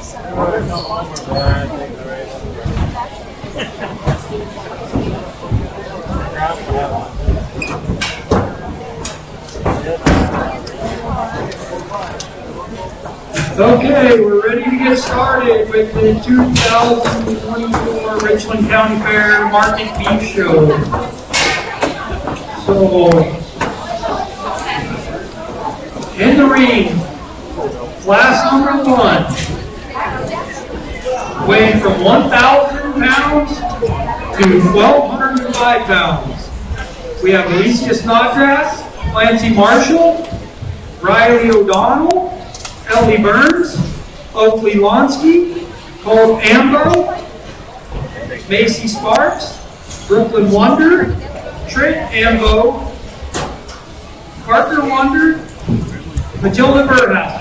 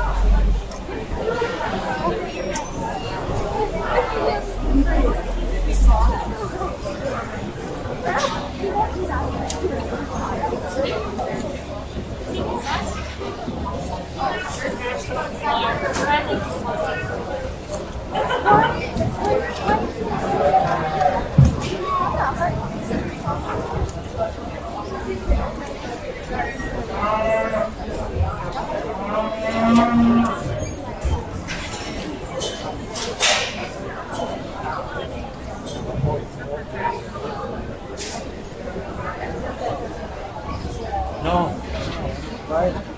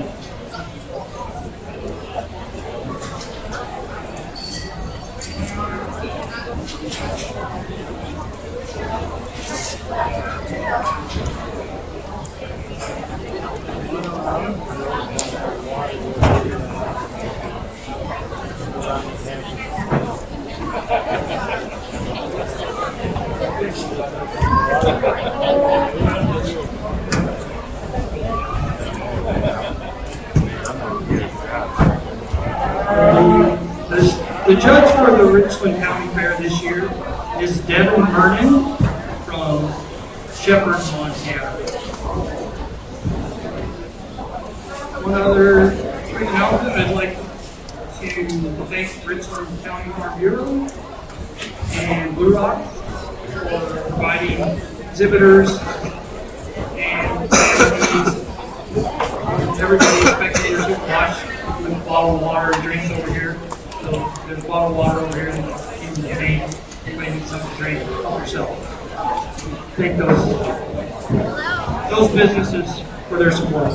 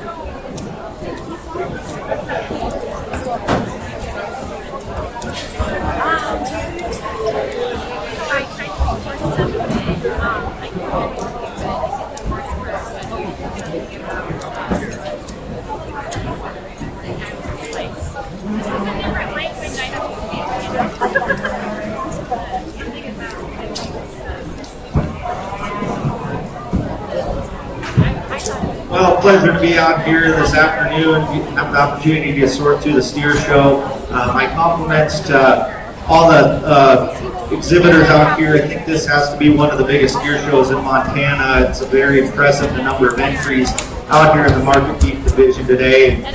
Just commend all the individuals out here. As we get started, let's go ahead and give a hand to these the group out here in the lightweight class. Make that set of steers to get things started.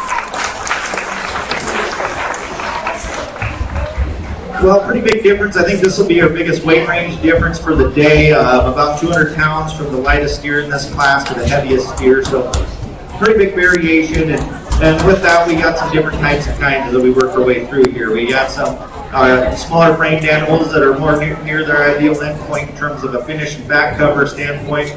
We got some larger framed ones that probably could stand to have a few more days on feed to get closer to their ideal endpoint. And then we got some, I think, kind of in the middle of the road. So I tried to sort some of those up towards the top that have kind of meet the balance of having close to the ideal amount of finish on them for fat cover, market readiness, muscle, and still doing that with a show ring kind of eye appeal look. You need to balance up still and have a nice eye appeal for the show ring out here today. And so keeping that in mind as we work through the class. Going to go ahead and start with the young lady down here on the end with the black steer. I think that steer does the best job, in my opinion, of putting all those factors together. Nice heavy muscled steer here in this lightweight class. Big bone, got a lot of expression, gets out and moves around the ring well. Deep body, you put your hands on him. I mean, I think that steer could still stand to have a few more pounds put on him, but he's close in terms of being ideal. For his market weight, I think should go to the rail with a nice combination of quality and yield grades when that steer goes to the rail. But a nice steer does that while still having kind of that nice eye appealing look from the side. He'll be the class winner. We'll invite him to come back for consideration a grand champion. In second place, we'll invite all the second places from each class to be on standby for consideration a reserve champion. So the Baldy steer here in second probably has the advantage in terms of having a little bit more length. You study that steer, he's a little more expressive in his muscle shape. He's probably just a tick further back from his ideal endpoint. I'd like to just see that steer have a little bit more fat cover over his ribs. You study his external indicators.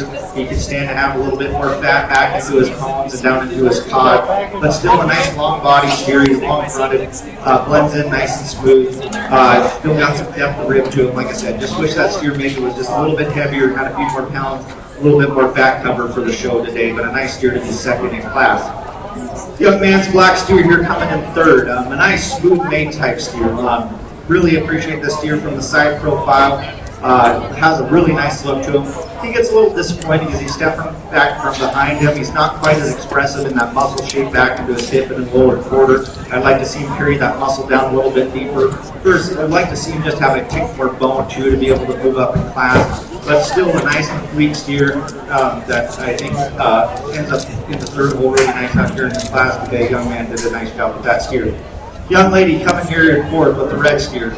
Again, another one you really like from the profile. Got a nice long front on him. Balances up nicely.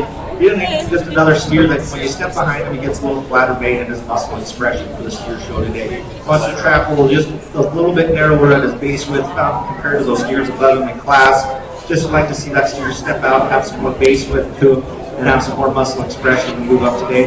The other steer that probably could stand to have a few more pounds put on him to be closer to have an opportunity to grade near that choicer prime quality grade, but still a nice steer in his own right.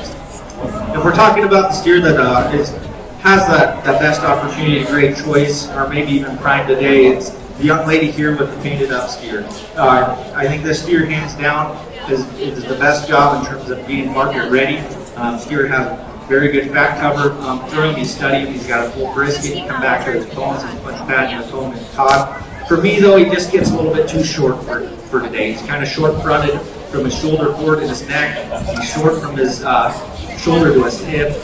Would like to lengthen that steer up overall. If you could make him longer and still have the same kind of look as he does today, I think he's very serious in contention for winning the class. But a steer that I really appreciate the fat cover that this young lady's put on him. Just one that I'd like to make a little bit bigger and a little bit longer all the way throughout to move up higher in class today. Young lady's red frothing face steer is one that definitely has that advantage. He's definitely quite a bit bigger in terms of frame size, length of body, got some more muscle shape when you compare all that to the steer right above him. Bigger bone. For me though, that steer just needs more days on feed. He gets, you look at him, doesn't quite have that fill into his brisket, doesn't have the fill back into his bones or his cod. I just would like to see that steer have, maybe another 100, 150 pounds on him to be more near his ideal endpoint. The one that's probably a little bit more concerning from being more in that select grade, from a quality grade standpoint, but still going to have a nice high cutability carcass and definitely have that advantage over the steer in front of him. The young lady's red steer coming in next. Nice smooth made steer. Probably has a quality advantage grade compared to the Bronco face steer in front of him. He's smoother. You can see that in his the way that fat lays over his rib cage. Just gives up the muscle shape though to get higher in class. Again, when you step behind him, he's get a little bit flatter, doesn't carry that muscle quite down as deep into his lower quarter. just power that steer up and he moves up in class quite a bit. The black steer coming in next probably has that advantage, a heavier muscle steer that carries that muscle deeper into his forward quarter. He gets a little piecier for me when you study him on the side profile, a little bigger in his shoulder, maybe higher in his flank.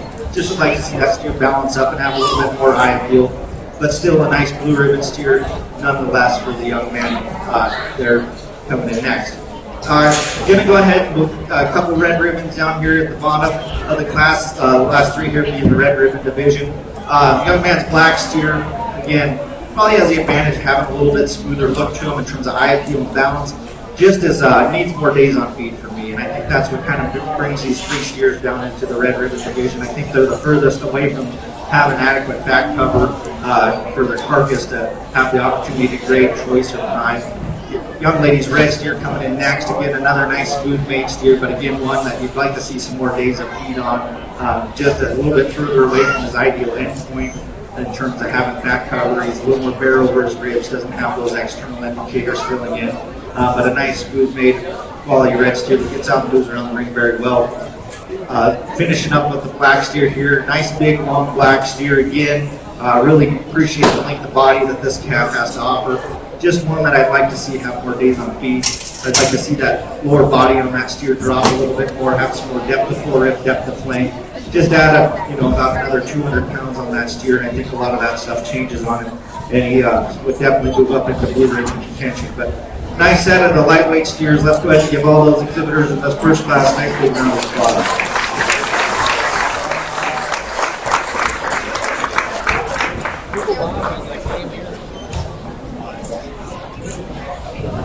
So the callback in Flight 1, Brooklyn Wonder. We have Flight 2 coming in the ring. Weight is 1,220 pounds to 1,255 pounds. Michaela Sparks, Summer Lane, Alexa Lonsky, Landry Larson, Kendall Vitt, Allie Rabine, Bren Spinner, Lily Waltner, Hitch Schwarzberg, Jolie Mumpel.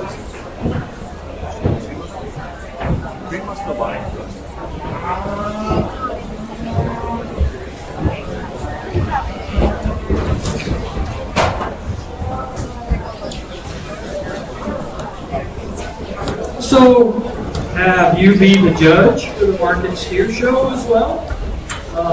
So you pay $5 and you pick the grand champion and the reserve champion. Your submission has to be submitted before the start of the final drive. You can wait until the end of all the classes. $5 per submission. Drop it off over at the office by the rail. So keep your eyes open. If you want to get in, you be the judge.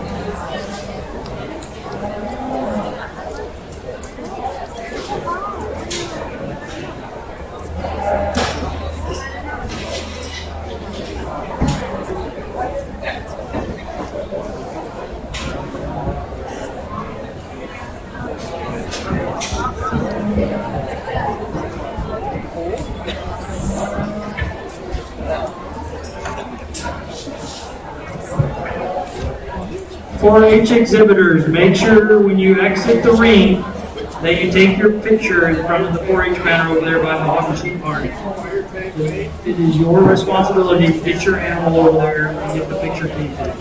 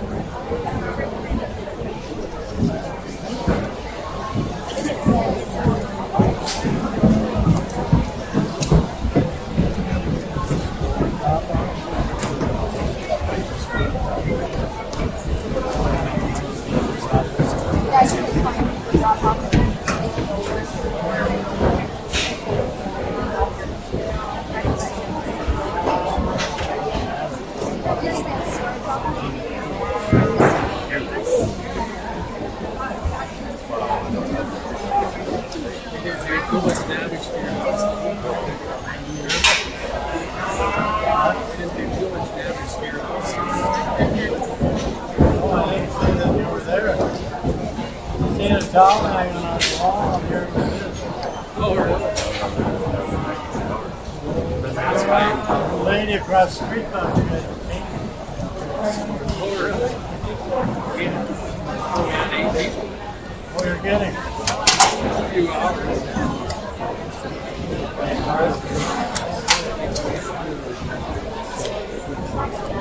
Find the card table. We used the coffee table. Card table.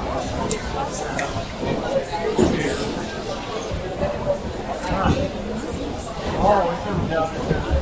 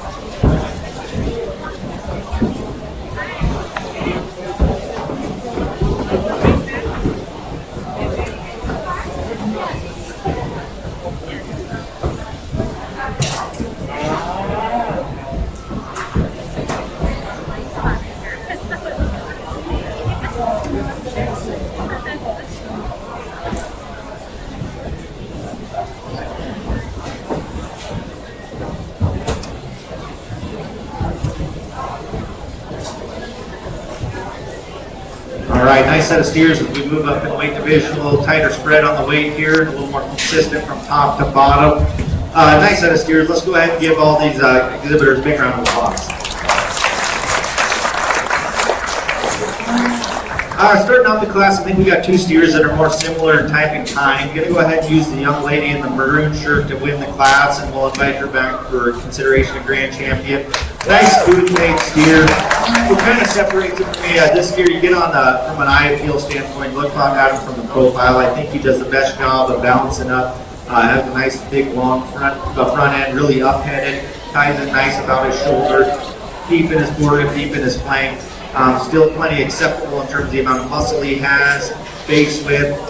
He's close to ideal in terms of a finish. Maybe could stand to use a touch more fat over him, but I still think he's got a good chance or great choice, and still be very acceptable in terms of his yield grade. I think he'll have that advantage in terms of a yield grade standpoint, but a very nice steer, balances up to win the class. Similar in type and kind, the young lady shared the blue shirt to be second in class and be on standby for consideration of the reserve champion here at the end of the remainder of the classes.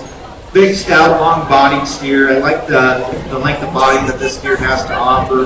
Maybe gets a little bolder about his shoulder and just doesn't quite bounce up quite as nice as the class winner, but still a nice practical made steer that gets out and moves around the ring very well. Good steer to be second in class. The young lady's broad face coming in next. Probably has the advantage in terms of some finish compared to the two of them. I think this steer probably has the highest chance out of the top three here of grading choice. Really appreciate the back cover that the steer has to offer. He just gets a little piecier from the side, a little shorter up to his front end, bolder about his shoulder. Just doesn't quite balance up and have the look from the profile view as those two that went above him. Maybe I'd like to see that steer just have a touch more bone underneath him and a little bit more muscle to move up the class as well. It's a good quality steer to be third in class. It should have a nice quality carcass. Young man coming in fourth, nice black steer here. One that again, I appreciate the amount of finish that this steer has. I think he's going to have a very nice quality grade when taken to the rail. He's got some depth of body. Maybe wants to stand a bit in at his hocks when you stop him, but I'd like to just straighten that out and have him be square from behind, have a touch more base width, a little bit more muscle to move up the class. But a nice finished steer, nonetheless, keep fourth in class here, competitive class. Young lady coming in fifth. Again, another steer that I think is very adequate in terms of his finish. You study him up through his brisket, he's got a lot of fat cover into that brisket. You study that back to his cod, he's got plenty of fat laid into his cod, he still has some up in his pumps too. For me, he wants to get a little bit underneath of himself on the move, want to drop in his pins. He's a little bit short overall, short neck, short body, and I just like to lengthen that steer out, change him a little bit structurally in terms of moving up higher in class. With a good steer that should have a very high quality carcass. Young lady coming in next with the Charolais steer.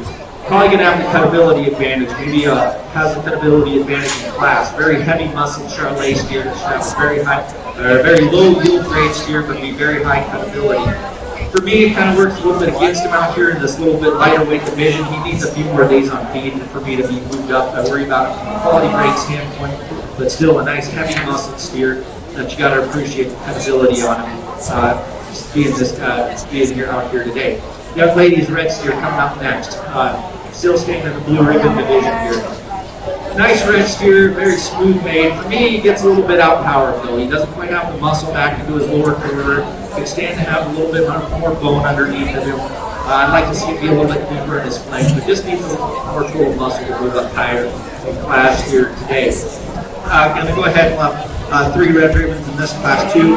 Nothing to take away from the young lady's baldy steer here coming up next. Just for me, gets a little bit flatter. I think this steer is very acceptable in terms of the amount of finish he has. But they study him, he doesn't have the muscle shape. He gets behind his shoulders, he gets a little flatter, and that muscle shape down his top. Study him back to his hip and hind quarter, he wants to flatten off from the hind too. Just would like to power that steer up. Also maybe clean him up through his front end a little bit to extend a little bit more shoulder out here today. Young lady black steer coming up next. Again, kind of similar, a steer I'd like to just add some power to it. I'd like to see him be a little bit heavier muscle. Overall, to add, move them up in class, move them up into that blue ribbon category. Also steer that maybe could use a touch more feed on him to get him up to have a better chance for quality grade. Young man rounding out things, a steer you got to really appreciate the frame, the length of body that this steer has to offer. Just one that needs more days on feed to move up. A little more concerning from a quality grade standpoint, whether he'll make that choice cut off or not in terms of his marbling. But a nice long body steer to round things out. Let's go ahead and give all those exhibitors a nice big round of applause.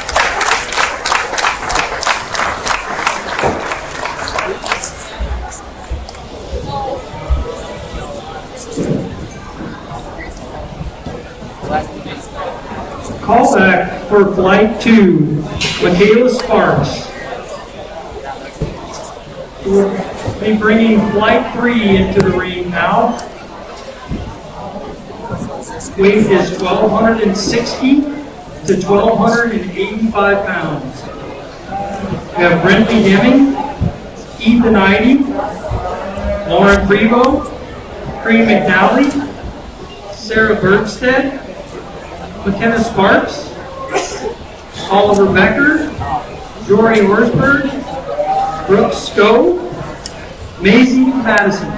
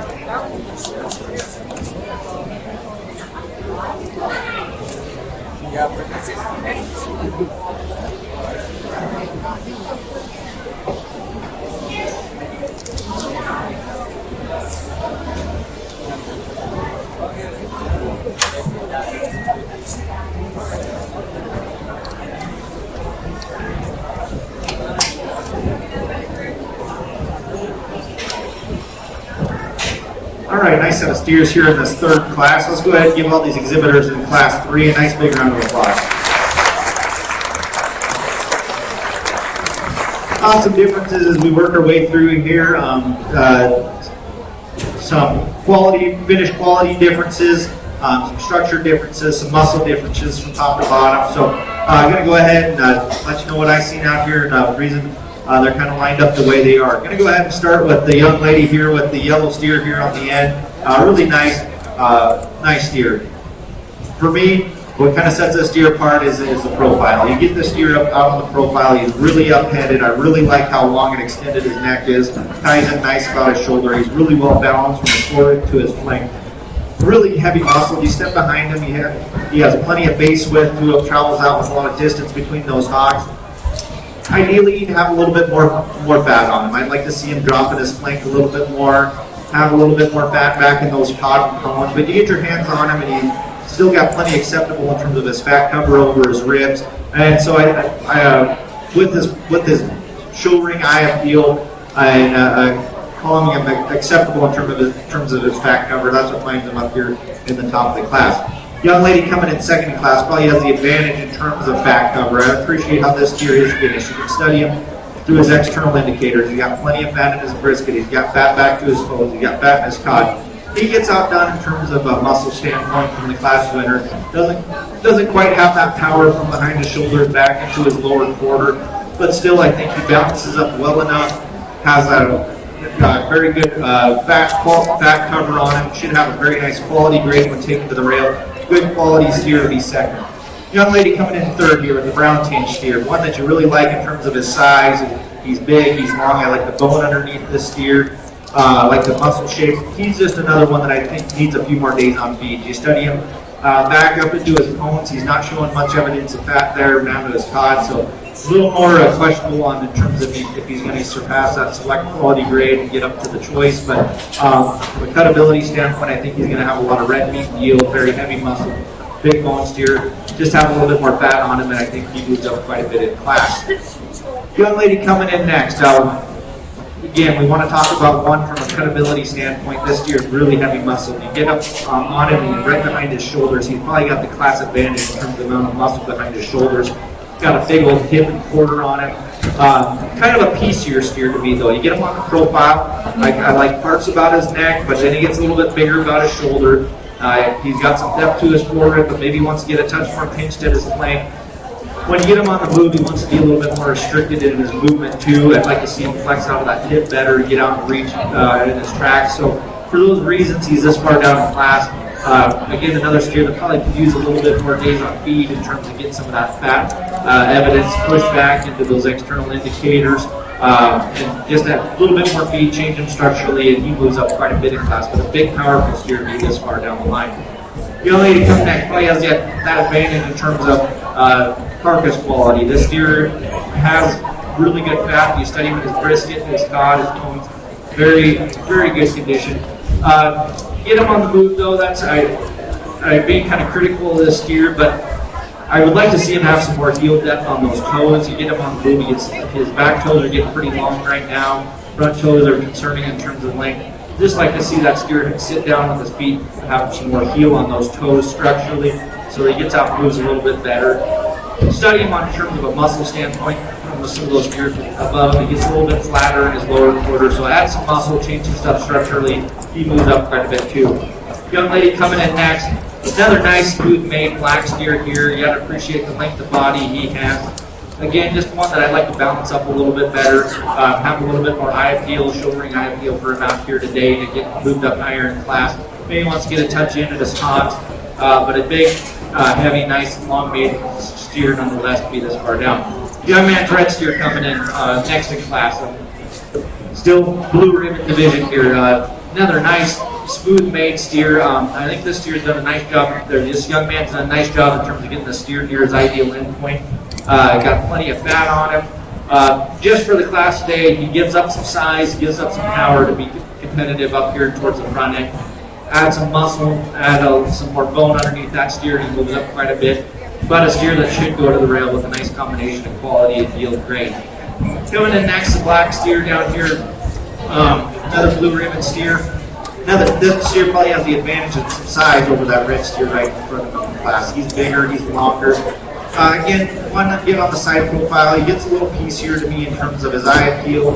Has a little bit more shoulder. I'd like this steer to have a little bit more base width when you step around behind him from the ground up. Just gets a little bit narrow for me, narrow at his hot. Maybe a little bit short in his track too once he wants to get out and move. Just a few things I'd like to change about that steer to get him up higher in class. Young ladies, Baldy steer coming in next. Still blue ribbons all the way through for this class. Another nice steer in terms of finish. For me, it gets out power today. You step down and look down that steer's top. He gets more pinched right behind the shoulders, doesn't have that muscle shape carried back into his hip and quarter. Just needs some more overall muscle to get move up in class today. It just gets flatter and narrower vein compared to the steers right above him. But a nice, well-finished steer that should have a nice quality carcass. Young lady rounding out things with the red Baldy steer. Again, you got to appreciate the length of body that this steer has. One that I think could use a few more days on feed compared to some of those right above him. Doesn't quite carry that evidence of fat all the way over its ribs. I'd like to just see some more fat all the way throughout that steer. Just a steer that could probably use another 100, 150 pounds on it to be a little bit more competitive out here in the show today. But still a nice blue ribbon steer, very acceptable in his type and kind. Congratulations to that young lady. But let's go ahead and give them all another big round of applause. Thanks for the steers in class 3.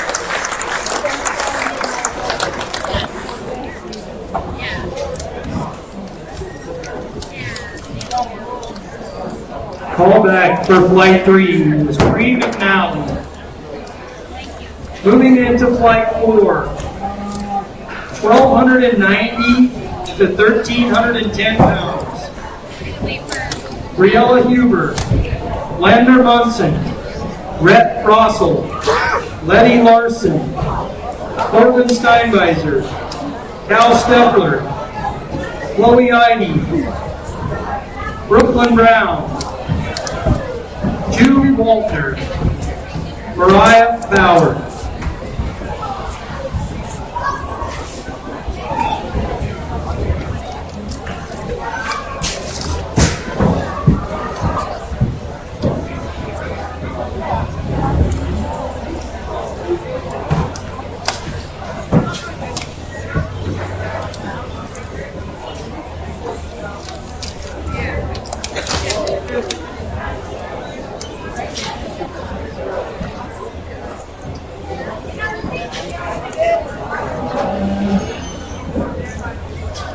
Just a reminder, we do have cold water down here in the water trough at the steps, at the bleacher, courtesy Richland County Farm Bureau and Blue Rock.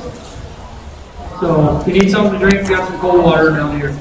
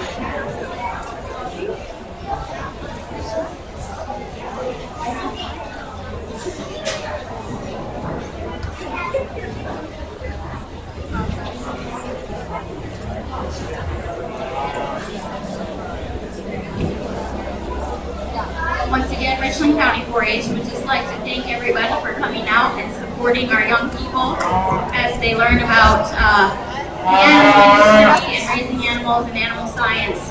We'd also like to thank Blue Rock and Richland County Farm Bureau for donating water and drinks to keep everybody cool and hydrated. There's water down here in a water trough if anybody is in need of a water. So thank you again to Blue Rock and Richland County Farm Bureau.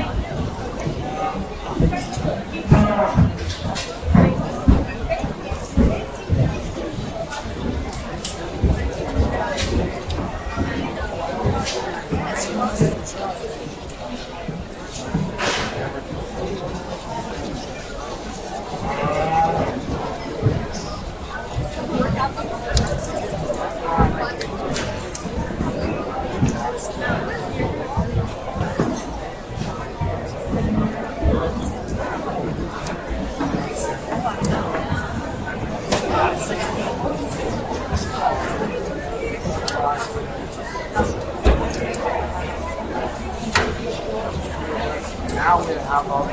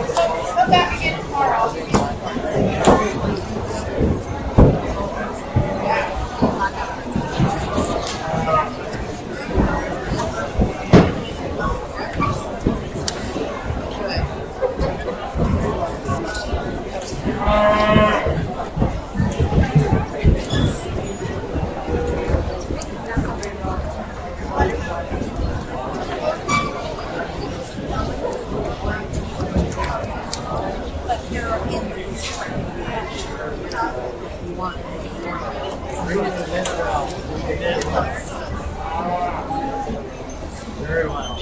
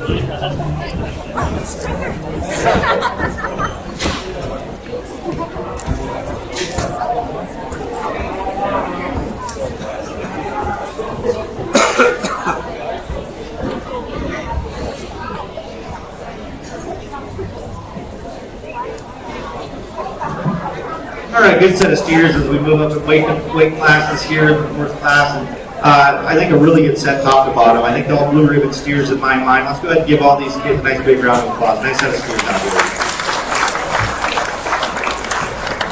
Going to go ahead and use the Charolais Influence steer on the end here to win the class. Young man brings us a nice steer here. I think he's the kind of the one from an eye appeal standpoint that sticks out to me. You get him on the profile look. Really nice, long, clean fronted steer. Ties in nice and high about his shoulder. He's very well balanced from his foregrip to his flank. I think he's acceptable in terms of the amount of muscle he has.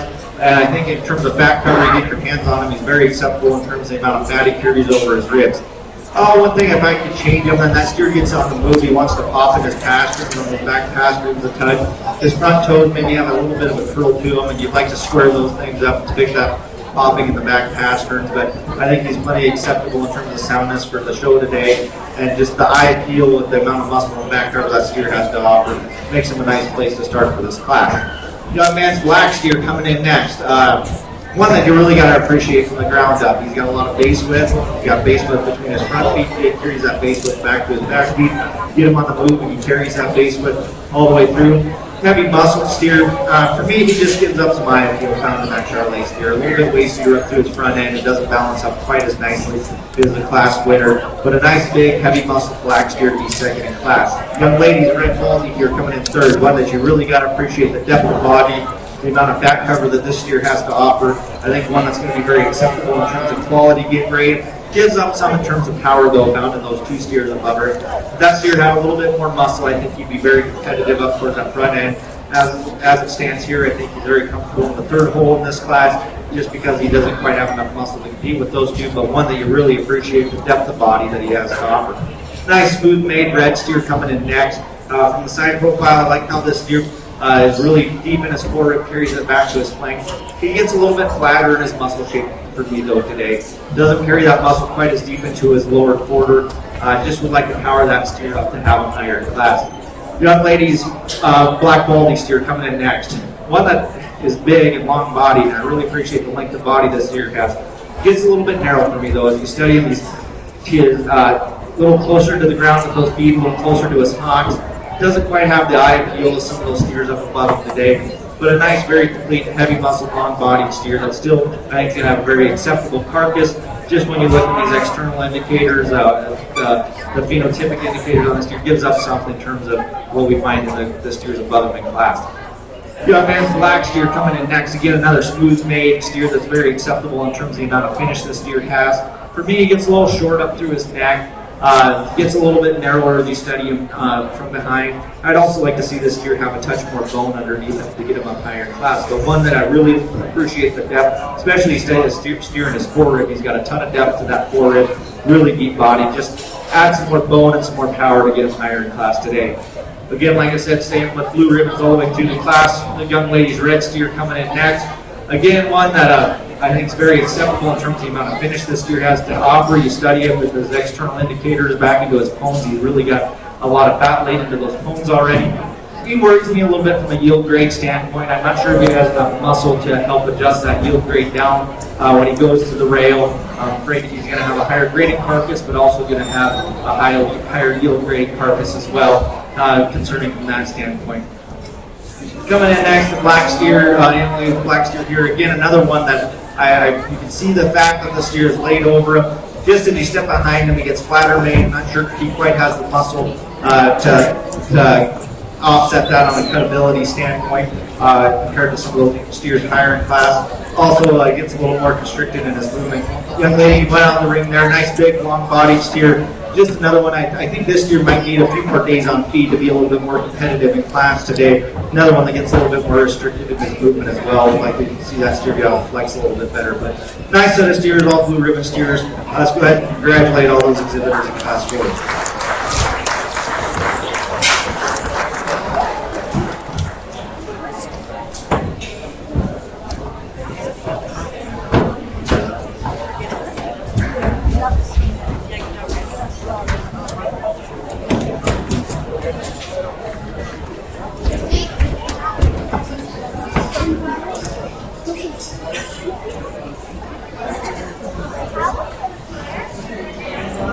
She's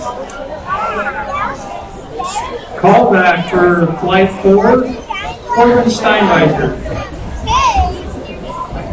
Moving to flight 5, 1,315 pounds to 1,335 pounds. Danny Carlson, Liam Steinweiser, Cooper McNally, Anna Stepler, Iris Waltner, Hadley Williams, Chase Byerly, Brentley McNally, Tucker Madison, Gunnar Forbes, Claire Steinweiser.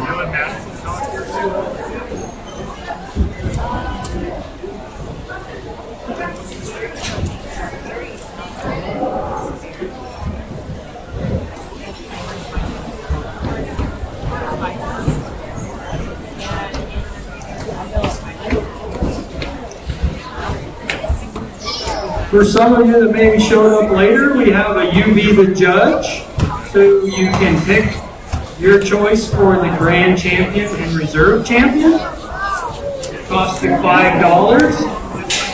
and that has to be turned in before the final draw. So you still have some time left. So if you need a form, stop by the office down here by the ring. $5 will get you in the pocket.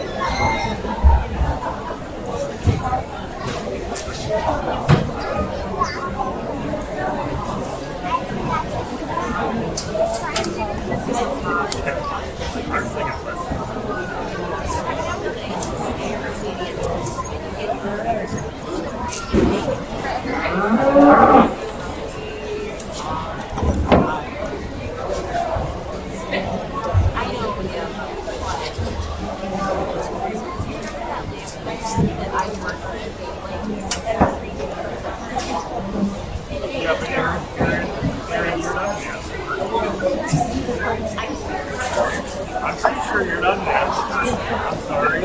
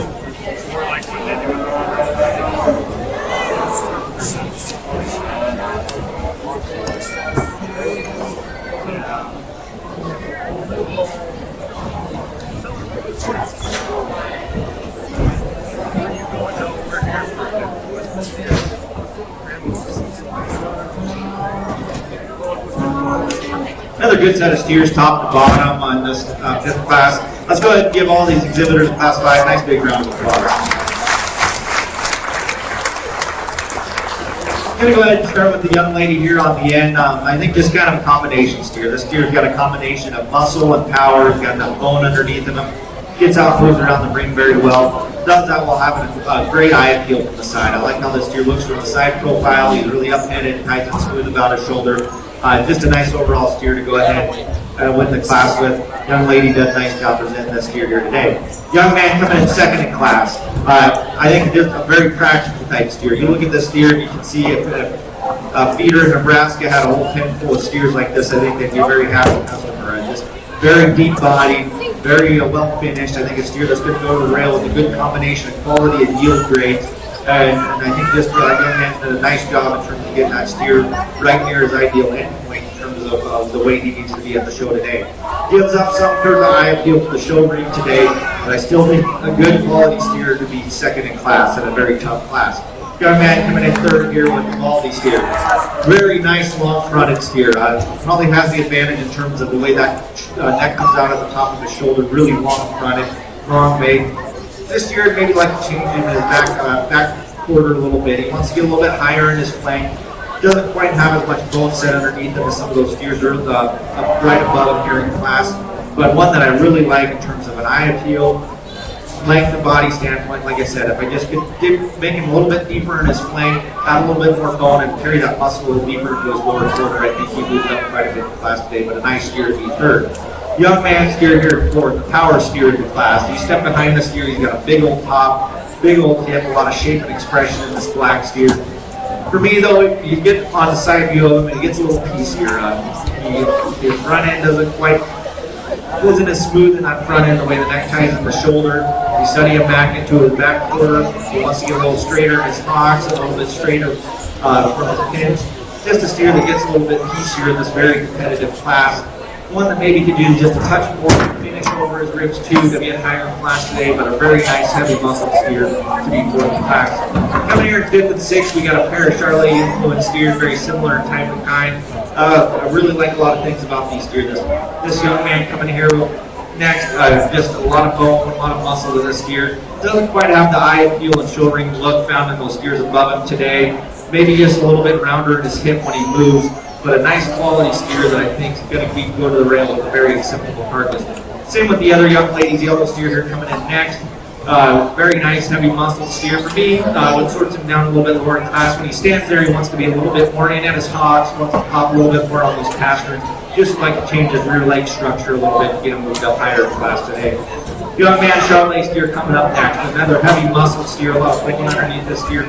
Just a steer that I think could use a few more days on feed to just get a little bit more finish on him, be a little bit more competitive. He gets a little bit planer up through his shoulder, forward through his neck. I'd like to maybe just extend him a little bit and clean up his neck a little bit for the show ring today, but a nice practical Charolais influence steer nonetheless. Young man coming up next with the red multi-steer. Nice, smooth-made calf in class. Really like how this steer, he's got a lot of finish, probably has the advantage over a couple of steers right in front of him in terms of finish, carrying that back to his bone. For me, I could use a touch more bone underneath of him. Wants to just get a little bit frailer made. Would like to add a little bit more muscle, especially down in that lower quarter of the class. Young lady, black steer coming up next. Again, another blue ribbon steer. One that I think is very acceptable in terms of its finish. For me, wants to get a little bit underneath itself when it travels. I like to change that hind leg structure and that just make it just a touch straighter. Want to pop a little bit more on those back pasterns to compensate for that. Just like to change the hind leg structure to move that steer up class. I'm going to do a couple red ribbons here to round things out. Young lady's black steer that's not wanting to cooperate here today. Just a steer that I think could use a few more days on feed and to get up a little, be closer to an ideal finish, to get into that choice grade at this weight level. Get a little more feed on that steer, and I think he moves up. Young lady Charolais steer, kind of the same story here. A nice practical steer, but I think you could use a few more pounds to help get him up a little bit higher. Gets a little bit plainer in his look out here in the show ring today, but still a very practical type steer in his makeup today. So let's go ahead and give all those exhibitors a nice big round of applause. Nice class.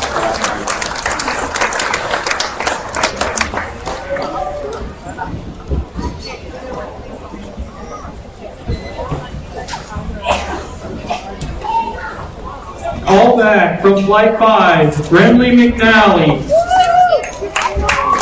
Moving into Flight 6, 1,350 pounds to 1,395 pounds. We have Bo Becker, Patty Elbrew, Hazen Foss, Bo Rendall, Kenley Vitt, Kinsley Van Every, Gavin Sheaver, William Head, Peter Hubby, Eli Lonsky.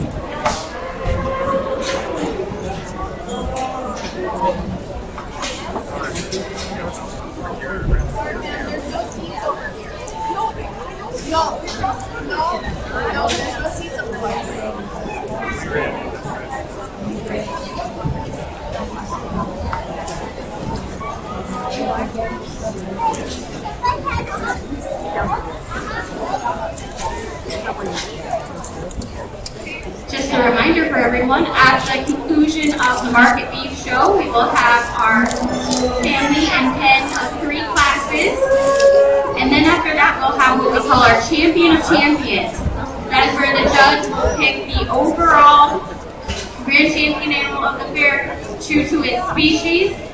And so members that need to be ready for champion of champion is Cooper McNally with his market hog, Aiden Sara with her breeding hog, Kiara Strom with her market lamb, Cassie Ryman with her breeding sheep, Brindley McNally with her market goat, Kayla Sparks with her alpaca, Addie Voss with her dairy, Maddie Sheever with her breeding beef, and then whoever it comes out on top with our market beef show.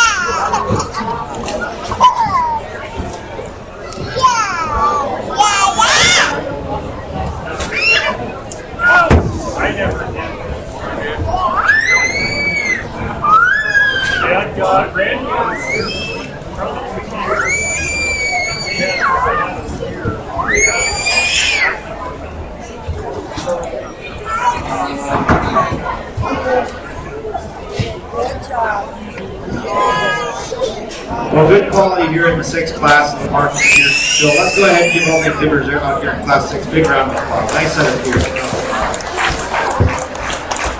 I think these kids have done a nice job in terms of getting this set of steers very close to their ideal endpoint top to bottom. So I think all blue ribbons out here in this class. They're very, very well done. So looking at it, layer has a little bit more on some eye appeal to go along with that market readiness out here in this class. And in my mind, this young man with the yellow steer here really does that. This yellow steer really up-headed, really long-fronted, gets out, moves well around the ring. Plenty of muscle shape in this steer. I like how deep ribbed he is. Just a nice eye-appealing steer to go ahead and win the class. Young lady follows in suit with her black steer in terms of one that has some eye appeal in my opinion. He gets a little bit shorter, maybe neck doesn't quite come out as high compared to the shoulder as that yellow steer, but a really nice eye-appealing steer in his own right. Very deep in his forehead, carries that depth back to his flank. Plenty of muscle, plenty of finish on that steer. A really nice steer, the fall type of kind to be second in class here today. Getting in her third, I think a little bit more practical type steer than this young man has. This black cap is really stout, really deep body. Just got the look of a steer that weighs a lot and is going to go to the rail and have a very good quality carcass. Just gives up some eye appeal. He's a little bit wastier up through that front end, a little extra leather up through his neck. Just doesn't quite have the eye appeal with the two in front of him, but a nice black steer to be third in class. Young lady coming in fourth. I really like a lot of things about this red steer. The red steer's wanting to be a little bloaty here this afternoon and a little puffed up on the side, which is kind of working against him. And maybe got a little bit of a bellyache out here, so maybe not quite looking as bad. But a nice smooth maned steer that has a lot of rib shape, a lot of depth of body, plenty of muscle. Like I said, maybe if he was feeling a little bit better and it was have his head up a little bit more out here today, I think maybe he might be up a spot or two in class. But a good quality red steer to be fourth in class. Young lady coming out here in fifth with a Baldy steer, another good, stout, practical type calf. Another one that I think you could have a feedlot handful of these and be really happy. Very well finished, good, stout steer. Just kind of, again, getting back to the eye appeal standpoint, gives up a little bit in that front third of having a long, extended neck. Change that, just add a little bit more eye appeal for the shouldering today, and I think he moves up quite a bit. But a good practical steer nonetheless. Young man coming up next with the Charolais steer. Another good practical type steer. Maybe gets a little bit outsized out here. He's a little bit more on the moderate, a little more moderate frame than some of those that we just described. So maybe just like to add a touch more size to him. Just gets a little bit plainer in his look too in terms of an eye. He'll stand his way out here for the rest of the class. But a nice, very well deserving of blue ribbon type steer here that the young man brings us, the Charolais steer. Coming up next, young man here with the black steer. We'll go ahead and just talk to him since we're still here in the blue ribbon division. Okay, we'll go ahead and bring your steer on out there, young man. Good deep body steer, one that has a lot of depth of rib. Just to me, he gets a little bit under himself on the movement, gets a little more upright on his back pasterns. He gets a little bit shorter from nose to tail too. I'd like to lengthen that steer out overall in his body, move him up in class, but a nice deep body steer nonetheless. Young lady here with the black baldy steer. Again, probably has the advantage in terms of having some length to that steer. However, for me, it gets a little bit flatter compared to some of those other steers in class. A little bit flatter down into his lower quarter. Doesn't quite have that expression up to his forearm like some of those other steers. Just would like to have some more muscle to him up in class. Young man coming out next with the black steer. Again, another long body steer. Just another one I'd like to add some more muscle to his frame. I'd like to see him be more expressive down his top, especially right behind his shoulders. Carry some of that muscle back more into his hip and hind quarter to move him up today. Nice steer than the other. Young man running out things. Again, I think a steer that he's done a nice job in terms of getting finished. Just another steer that gets a little flatter made, doesn't quite have that muscle, gets a little narrower behind the shoulders, flatter down into his lower quarter. So just add some more muscle to that steer and he moves up in his class quite a bit too. But a nice, smooth made, well finished steer to round things out. Let's go ahead and give all those exhibitors in class 6 a nice big round of applause.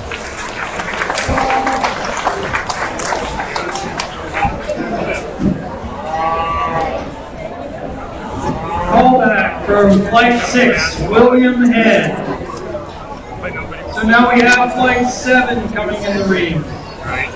1,405 to 1,440 pounds. Tay and Sarda, Drew Wellington, Brooke Spinner, Grady Klumpel, Garrett Larson, Brody Swigert, Taylor Pruitt, Kinsey Nagel, Peyton Minot, Kenley Pruitt.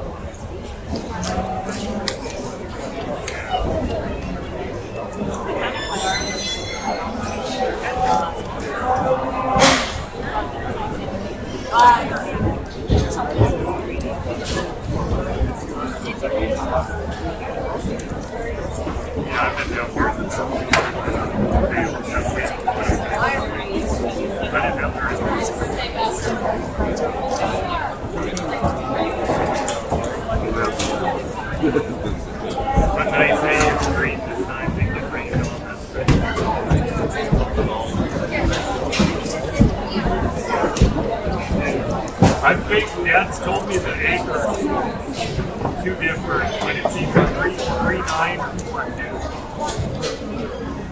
I don't know how heavy my bales are. Like I said, I make a pretty big bale.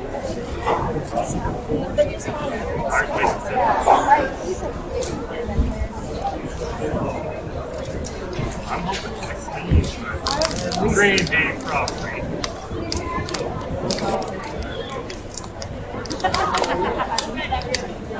But yeah, that was very good. Should have been cut before, I guess. Right.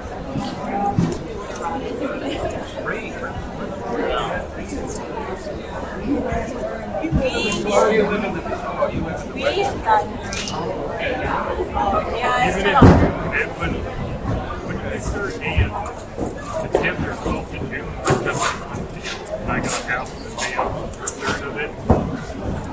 The rest of it laid there for like 12 days. Because it just don't. There's a while it was raining every day. Five days. It would not. You'd think you were close to finally going to dry it out and go rain again. Actually, the first time we met,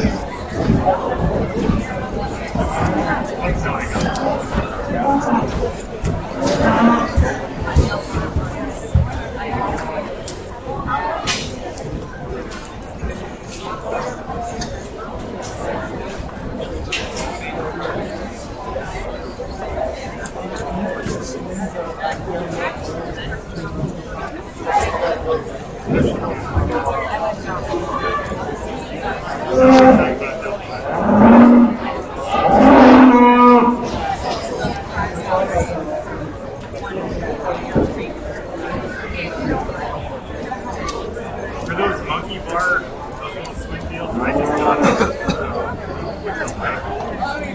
but shoot, they're 5 to 6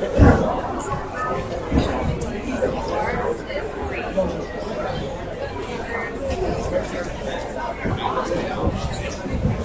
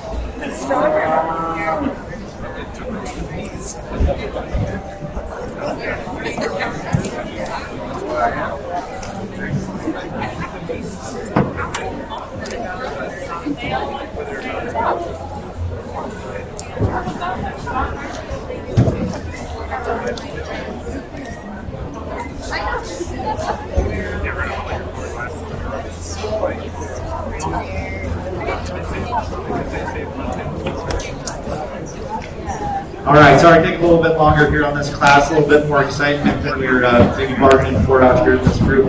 I didn't lay my hands on this group. I mean, we're getting to a weight range where certainly all these steers are going to be acceptable in terms of the amount of cover, maybe a little bit of difference in terms of some frame size and muscle, but I don't think that especially the way some of these steers are acting is necessary to lay hands on them. So I'm going to go ahead and start with the young man here on the end, exhibitor number 48 there in with the cowboy hat on. Just a really nice steer. I think he's got plenty acceptable in terms of eye appeal. He's a long-fronted steer, deep body, gets out and moves well. Sure, he could use a touch more power and a little bit more bone underneath of him, but a nice, really practical, well-made steer that I think is, if he had a whole pen of fast like that, I think he'd be very, Packer would be very happy with using him that way. Should have a nice combination of quality and field grade.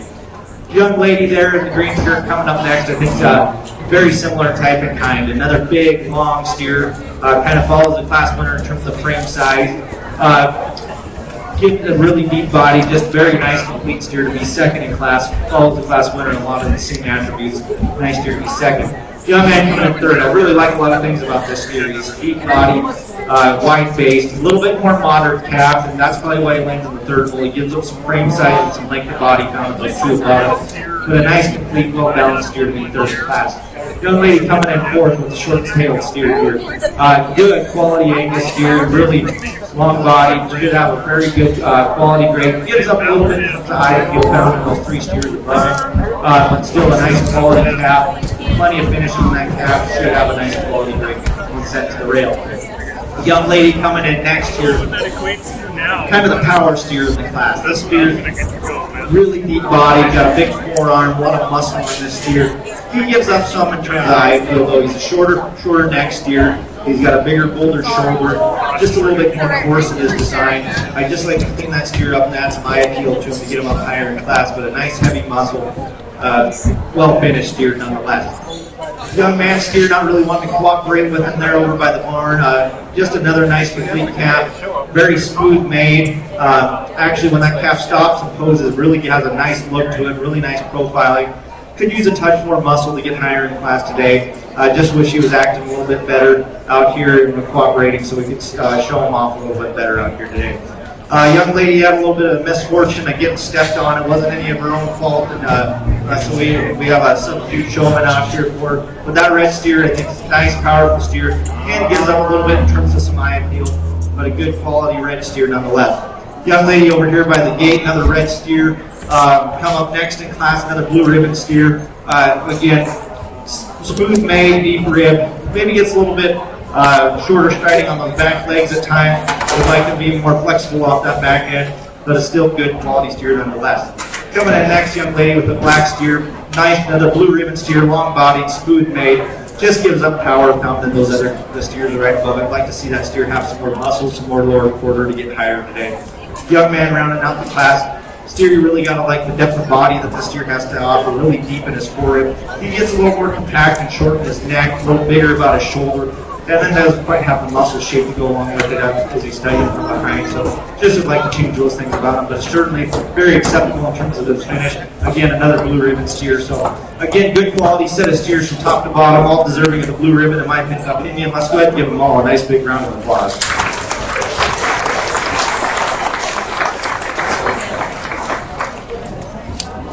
Call back from Flight 7, Drew Ellingson. We have Flight 8 coming in the ring, 1,450 pounds to 1,485 pounds. Merritt Schieber, Kay Vershoe, Felix Becker, Grayson Border, Cash Josephson, Shelby Reese, Miley Josephson, Jaden Severson, McKenna Balducci, Maddie Schieber, Shay Severson.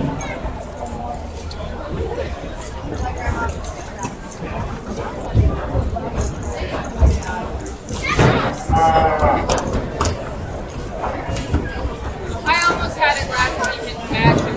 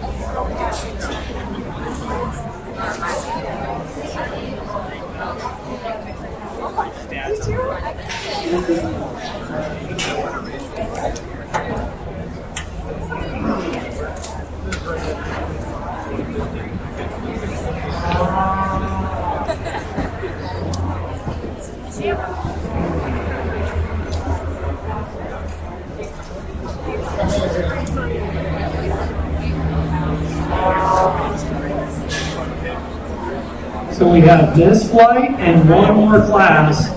If you're going to turn in, you be the judge. So it has to be turned in directly after the next class.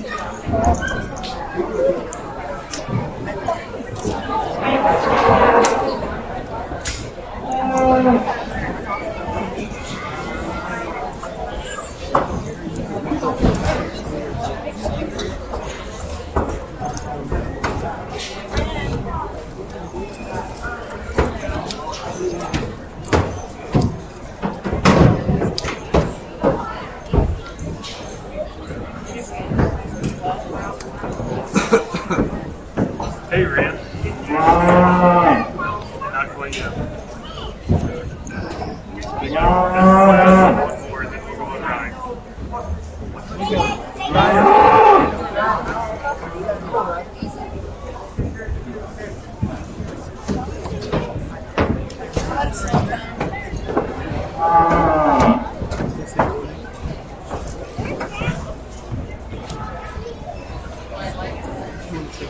See the animal? Look at it.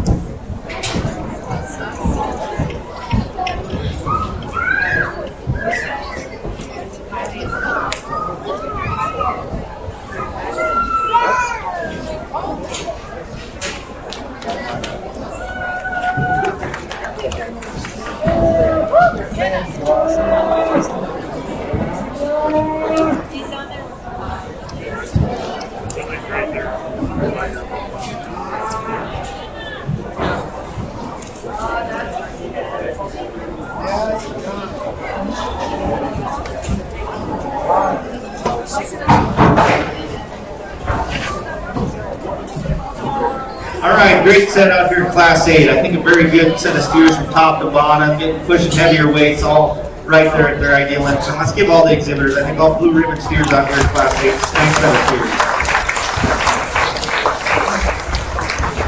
Very competitive class. I think one of the most consistent classes we've seen today from top to bottom in terms of quality and kind. I really commend the individuals. This is a tough class if your steer landed in this class. And, my hat's off to you if you end up towards the top of it. There's this red steer that kind of caught my eye from the second it come out in the ring. A really eye-appealing, nice made steer that balances up very well. Young lady does a nice job presenting it, did a nice job getting the steer ready for the show today. Deep body, heavy muscle, very acceptable in terms of its finish. But just to the eye appeal, it kind of sets this steer apart out here to the show ring. Has a nice show look, long front, it's well balanced. Nice steer to win the class. Coming up next, the Charolais steer that I like a lot of things about. This very stout steer. We studied this steer from the ground up, a lot of bone underneath this individual. He's got a lot of muscle shape and just true natural basement to him. I think he's very acceptable in terms of the amount of finish. I think a steer that's going to have a lot of cutability, be a low yield grading steer, and still have the opportunity to grade choice. Just a nice, well-made steer that kind of follows a type and kind with having a show ring look out here. Nice Charolais steer to be second. Young lady steer here in third. Again, a very nice, well-balanced steer. Gives up a little bit in terms of size to the Charolais steer right in front of it, but a nice, well-balanced, smooth-made type steer. Plenty of base width. Just a nice quality calf that's going to go to the rail with a good combination of quality and yield grades. I think a nice steer to be third. Just found itself in a very competitive class here today. Young man steer here in fourth. Probably has a little more advantage in terms of size out here today. A little bigger calf than the one right above it. For me, though, he gets a little bit piecier on the side. Maybe gets a little bit higher in his flank and wants to be a little bit more rounded in that hip. Just being critical of a steer that is still very good out here today. Going to have a nice carcass. I'm sure of that when it goes to the rail. The young man did a nice job getting that steer to its ideal weight. Young lady coming in next. Again, another nice, high-quality black steer. A lot of fill through that brisket. Very deep in its flank. Gets a little bit flatter in its muscle shape compared to a couple of steers right above it. Maybe a little touch narrower at the ground. Just to add a little bit more power to that steer as he moves up in class. Young man's black steer coming up next. Another nice, smooth-made steer. One that I appreciate from the side profile. Just another one that I'd like to see a little bit more power, especially when you step behind him. He gets a little bit narrower down his top, a little flatter down into that quarter. So add some more power to that steer as he moves up quite a bit in class. Young lady steer coming up next. A nice, powerful steer with a lot of depth of body. This black steer is really deep forward. But on the side profile, it kind of gets a little piecier to me. He's one of the shorter neck steers in class. He's got a big old shoulder on him. Wants to get a little bit higher in his flank. I just like to smooth that steer out, balance him up a little bit all the way throughout the moving up in class. Got a nice, stout, deep body steer nonetheless. Young lady Charlotte influence steer coming in next. Big, stout steer again. One that has a lot of bone underneath of him. He's another one that you get on the highest heel standpoint. He's a coarser about his shoulder. Doesn't quite have that nice smooth look that we want out of him showing today. If you can, especially in that shoulder, clean up his shoulder and make him tie in a little bit nicer there. We move up in class today, lengthen out that neck. But one that's going to have a nice high credibility purpose out here in this heavyweight, one of the heavier weight divisions today. Young man's black baldy steer. Again, like I said, blue ribbons all the way through this class. A steer that's very acceptable in terms of his finish. Just gets a little bit more common in his muscle shape, a little bit flatter down into that lower quarter. Like to see him have a little bit more bone underneath him for as much weight as he has today. Change those things as he moves up in class. Young man's other baldy steer, kind of the same story here. Nice, long body, smooth made steer. But one again that I'd like to just add some more power, some more bone underneath that steer to move him up in class. He gets a little bit coarser up through his front end, a little waist here in his neck. Rounding out things, young man there, black steer. Again, steer studies with a lot of external fat, a lot of fat in his brisket. For me though, he just needs more power to compete with the other steers in class. Just need to add some more muscle, a little more size to that steer today to go along with that fat thickness that he does have to move up in class. But again, nice set of blue ribbon steers. Good set of steers all the way from top to bottom in Class 8. Let's go ahead and congratulate all those exhibitors one more time.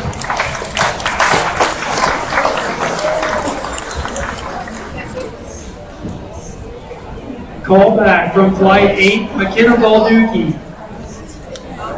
So our final flight, Flight 9, weighed from 1,490 to 1,590 pounds. Danica Janot.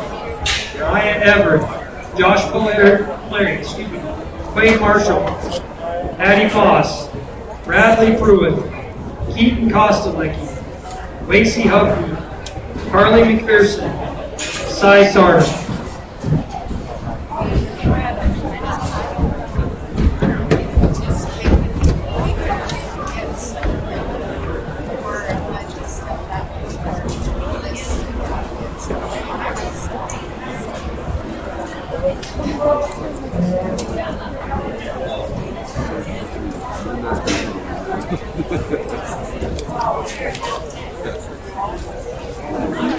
H exhibitors that had grand or overall champions, whether that was breeding, market hogs, breeding hog, goats, lambs.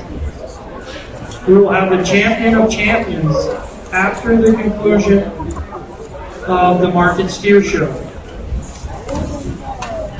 So if you have an overall champion, you will be coming back in the ring. So don't forget that. Get your animal prepared, please.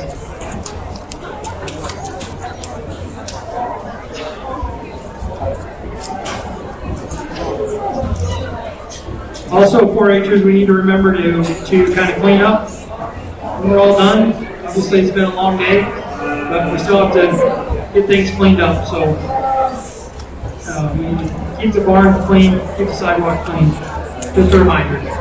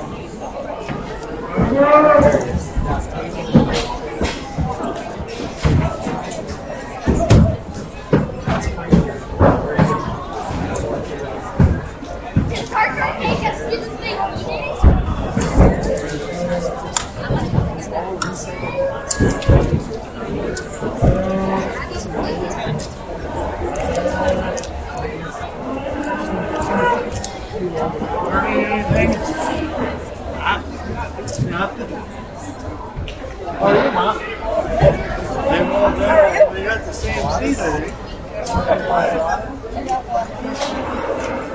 Hey. Not wait for the cord.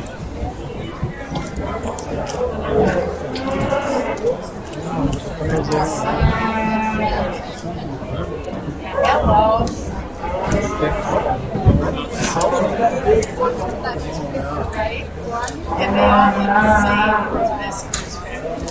All right, another good set of steers here in the heavyweight division.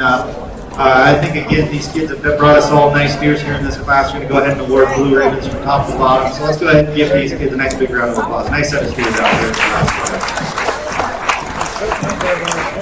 I think in terms of finish, all these steers are plenty acceptable in terms of the amount of finish and cover they're handling. So just some differences in terms of some phenotype type that we see out here to help sort some of these cattle into their respective pools. I'm going to go ahead and start with the young man's Charolais steer here on the end. One that I think does a nice job from the eye appeal standpoint. You look at the steer from the side, he's really up-headed, nice and smooth about his shoulder. He's very well balanced from his forearm to his flank. Has plenty acceptable in terms of muscle. I think he's got plenty of bone underneath of him. Just a nice big stout steer. He gets out and moves and still handles his feet very well for as much weight as he's packing. Just a nice steer to go ahead and win the class with. Young ladies, another Charolais steer here to be in second. Another stout, powerful steer. You read this steer up to his forearm, and he's probably the most powerful steer in the class. Got a lot of top shape. He gets a little piece here though from the side profile. He's a little bigger in his shoulder to go along with that stoutness. Maybe just gets a touch higher in his flank compared to the class winner. Just would like to have that steer balance up a little bit better to get above the steer, right above him. But a really nice, heavy muscle Charolais steer to be second as well. Young man here with a quality steer that outweighs him by a lot and knows it. Is a really nice steer. I really like a lot of things about this quality steer. Very deep body, stout made, carrying a lot of pounds of product in this steer. Maybe just gets a touch shorter up through his neck and a little bit more compact. Doesn't quite have the eye appeal as those two Charolais steers that we saw, but a really nice complete steer. That'll have a nice carcass with a good combination of quality and yield when sent to the rail. Young lady coming in next, a really nice complete black steer here. Black steer that's very smooth made. Gets outpowered though compared to those three steers in front of him. I'd like to see the steer have a little bit of muscle up here in this kind of drive. What a good, smooth-made steer to be fourth. Young lady coming in fifth. Another nice black steer. Again, one that's very similar to Wandering Club in terms of having some smooth-made, plenty of finish. Just another one I'd like to see have some more power, especially come back into that lower quarter, have some more muscle back there to be higher in class. Get a little bit more narrow on that space. Standing out here today.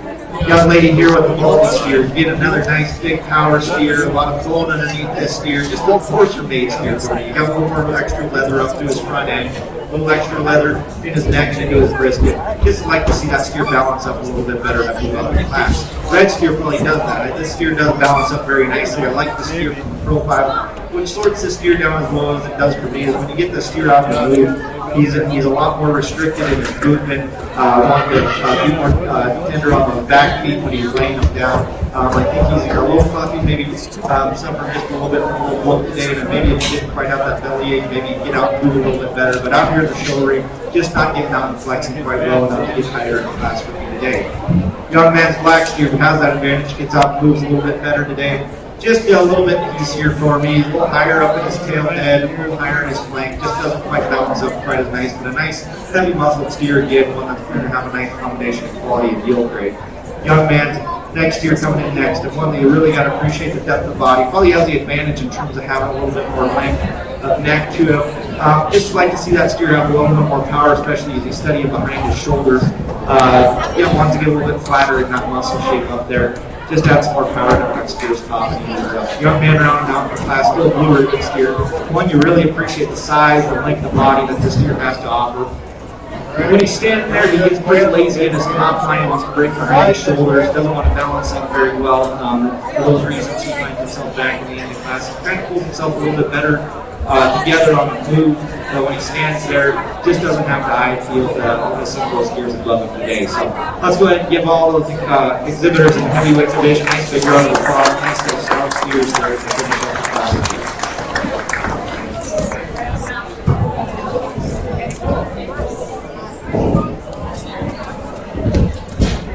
Call back from Flight 9, Keaton Kostelecki. So now we need the first place steers in the ring.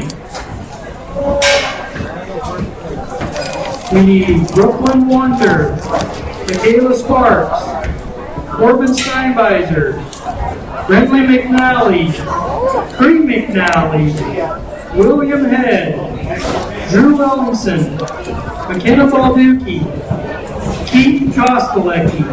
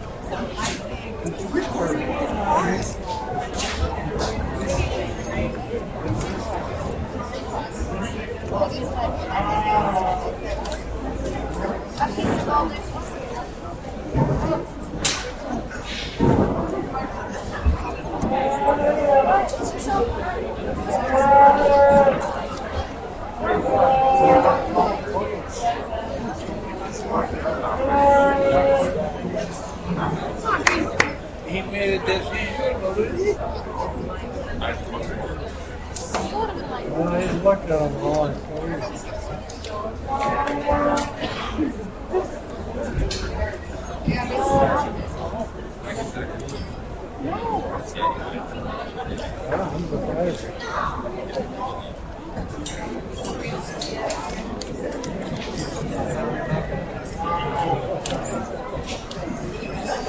All right, we described all these steers in their respective classes, but I think a nice lineup here from top to bottom. I know there's a lot of work and effort that's gone into getting these steers. This project just didn't start last week or yesterday. These kids have been working at this project since at least last fall, if not earlier than that. And I know that there's a lot of hard work and dedication. So even if you're not in this top 9 here in the class winner or one of the 9 waiting on standby with the second places from each class, I really think all the kids that come out here and show up at the steer show deserve a round of applause because it's a great effort for each of them to create a great program. That being said, like I said, I've hopefully been able to kind of follow along. Hopefully my descriptions of the cattle today have been logical for you to be able to follow along, kind of see a type and kind hopefully of what we're looking for to make it out here in the final drive. Like I said, I've already talked about each of these steers in their respective classes.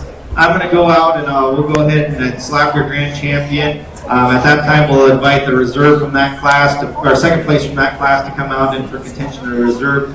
But as I go do that, let's go ahead and congratulate these kids out here in the final drive for contention of the grand champion.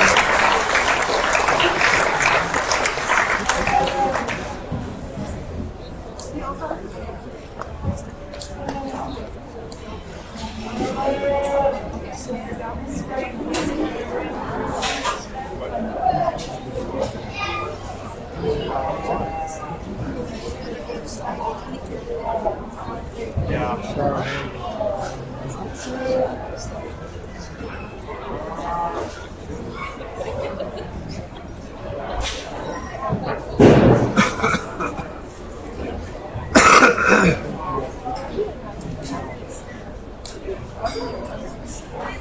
Grand champion market steer goes to Brindley McNally.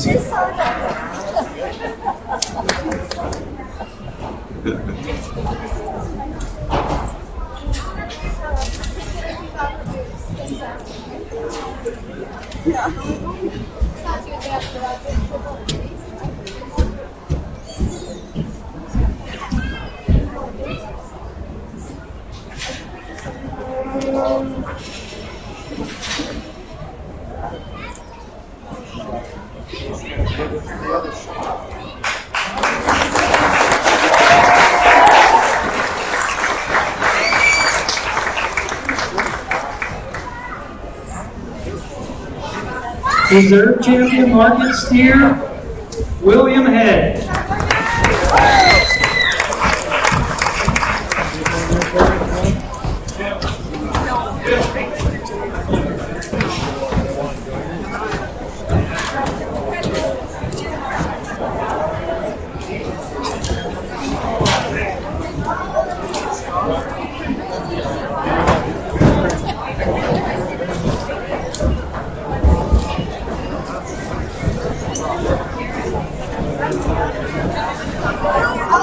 Okay, now we need the family 10 of 3 market beef.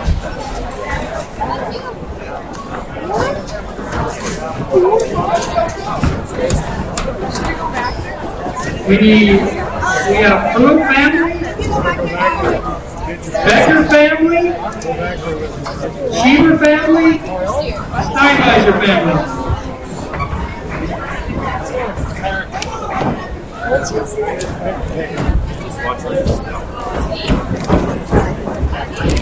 Everybody got stepped on by even grandma.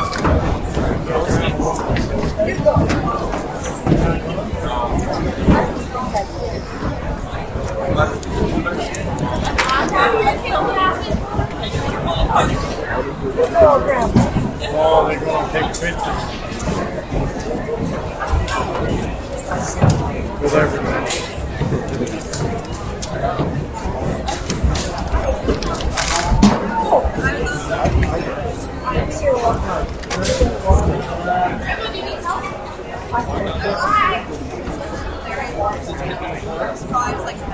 Okay, for champion of champions, swine, market, we need Cooper McNally. Breeding, Haven Sarda. Sheep, market, Kara Strome. Breeding, Cassie Ryman. Goat, market, Brindley McNally. Breeding, Cooper McNally. Alpaca, Kayla Sparks.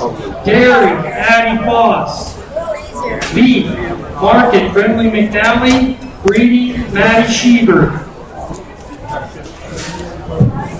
That is after the pen of 3. So now we need the family pin of 3 in the ring, followed by the club pin of 3. These guys are calling me and saying,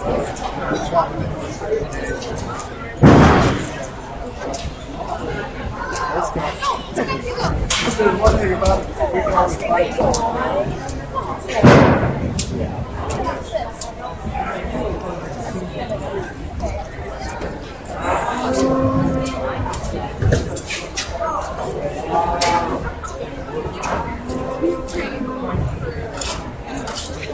For the family pen of 3, we have the Pruitt family, Becker family, Steinbeiser family. Please let us know if you're coming, if you are not coming.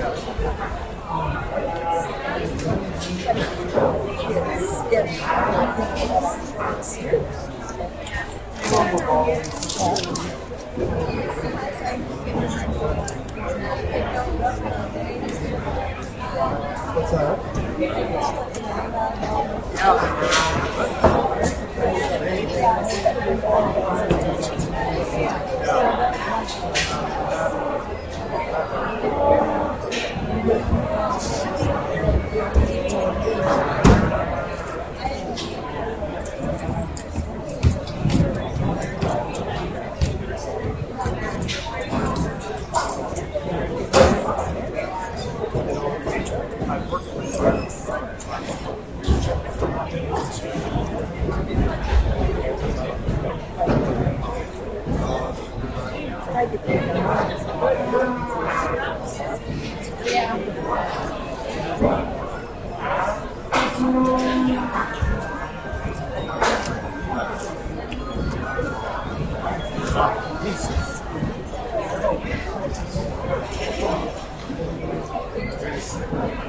That was something I got lit into, and when I bought them, they were great time.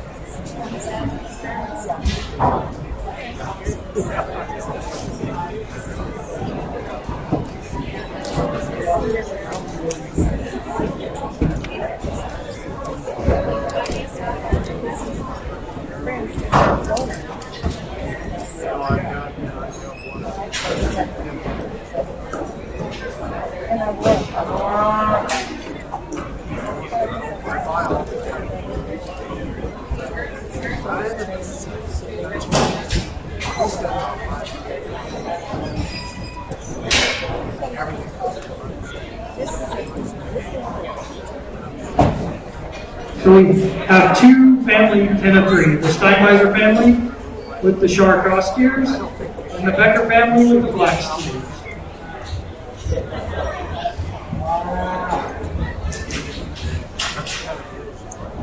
And club pen of 3 is next, so please, clubs, get your steers lined up and ready to go in.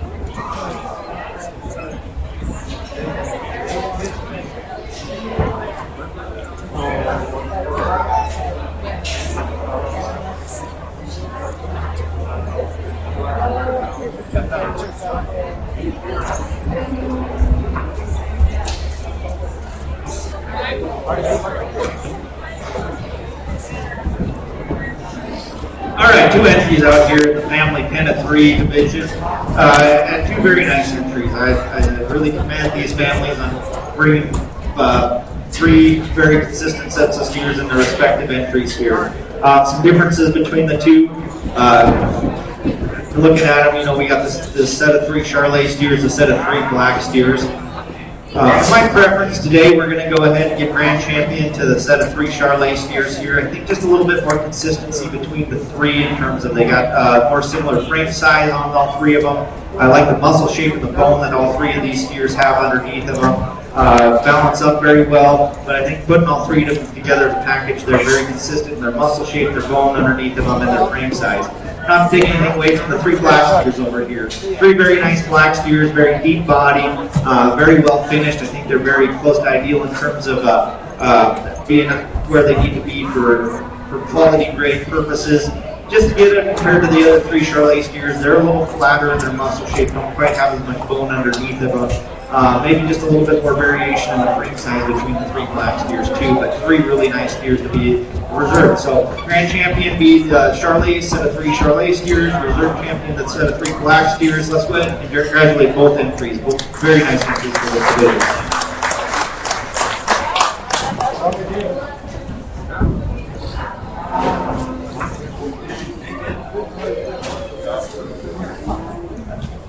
Grand champion market pin of 3, family pin of 3. This is signed by the family. Reserve, the Becker family. So now we have the club pin of 3.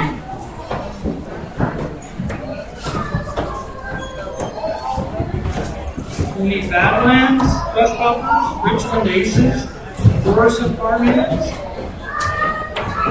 Lost our list. Sorry.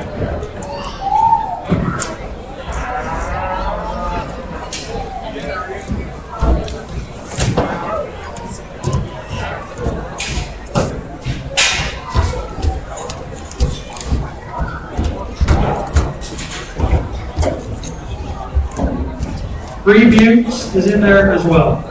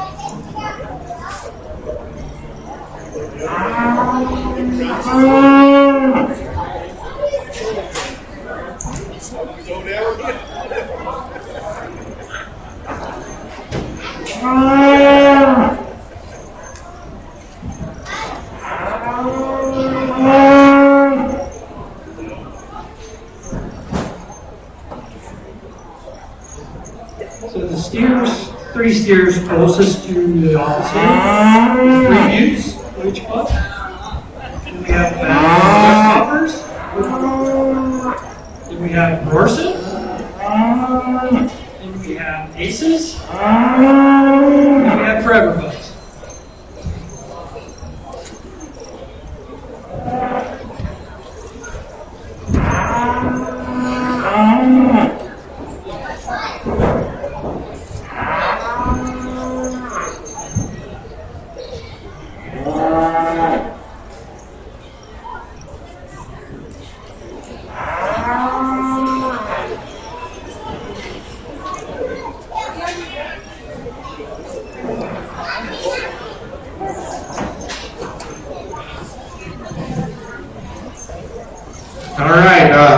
Nice set of steers out here. Of course, as individuals, we spoke about all these individual steers in their respective classes, and now we get an opportunity to grade them as a kind of 3 and see how kind of consistent these clubs are and putting their steers together. And I think they've done a nice job. They brought us all these entries out here. They did a nice job getting these steers lined up, bringing us some quality steers to evaluate. I think there's two clubs that kind of sort their way up to the top in my mind with consistency in terms of the type and kind of the steers that they have to offer us. Going to go ahead and use Grand Champion. We're going to use this club here with the 2 Charolais steers and the black steer. I think 2 Charolais steers very similar type and kind, just having some power, some muscle, a lot of bone underneath them. The black steer fits in very well with that, maybe a touch deeper body, but still fits in with the 2 Charolais steers in terms of having some muscle, marketability, market readiness on those 3. Following in a close reserve is this club here on the end with the 3 black steers here. I think 3 very consistent steers. Probably a little more consistent than to their type of quality. They just have some power found on the Champion and the 3. Don't quite have as much red meat yield and potentially ability to compound purposes as those 3 black steers here. 3 really nice quality. Good black steers here. There's their Champion this easy. Coming down into the third ball, it's a nice use this here closest to the tables over here. 3 nice good black steers, more unevenness in terms of some frame size. We got 1 steer over here on the end that's a little bit more moderate frame, 2 little bit bigger steers, but still nice steers in their own right, still a very easy blue ribbon steers in 3rd overall. 4th would be this club over here with the other set of all black steers. Again, pretty consistent set of steers. Maybe the steer in the middle has got a little bit more frame compared to the other 2, but as a whole, this set of 3 is a little bit flatter. Doesn't quite have the power of those steers found up above. Steer here, the rounded out, still blue ribbons here in this club with the 2 red steers. Just a little bit more inconsistency as we study these as 3 individuals. We got a little more variation in frame size. Black steer quite a bit more moderate than the 2 red steers. The red steers respectively a little bit different in their type and kind too, in terms of some base width and some eye appeal, but yeah, still blue ribbon division, just a little bit more inconsistency between the 3 when compared to the other clubs. But let's go ahead and give all those clubs a nice big round of applause. Nice set of steers out here.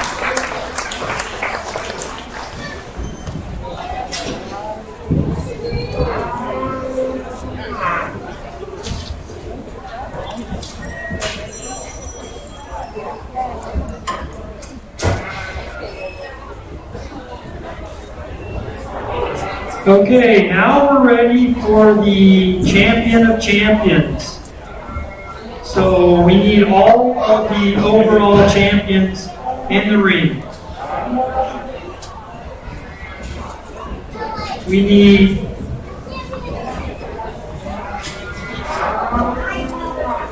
for swine, Cooper McNally with his market hog. Avon Sarda with the breeding gilt. Sheep, Kiara Strong with the market lamb. Breeding lamb, Cassie Ryman. Market goat, Brenly McNally.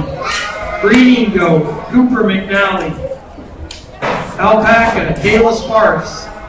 Dairy, Patty Foss. Market beef, Brenly McNally. Breeding, Maddie Sheever.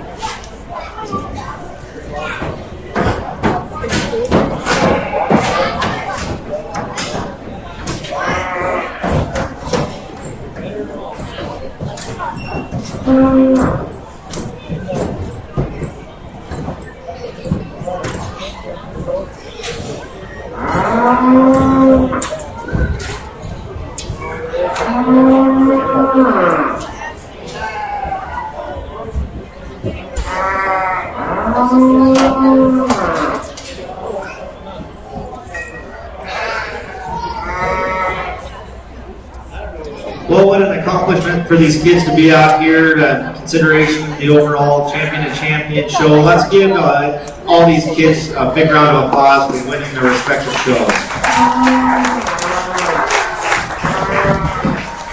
We've gone ahead and spoke about each one, and some of them even multiple times here throughout the day in their respective classes, and a lot of good individuals out here. Can honestly say this is my first time having to play species against each other, kind of a unique situation where comparing different species, but I do think there's an individual out here in my mind from one of the divisions of one that is going to be your overall champion. But again, I'd like to commend all the individuals. From the Hog Show, we have a really nice Market Barrel over there that competed up against a lot of high quality hogs. Big show there this morning. Good pick to win that show, and a really nice gilt there to win the breeding division of the the swine show this morning too. Nice gilt there that I think's got a lot of future production in her as well. Coming into the lamb show, I think we've got two nice lambs, a really nice breeding ewe prospect that'll be born and raise some really nice club lambs for the young lady, and another nice market lamb there that should go to the rail and have a really good carcass for the end consumer there. Going to the goat show, I think really neat market weather there, market individual out of the market goat show. Really good goat, really good breed character, nice individual. The champion in the breeding show, a really good female as well that I think is going to go on to do well for the raising goats into the future. Alpaca show, we've got to see a proven female here that's raised a nice young alpaca on her side. A lot of quality there, good fiber on that female. I think a good quality individual there as well. Coming over to the cattle show, a very nice dairy female here to win the dairy division. Good udder quality, good heat quality, nice structure under this female. I think good producing dairy cattle here that won that respective show. In the breeding show, a really nice cow-calf pair, really nice female with a nice calf outside to win that breeding show. And then, of course, we just finished up with the market steer show with a nice heavy muscle diet feeling market-ready steer to win that respective show. So, considering all the different species out here this evening, I think I'm going to go ahead and lay my hat on the beef breeding cow-calf pair to be your overall champion. Really nice female there. I really like that cow and type of kind to win overall champion. Congratulations.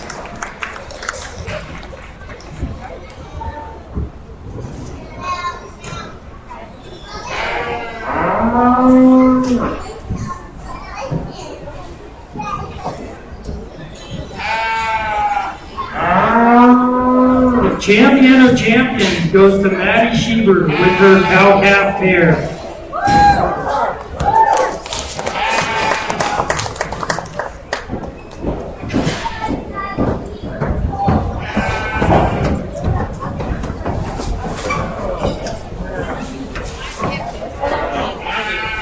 Thanks everybody for sticking around. Thanks everybody for coming to the Market Beach Show and all the shows today. Thank Devin for his time and hard work today in the sun. He'll be back tomorrow for showmanship.